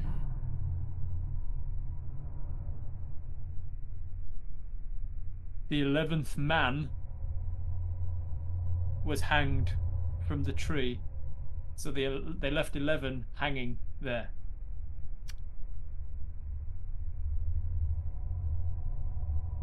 That would count. It may not be the solution it you were does. looking It does for, but that count. does- All right, you're good. You You're left good. 11. Like if you number each of the guys. Yeah, leave and no, you that's hang a good. number 11 from the I'll tree. accept that as an answer. That's a good one. That's a good one. It's not the answer that I've got written down here, because the answer I have is that each was the name of one of the guys. So each took a pair. Yes. So But I like your left, one. Your one's rode good in on too. Friday and left on Friday. Yeah, that's good. That's Yeah. good. I like that. All right. Nice. Was that just for a bit of fun because you don't get visited much? Yeah, that's Is pretty that- much it. Definitely It not. wasn't- Definitely not a deadly trap or anything. Wasn't gonna anything happen if I got it wrong. Okay, cool. All right, Okay. then.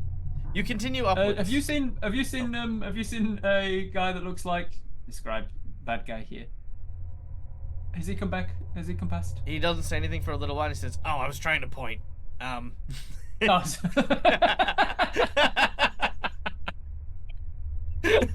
yeah.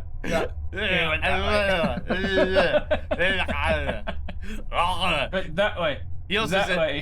he also says That no because way.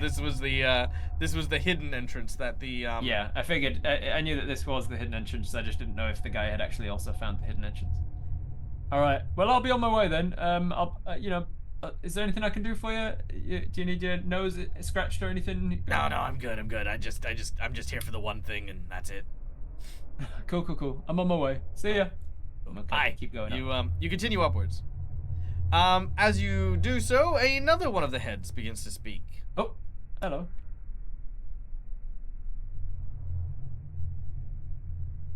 Two bodies in one. The longer I stand, the faster I run. What am I? I think I saw a cartoon about this. Your cat dog. Alone in the world with a little cat dog. Two bodies just running around chasing itself. It's The longer I stand, the faster I run. So I'm thinking like your nose runs, refrigerator runs. Two bodies in one. The longer I stand, the faster I run. Two bodies in one. The longer I stand, the faster I run. So the faster I run. So You the can make an river intelligence runs. check if you would like. Yeah, I'll get there. The river runs. Two bodies, the body of water, body of ocean, body. If I get this wrong, do I like plummet to my death in the acid below? No, you will not fall from your perch. Okay. Is there any detriment to me getting this riddle wrong? Look here, buddy. I'm asking the questions, okay? Fucking. Okay, good. Body of water, body is in one. Longer I stand.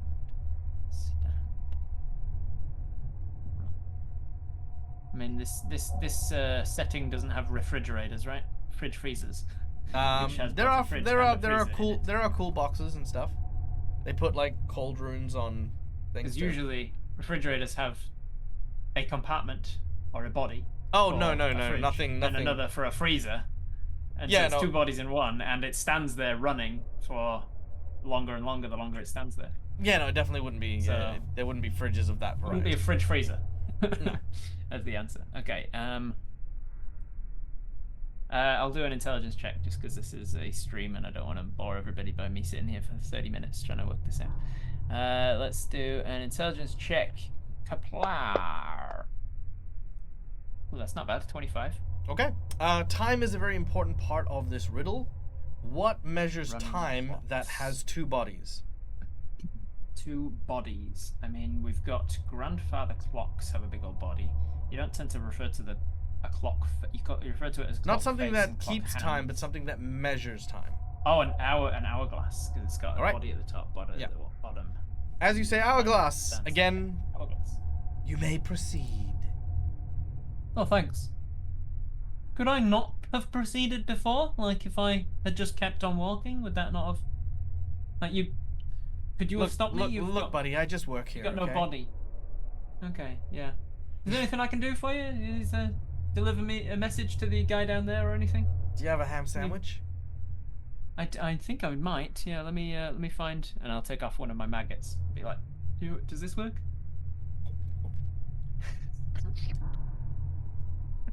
It's like feeding fish. Oh, weird. Now I've got questions about your digestive system and where that's gonna go. But, You watch as the neck opens up and the leech just crawls out. I'll just pick it back up again and put it back on my body. There you go. All right, Okay, well, done. see you later. Keep going. All right, as you keep going. Here we go.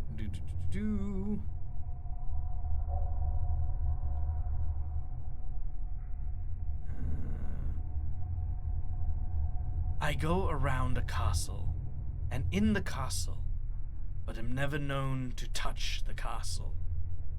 What am I?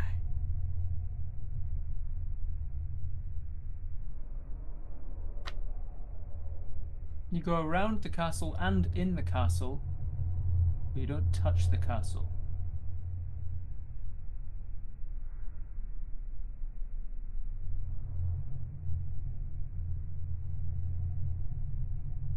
I'll rephrase it to be a little bit more clearer.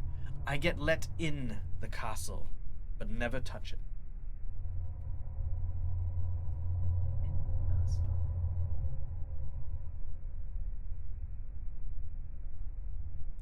Just so you guys know, this thing that I set up here, the thing that Rob is now passing all my freaking riddles for, is actually a really cool thing that I want to show off, and Rob is passing all my stuff, and I'm not showing off any of the cool things. In that case, I'm definitely going to sit here until I get it all. So, around the castle, I go around the castle, that's a moat. Was it I go around a castle? Yes. The wording? I go around a castle.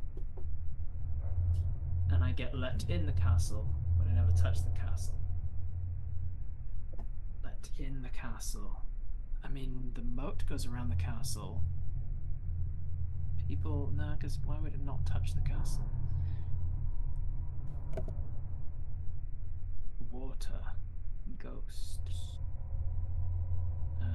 ethereal plane, air. Air touches the castle. Go around the castle. I'm gonna make an intelligence check. Haha! Nat 20 plus 10. The answer is the sun. Nat 30. Go around the castle like the air or the temperature around it, or like the sunlight.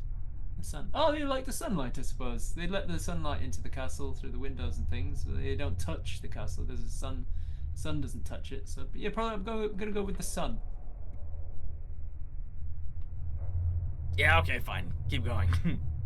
Cool. Do you need anything? Can I do anything for you?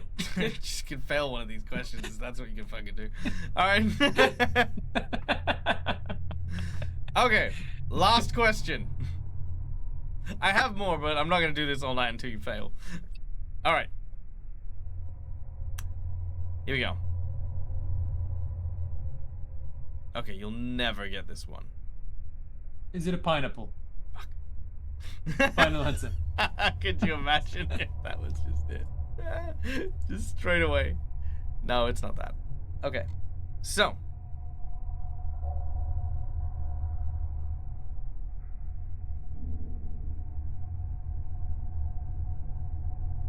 Well done, Google's riddles. No. I'm trying to figure out a way to convert the riddle to D&D speak. Yeah. Okay. Here we go.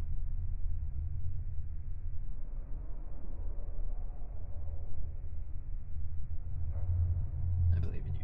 4 siblings in this world, all born together. The first runs and never wearies. The second eats, but is never full. The third drinks, but always thirsts. And the fourth sings a song forevermore. Name the siblings. Runs, eats, drinks, and sings. Runs, eats, drinks, sings.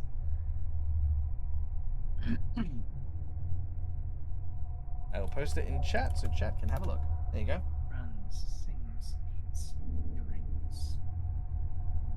Siblings in the world are all together. First runs and never wearies. Second eats and is never full. 4 siblings, 4 fingers maybe, or 4 seasons. Drinks. No. 4 siblings. Sings a song from birth. What comes in 4s? 4 suits? Diamonds, hearts. Another riddle just for fun for chat, if you want to have another riddle, is what binds 2 people together yet only touches one? That's for you, chat. Just so you guys can have one of the other riddles that I've got here.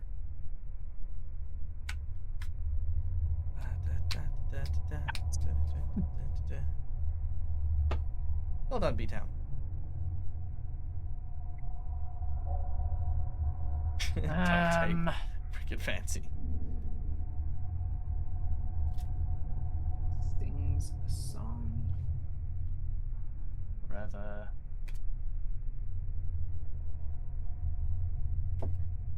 There are 4 siblings in this world, all born together. The first runs and Yes, never I wearies. heard you. Thank you. Well, you're taking so fucking long. I know you didn't put a time limit on it, so I'm just Well, going there to... is a time limit on it. Fine. I'm going to make an intelligence check, but I'm going to use a hero point to fail it, so that you can show off what you. Yay! All right. As you failed this So give me the- challenge, all of a sudden, give me the clue. Give me the clue to what. oh, the would have clue. been. So the clue is the answer here is elementary. as the whole building here begins to rumble and shake. Runs water 5. No, what? Element. Check it out. Yeah, Check it out. that's Watch the map. Watch the map. Ready? Elements. All Okay, of a I'm sudden,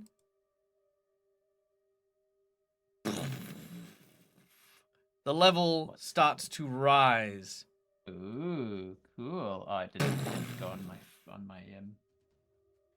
my fire. Actually, that might be a little too high. Hold on. We'll go down here. It didn't update my fantasy ground, so I was like, what's happened? But nothing's changed. That's cool. All right. The As acid it- is as now in flood encroaching level upon 3. you. Oh no! I totally failed it. Yes, you totally did. Ha ha ha! And now your bones will melt and your head would join us forever. Okay, well, I'm gonna head over here then. I'm just gonna keep keep walking. All right. The acid level is rising very, very quickly, and these pillars are not holding on. As you see, it is just behind where you are now. It is going to catch up with you in a mere moment. Do you have any powers, spells, or abilities you would like to harness? Of course I do. I have. You ready for this? It's gonna be a good one. It's gonna I'm blow ready. your mind. So what I have that can help me in this moment is an ability that comes from one of my features, of which I have 11 features, if you remember, 11 multi-class classes, and one of those classes gives me a feature that's super useful in this moment that I'm about to use, and when I use it, you'll see why I've been talking about this whole length of time, and that's because the feature that I'm going to use it's a very useful feature that comes from a class that is specifically made for this sort of a situation, where I can I mean, that's a backup if I want to do that backup plan. Could do that one, but on concentrating for a minute, I don't have a minute.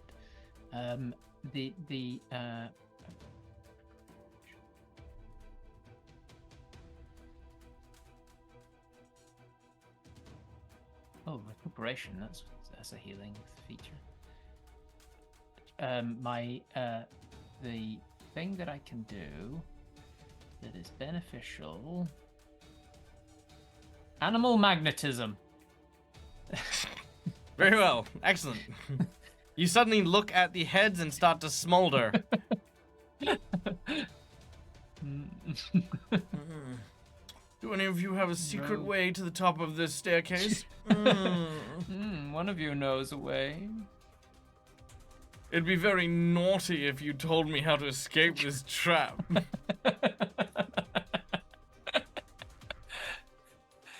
I make a diplomacy to try and get a flirty 20.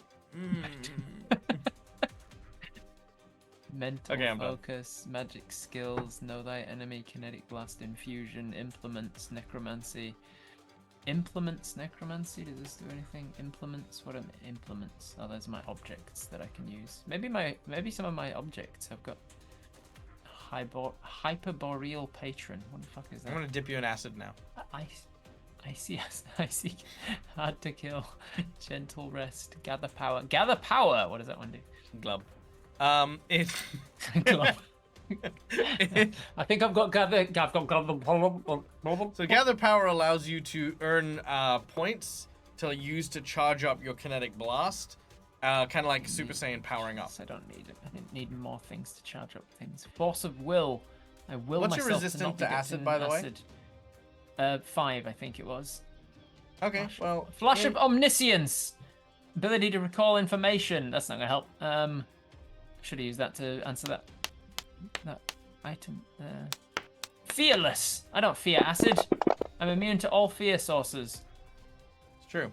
You take 35 points of damage. After resistance? After resistance 5. You took 40 damage.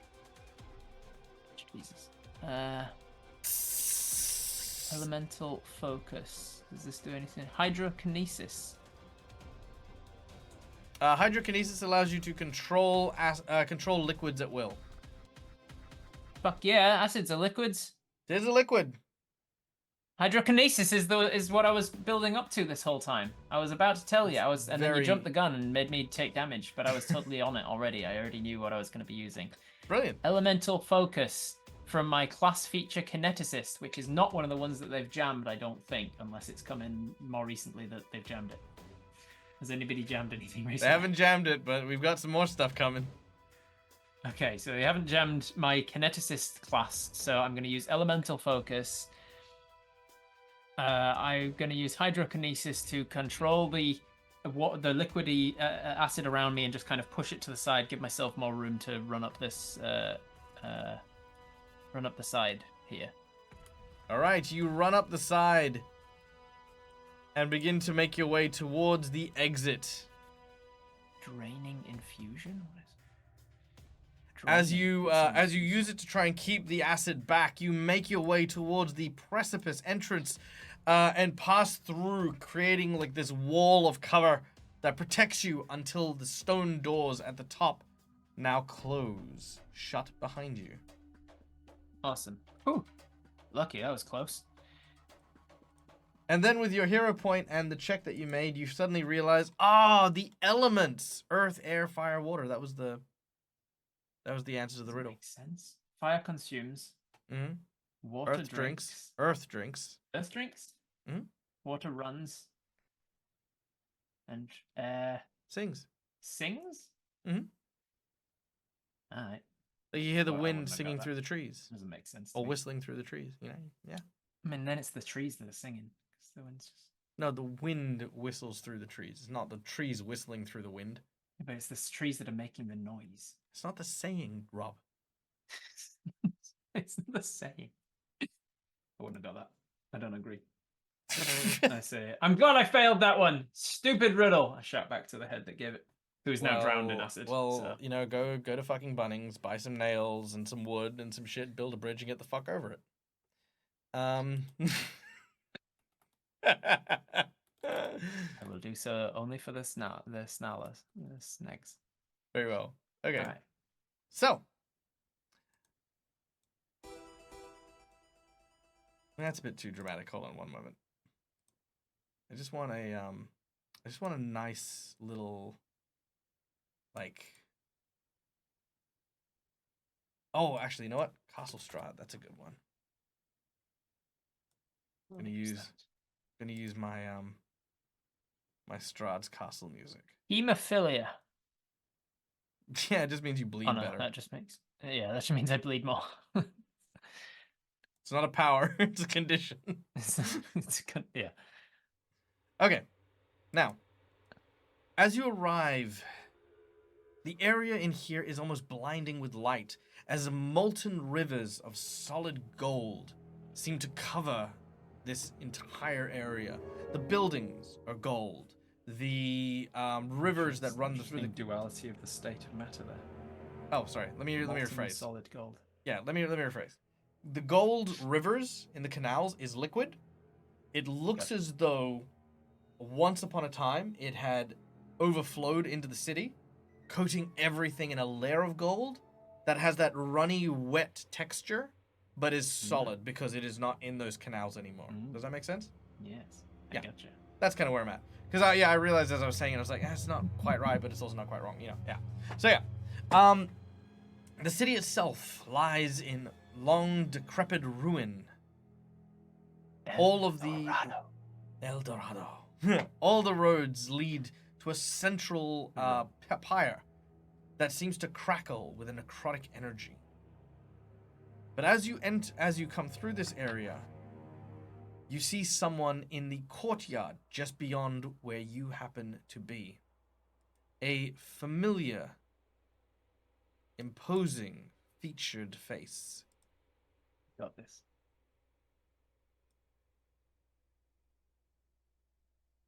You see and recognize none other than None? Dalnus. Fucking Dalnus. As he is there, you can see that he is surrounded by a series of specters and ghosts, as we have a chat redeem twice for Chat versus Rob. Twice, so each of them gets 2 characters. So everyone's got 2 characters. So here is the 2 characters that we're doing. Fuck. We're gonna have 2 versions of this. Now, in chat, if you type the word Dalnus before your action or your thought, you are going to control one of the multitude of souls that occupies the entity known as Dalnus. You can give him advice, you can speak words to him, you can give him blessings, you can give him enchantments, you can do whatever you want. You are a soul who can imbue and give power to Dalnus here. The second chat redeem is going to be a series of golden skeletons, which are going to be covered in molten gold that will emerge from the canals in a little bit. So, if you type in the word Dalnus, I will treat it as this is something Dalnus is listening to. Yes, Dalnus. I will treat it as something that he can hear if you type that in. If you otherwise say something else, I will presume that it is the skeleton doing it. Okay? That's where we're going. So, this individual turns and faces you. So, we meet again. Osteo Manga Sunnebold. Dalnus. Unfortunate that these circumstances are so dire. In another life, we could still be friends. You would think this, but in no life could I ever see myself as friends with someone with the likes of you. You who squander the gifts that were given to you, who took advantage of my innocence, who took everything from me. So Dalnus, I tried to teach you the ways. I tried to teach you how to use these necromantic powers for good. You only taught me hatred. And he reaches up and he pulls the gas mask off his face. Immediately, the toxic fumes from the island begin to kind of like, you can see like kind of the Kill him, varicose and he veins. dies. Yeah, he just dies straight away. And he throws the mask to one side. It lands in the gold and sizzles in the molten gold. And the face you see is not that of Dalnus, your friend, but a much younger featured face. Probably someone maybe in their late 20s at best. The eyes glow green as this person imbued with the souls of countless entities now gazes at you. It is then you see something emblazoned on the chest of this individual, like a birthmark or maybe a burn of some kind. A 4-leaf clover, resting where a pendant would otherwise be lying. Your eyes go wide as you realize the man now standing before you was the child Son. Yeah. of the parents you had killed. So I Dalnus channeled. was Sorry, go on. evaded. So because I killed his parents in the search for Dalnus. So Dalnus existed before this guy. Correct. The voice continues. Yes, look upon the face of your failings. I taught the boy everything he needed to know. Now, I live through him. My power is his, and we are one. And as this happens, Dalnus, when he says we, is not speaking of just his soul, but you can now, even without your detect magic, you can see the multitude of souls, specifically 89 souls, that happen to occupy the body. He raises his hands, and as he does, these almost spider-like ghostly appendages raise up as well, and you watch as, almost responding to the gesture, 89 skeletons begin to crawl up out from the molten gold, as they all seem to drip, carrying these ancient weapons as they crawl forward, members of the Gallowed Dead, as we go into initiative. Hell yeah. Hells have- yeah! Something initiative, whatever it was that I looked at. Amazing Something. initiative. Yes, with amazing initiative. But Amazing initiative. Second tier, you gain a bonus on initiative checks equal to your mythic tier. But you Plus 10. both have that. Oh, that does not Uh-huh. help him though, because he only gets a 15 and you get a 39. Shit, yeah, I do. All right. 9. That means I got to go 3 times before he gets to go. That's what. Yeah, absolutely. Yeah. All right. You're up first. Okay. I say, well, the apple doesn't fall far from the tree. You have not changed much from how I remember you as a kid. And I will rush towards this guy, and I will use Last Rites Conduit, which comes from my Knowledge Planes 3 ranks and Knowledge Religion 3 ranks. I offer a path to the boneyard for the walking dead and restless spirits.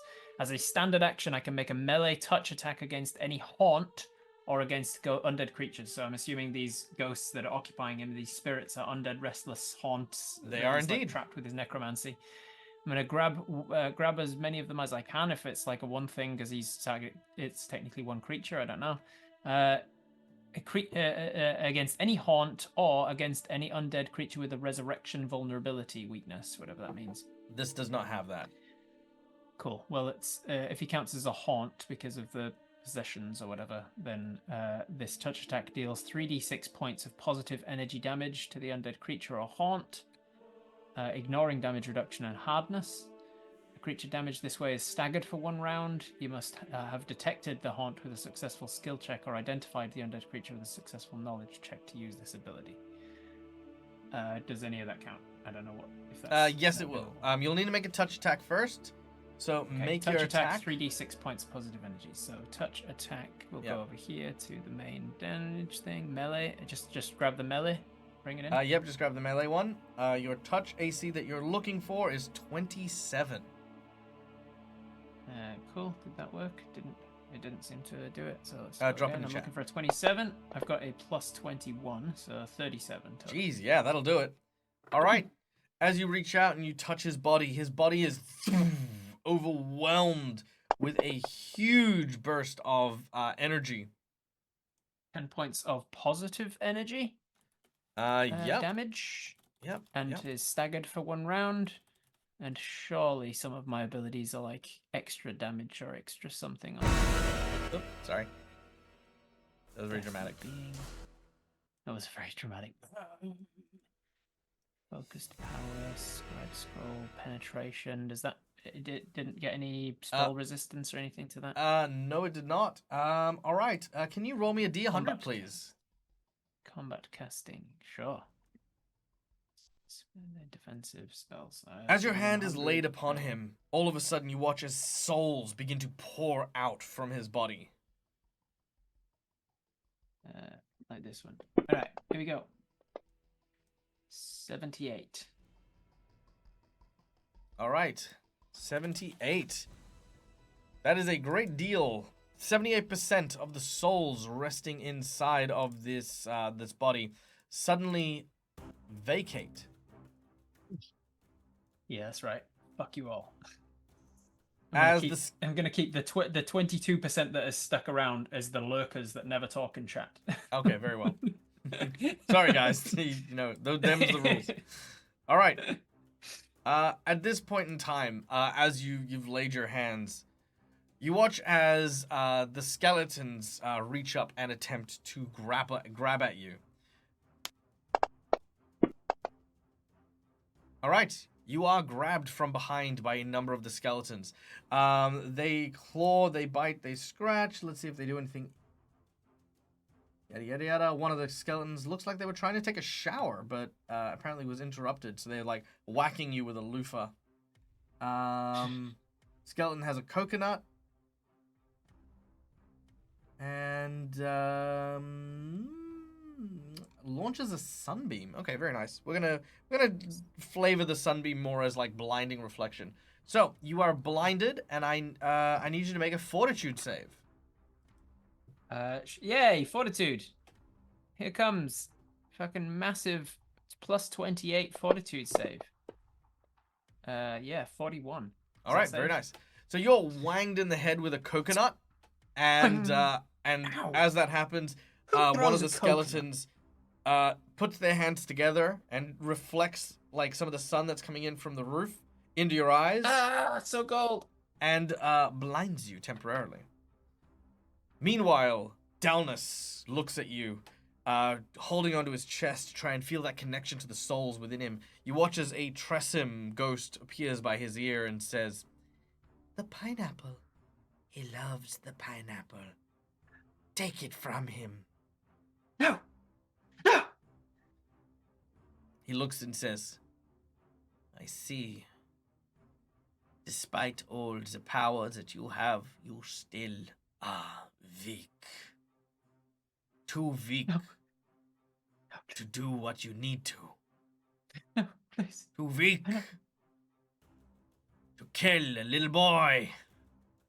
You just allowed him to become your greatest foe." And you watch as he reaches forward and uses spectral hand to rip the pineapple from you. Oh. And I'm going to use my natural 20.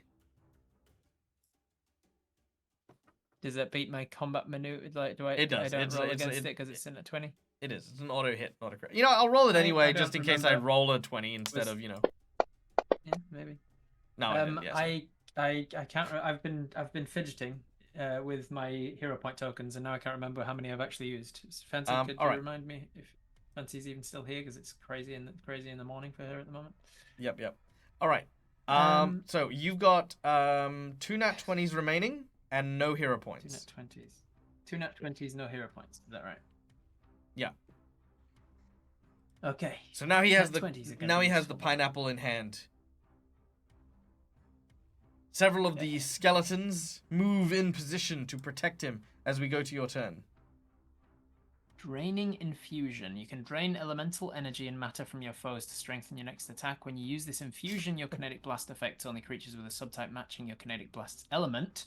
So their subtype would be negative because my kinetic blast is negative and he's souls. So is it no? Sure. I can go with that.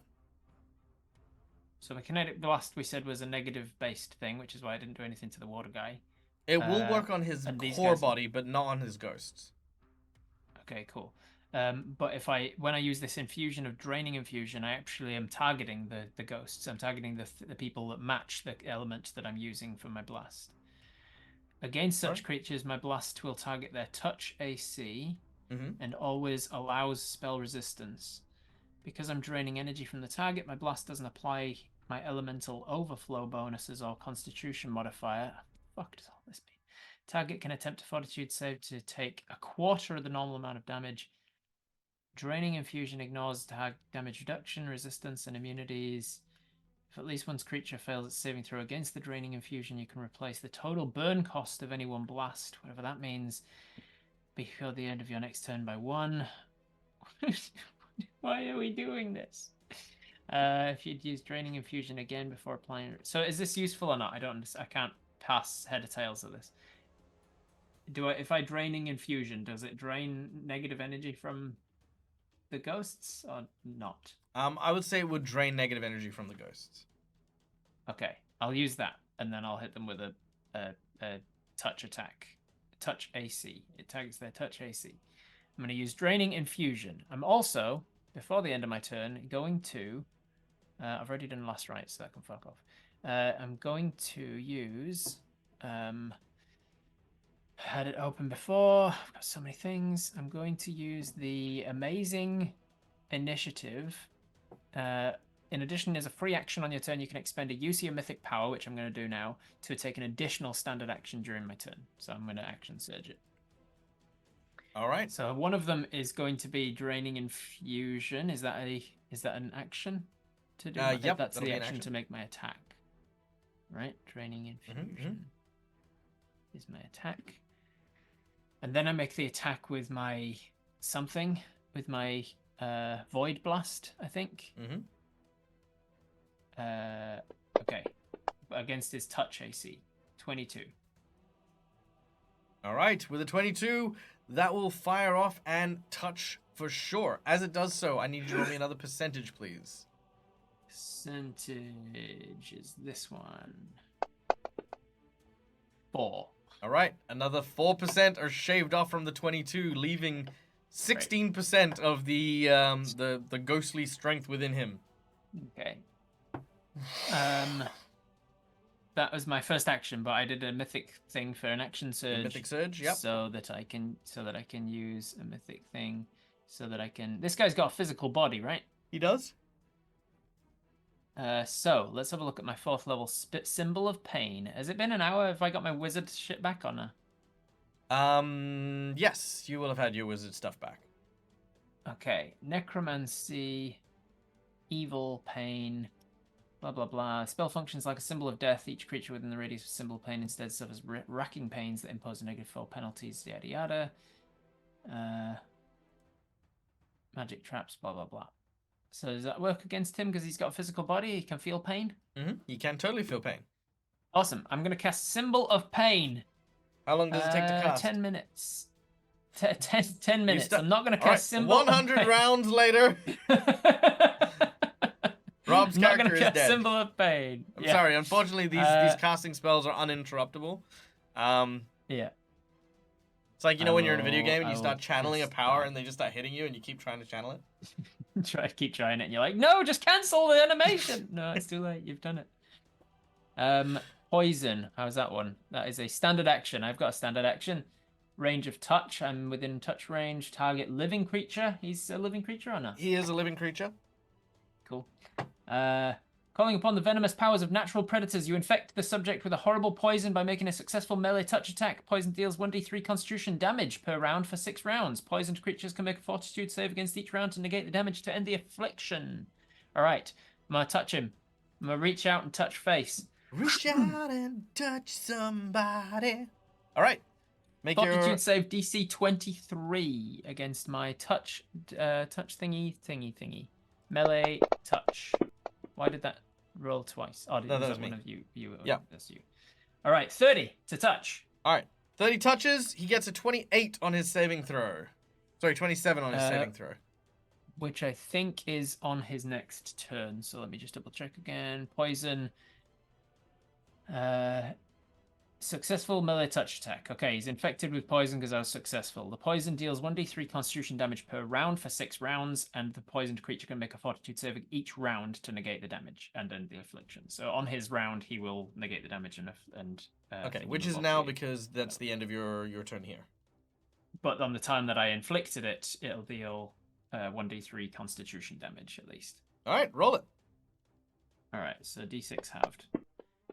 2 points of constitution damage to him. Done. Whatever constitution damage is. It is damage directly to his stats. Okay, cool. All right, done and done.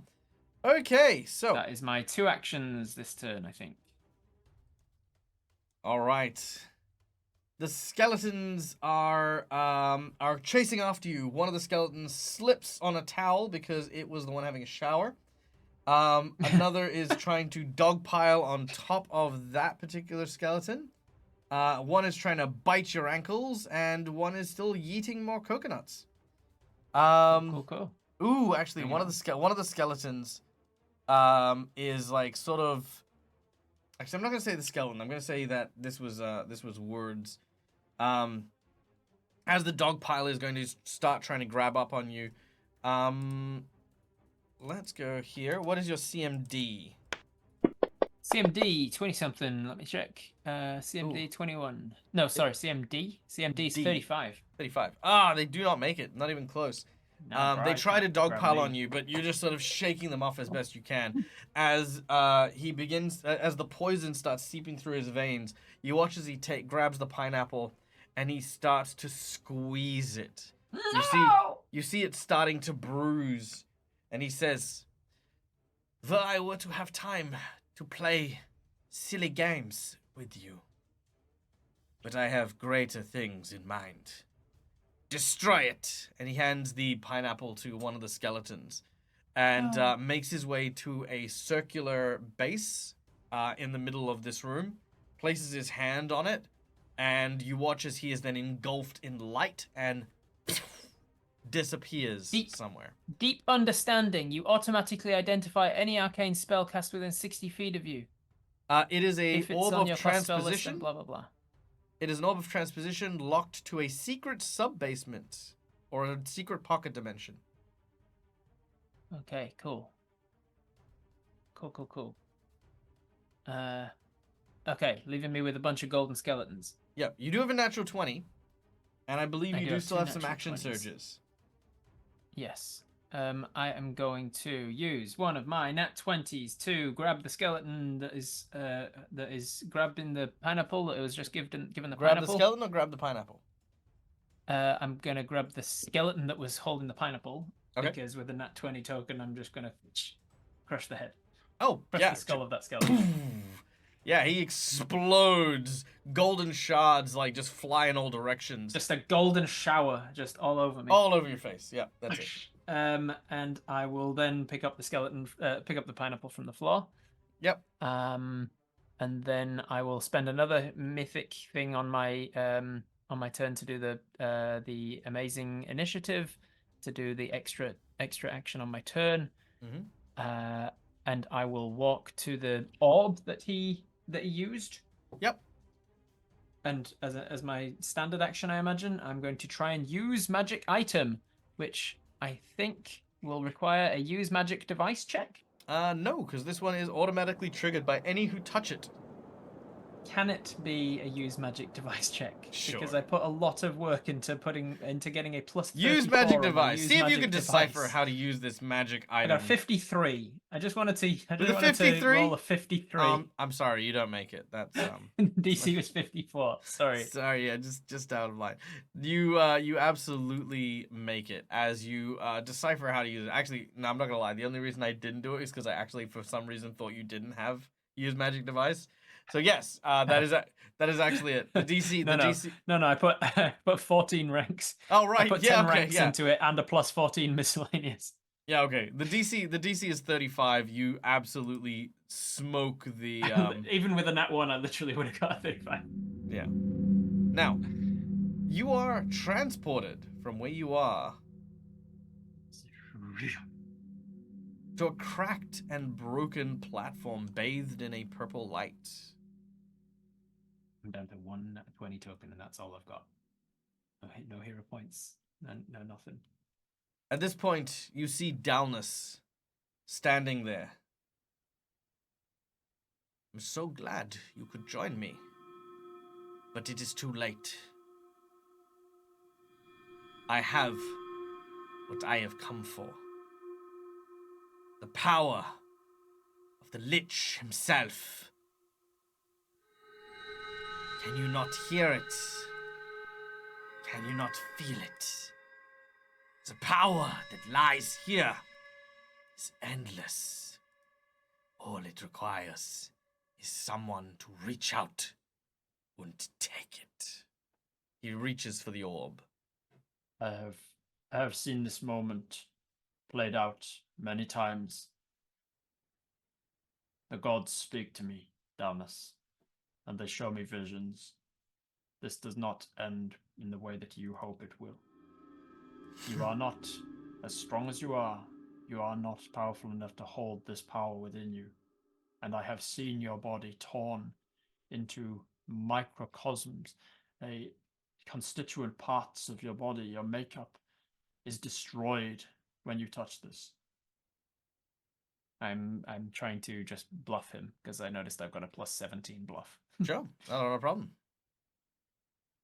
I'm gonna see if I can bluff him into thinking that I have foreseen his death by touching this thing. 34. You watch as he reaches for it, but then stops for a moment. You're right. I shouldn't do this. I don't want this. I just wanted my parents back. Just wanted to undo everything and go back to that day. He looks at you. His eyes now no longer glowing. I'm sorry, And he, at that moment, has his eyes snap back. Foolish child. Trust me. The words this man speaks, they're nothing but lies. The same venom which was used to kill your family. He cannot be trusted. The only one you can rely on is yourself. Dallas, if you were as powerful as you felt you are, you would not need to use this boy to your ends. Release him and work on your own. Oh, but that is where you are wrong, my friend. The boy is the key to everything. You see, Tar-Baphon was not the only great arch-lich. There is another. One whose power is so great it even seeps here. But to harness it, I need a body. One you were so quick to deprive me of.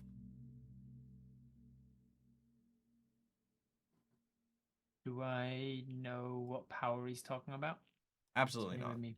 No clue. No. Hmm. I've got a plus 29 religion, plus 27 planes, plus 19 arcana. You have no idea. Hmm. Because I at this point he well, dives. He I goes can't- for the orb. I can't do much to stop that. You can try to grab him if you like. Yeah, tell you what I'll do. If it's been an hour and my wizard spirit stuff's back, I'm gonna cast Dimension Door to disappear from where I am and appear between him and the orb, All right. and try and like intercept with a Dimension Door. You Try do and grab so. hold of him if I can. As this happens, you watch as several of the skeletons who have followed you, because I've got a couple here that have.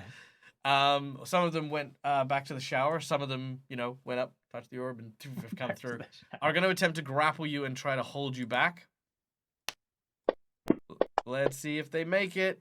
Ooh, with a 3 they don't. You sort of like manage to kick them off. Does a 3 beat my 35 combat maneuver? Does not. No, not even a little. Doesn't? Interesting. As they do so, you both end up reaching into the void. Your hand feels cold. And as he pulls something out, so do you. Yours is small and squishy. And the thing he has is a lot larger. You clutch in your hand what looks to be an eyeball. And in Downless's hand, he clutches what looks to be a severed arm. Oh no. Oh no. Downless looks at you and you look at him. Since I am touching this item, You are touching eyeball, it. Yeah. I have all of the things that I can do with touching items. What do I learn about this eyeball? Do you cast that? I mean, what is it a castable thing? I or mean, is it's it a just like standard action. You thing have that to happen- focus on using your powers for it. Right. Okay. I mean, you can. I won't stop you. Is that here's a question actually. Here. Would you say does this thing have is this magic item that I'm holding, is it got like a price? Could one buy it, or would it be priceless? It is priceless. It is priceless. I was hoping you'd say that. Yeah. Because disassembling magic item takes me 1 hour per 1,000 gold pieces of the item's price. So if it has no price, it takes no time. Or it's infinite.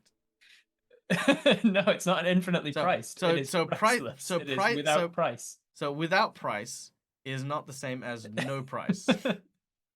Worthless is not the same as priceless. Exactly. But you said it was priceless.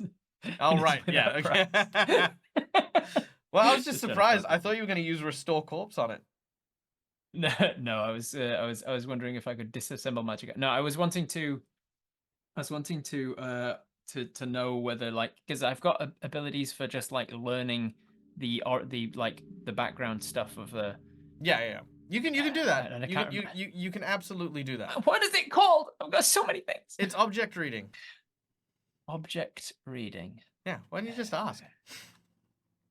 I know it's what not called object reading on it here. It is. It's a class ability. Class abilities. I'm looking at my class abilities. Isn't that the one you used on Banjo? Oh, there it is. Yeah. What do you mean? It's already used it. Yeah, you were right.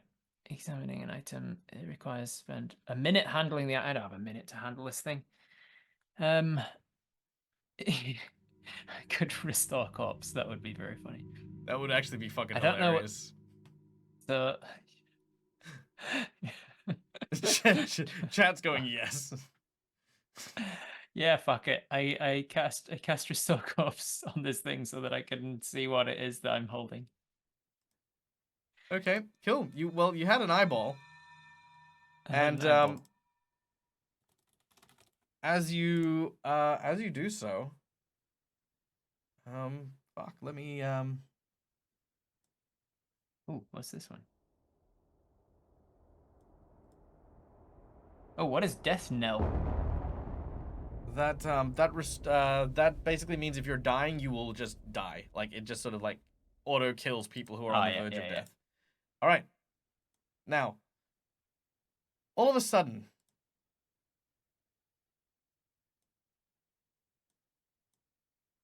a purple light begins to emanate from the eye and the arm. They pull together.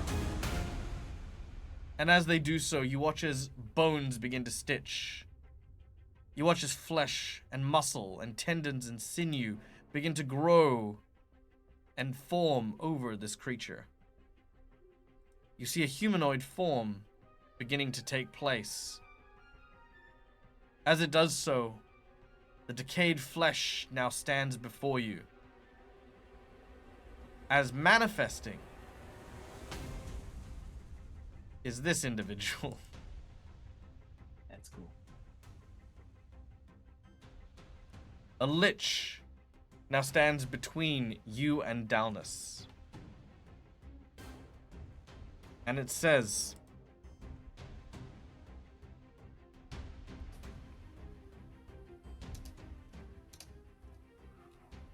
"Was it thou that summoned me? To what place have I been brought?" I think the filter was cutting out most of that, I'm afraid. As cool as it was, it didn't come through very clearly.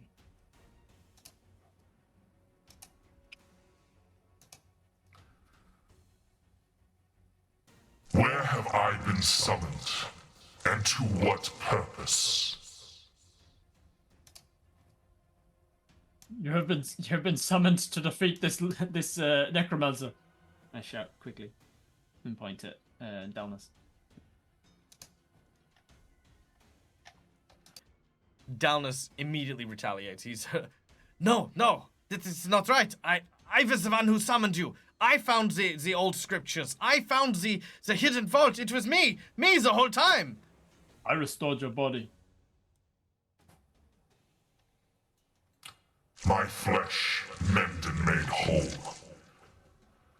A worthy boon to offer. The destruction of you both body and soul. I rend thy soul asunder. As he gestures to Dalnus, and you watch as Dalnus's soul, specifically his, not the other, like, 16%, you know, like, that are rummaging around, just Dalnus gets pulled out, and you can see him back in his mortal form, just as a ghost, rather than this, you know, kind of decrepit necromancer that he was before. You watch as his body is being pulled upwards by this individual. His hand begins to glow with power as he then starts to squeeze, almost condensing that soul into a small singular point before causing it to explode. Told you, as he's exploding. I'd foreseen it.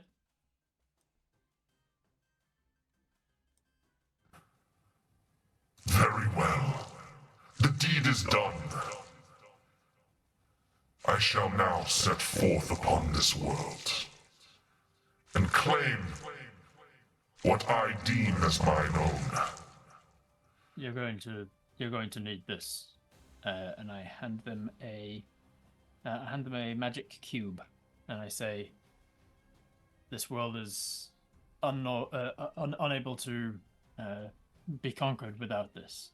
And I will click one of the buttons on my cube of force, which will enable its possessor to put up a special cube of 6 individual wall of force spells, 10 foot on a side around our person. So me and this lich in this cube of force, so that nobody else can, so that it can't go anywhere.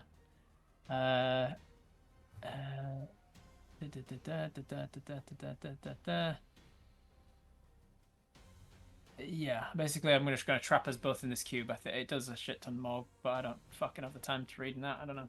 I'm trapping us both in this cube so that I can deal with this lich before unleashing this lich onto the world, essentially. Art thou sure that this is thy desire? To be trapped eternally with the likes of me? I have forced evil onto this world enough on my own that if meaning an eternity in here with you means for an eternity of the world without either of us, there is no downside.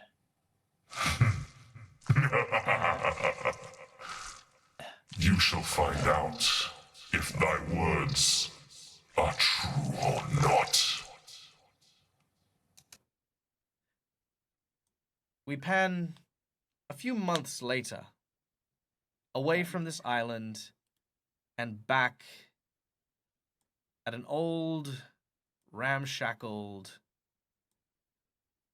and rather rickety-looking bar. Oh, yeah. Where Goldie waits in the edge of a dock, waiting for her friend to return. Phase 10.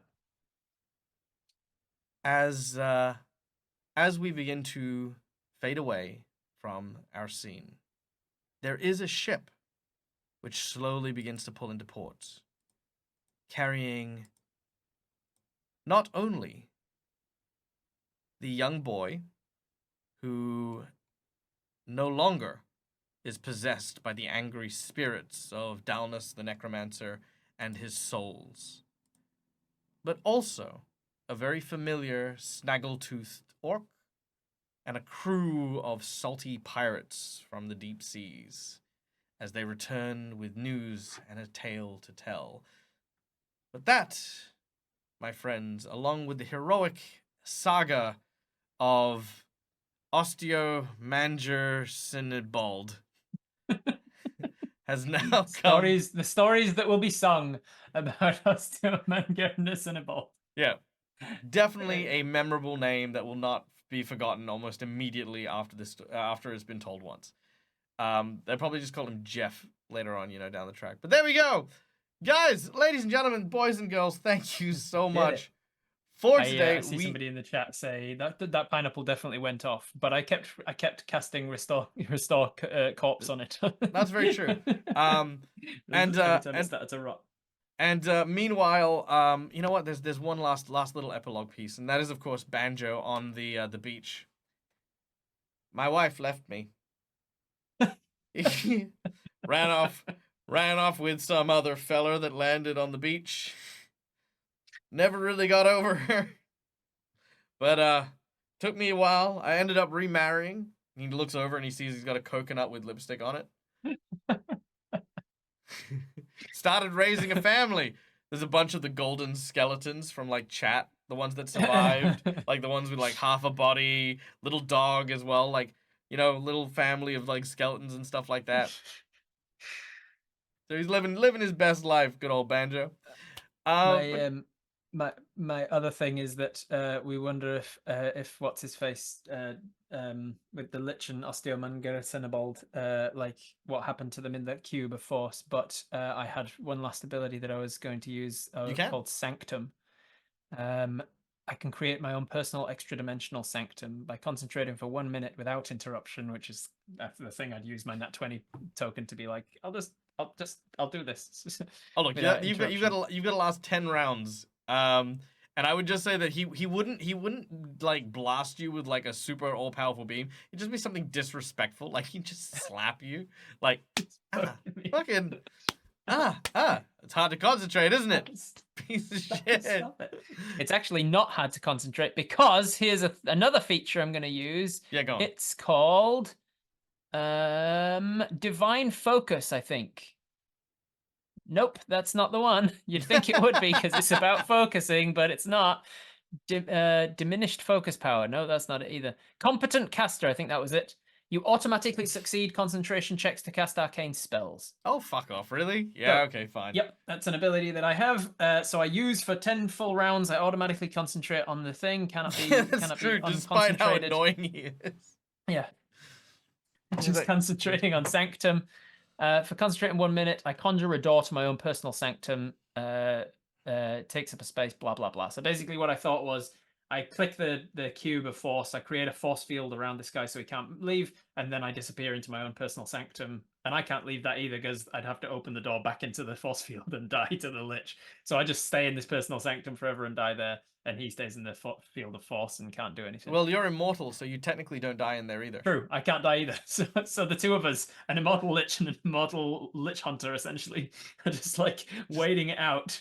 I'm doing push-ups, trying to level up. I'm already at level 30, so there's nothing more I can do. Yeah, that's it. And this Lich is like looking at the wall of force, just going ding ding ding bing bing bing. One of these days I'll get out of here. Yeah. He learns a disguise spell, you know, pretends to be a little kid and tells like the like anyone who comes up, it's like, please, sir, I need to come out. But you know what else? And then a little private sanctum door opens, and I'm like, nope, he's a Lich. Don't listen to him. do you know what the asshole in me was going to do? It's like, as you cast it and you created the bubble around him, he just grabs the cube off you and turns it off. Yeah, I don't know. I thought about that when I handed him it, and I was like, you can probably choose to turn it off yourself if you're the one holding it. So I was like, I'll go into the cube with him. I don't know. Yeah, well, you know, it's fine. I love the sentiment. I think it works out super well, and this is a really, really cool little self-sacrifice moment too. But yeah, so that I never have to play this character again ever. I know. Oh no. Whatever shall we do? I mean, we didn't get to a part 2, so we don't need to have one. So yeah, I mean, yeah, exactly. I mean, oh no, we didn't get to do a part 2. By the way, so real quick, first of all, because we're not going to take too long because we want to give Rob some time to get some breakfast and stuff before his short rest in half an hour. So So yeah, just really quick, guys. This was a lot of fun. This was really, really great. But I want to point out, this took so much fucking effort. It really did. So a big thank you to Robert for not only being such a great sport in regards to this, not only reading and learning about how to play Pathfinder, but also playing hands down the most difficult character I've ever seen in any actual play. I hope that that you likewise had a little bit of fun with some of the cameos and some of the story beats. I feel like it was great. I mean, and just because I'm that kind of like, you know, like shallow douchebag, now we can also tag Vecna when we do the VOD later on. We can go, oh, hashtag Vecna. Oh, hashtag Vecna. He was technically in it, so now we can use that. Thank you. So so yeah, but yeah, anything to say as we're wrapping up? Thank you so much for all of the generous donations over the series of this fundraiser through the 5 different parts that it ended up being. I'm glad we finally got to an end. When you suggested we should put a stretch goal for part 2, I was like, we should make it high because I don't want to achieve it. Oh, I don't want to get to the point of having to play this character again and again and again forever. No. I figured like 1,000 was kind of like a like maybe, because I mean I've seen it was difficult to like judging based on what the other ones had done in the past. Yeah, that was it. So I figured 1,000 would be like, okay, if we hit the 1,000, that's okay. But then like 2,500, I was like, yeah, we probably won't hit that one. And then I was like, oh man, how do I top that and make that like, yeah. So those ones were, like I'm like, we ended up with $463.84, which again is so generous, and I cannot stress this enough. Even though we didn't hit any of the stretch goals, that's fine, because literally every little bit counts towards these sorts of things. It certainly helps. It does, and we are so grateful. Be expensive. Yeah, absolutely, 100%. But yeah, hey, on the plus side, I've already spent how many? Like, I can't remember. I haven't even counted them up yet, but I've spent like over $2,000 over the last like 2 days just buying flights around the US and stuff for my trip. No, it's the same. So yeah, guys. I've been Michael. I'm the Dead Aussie Gamer. I do a whole bunch of cool Pathfinder stuff over on my channel. So if this interests you, you won't find it on my channel because I don't know what the fuck this was. But if you want to see what Pathfinder actually can be, then come check out my channel over at Dead Aussie Gamer on Twitch, or check out the VODs on YouTube, including, as we were mentioning before, the Sirens and Silver game, where Robert got to play Captain Fawkes Razorbeak. Highly recommend that. It was an incredible series, very well run. Yeah, and it was a lot of fun. Yeah, which was also which we also had a lead into for our Jasper's Game Day 3-part adventure with myself, Rob, and the Dread Jim as well. So lots of cool stuff there. But yeah, that's me. Rob? Thank you for leading this deck. I could not have asked for a better host through it, because you are an award-winning Pathfinder Paizo GM. So I could not have asked for a better person to guide me through the absolute chaos that was whatever the hell we just did. Yeah, yep. Thank you very much for being here, Dag. Thank you guys for being here. People in chat, thank you especially to the people who found it in your finances to donate today. That was great. And thank you to Fancy for keeping a track of all of the donations that were coming in and reminding us the hero points and stuff as well. Thank you very much, Fancy. Bye. Bye. Oh, damn, it's over already. Oh well, YouTube seems to think that you'd like this video next, so give that one a watch, please.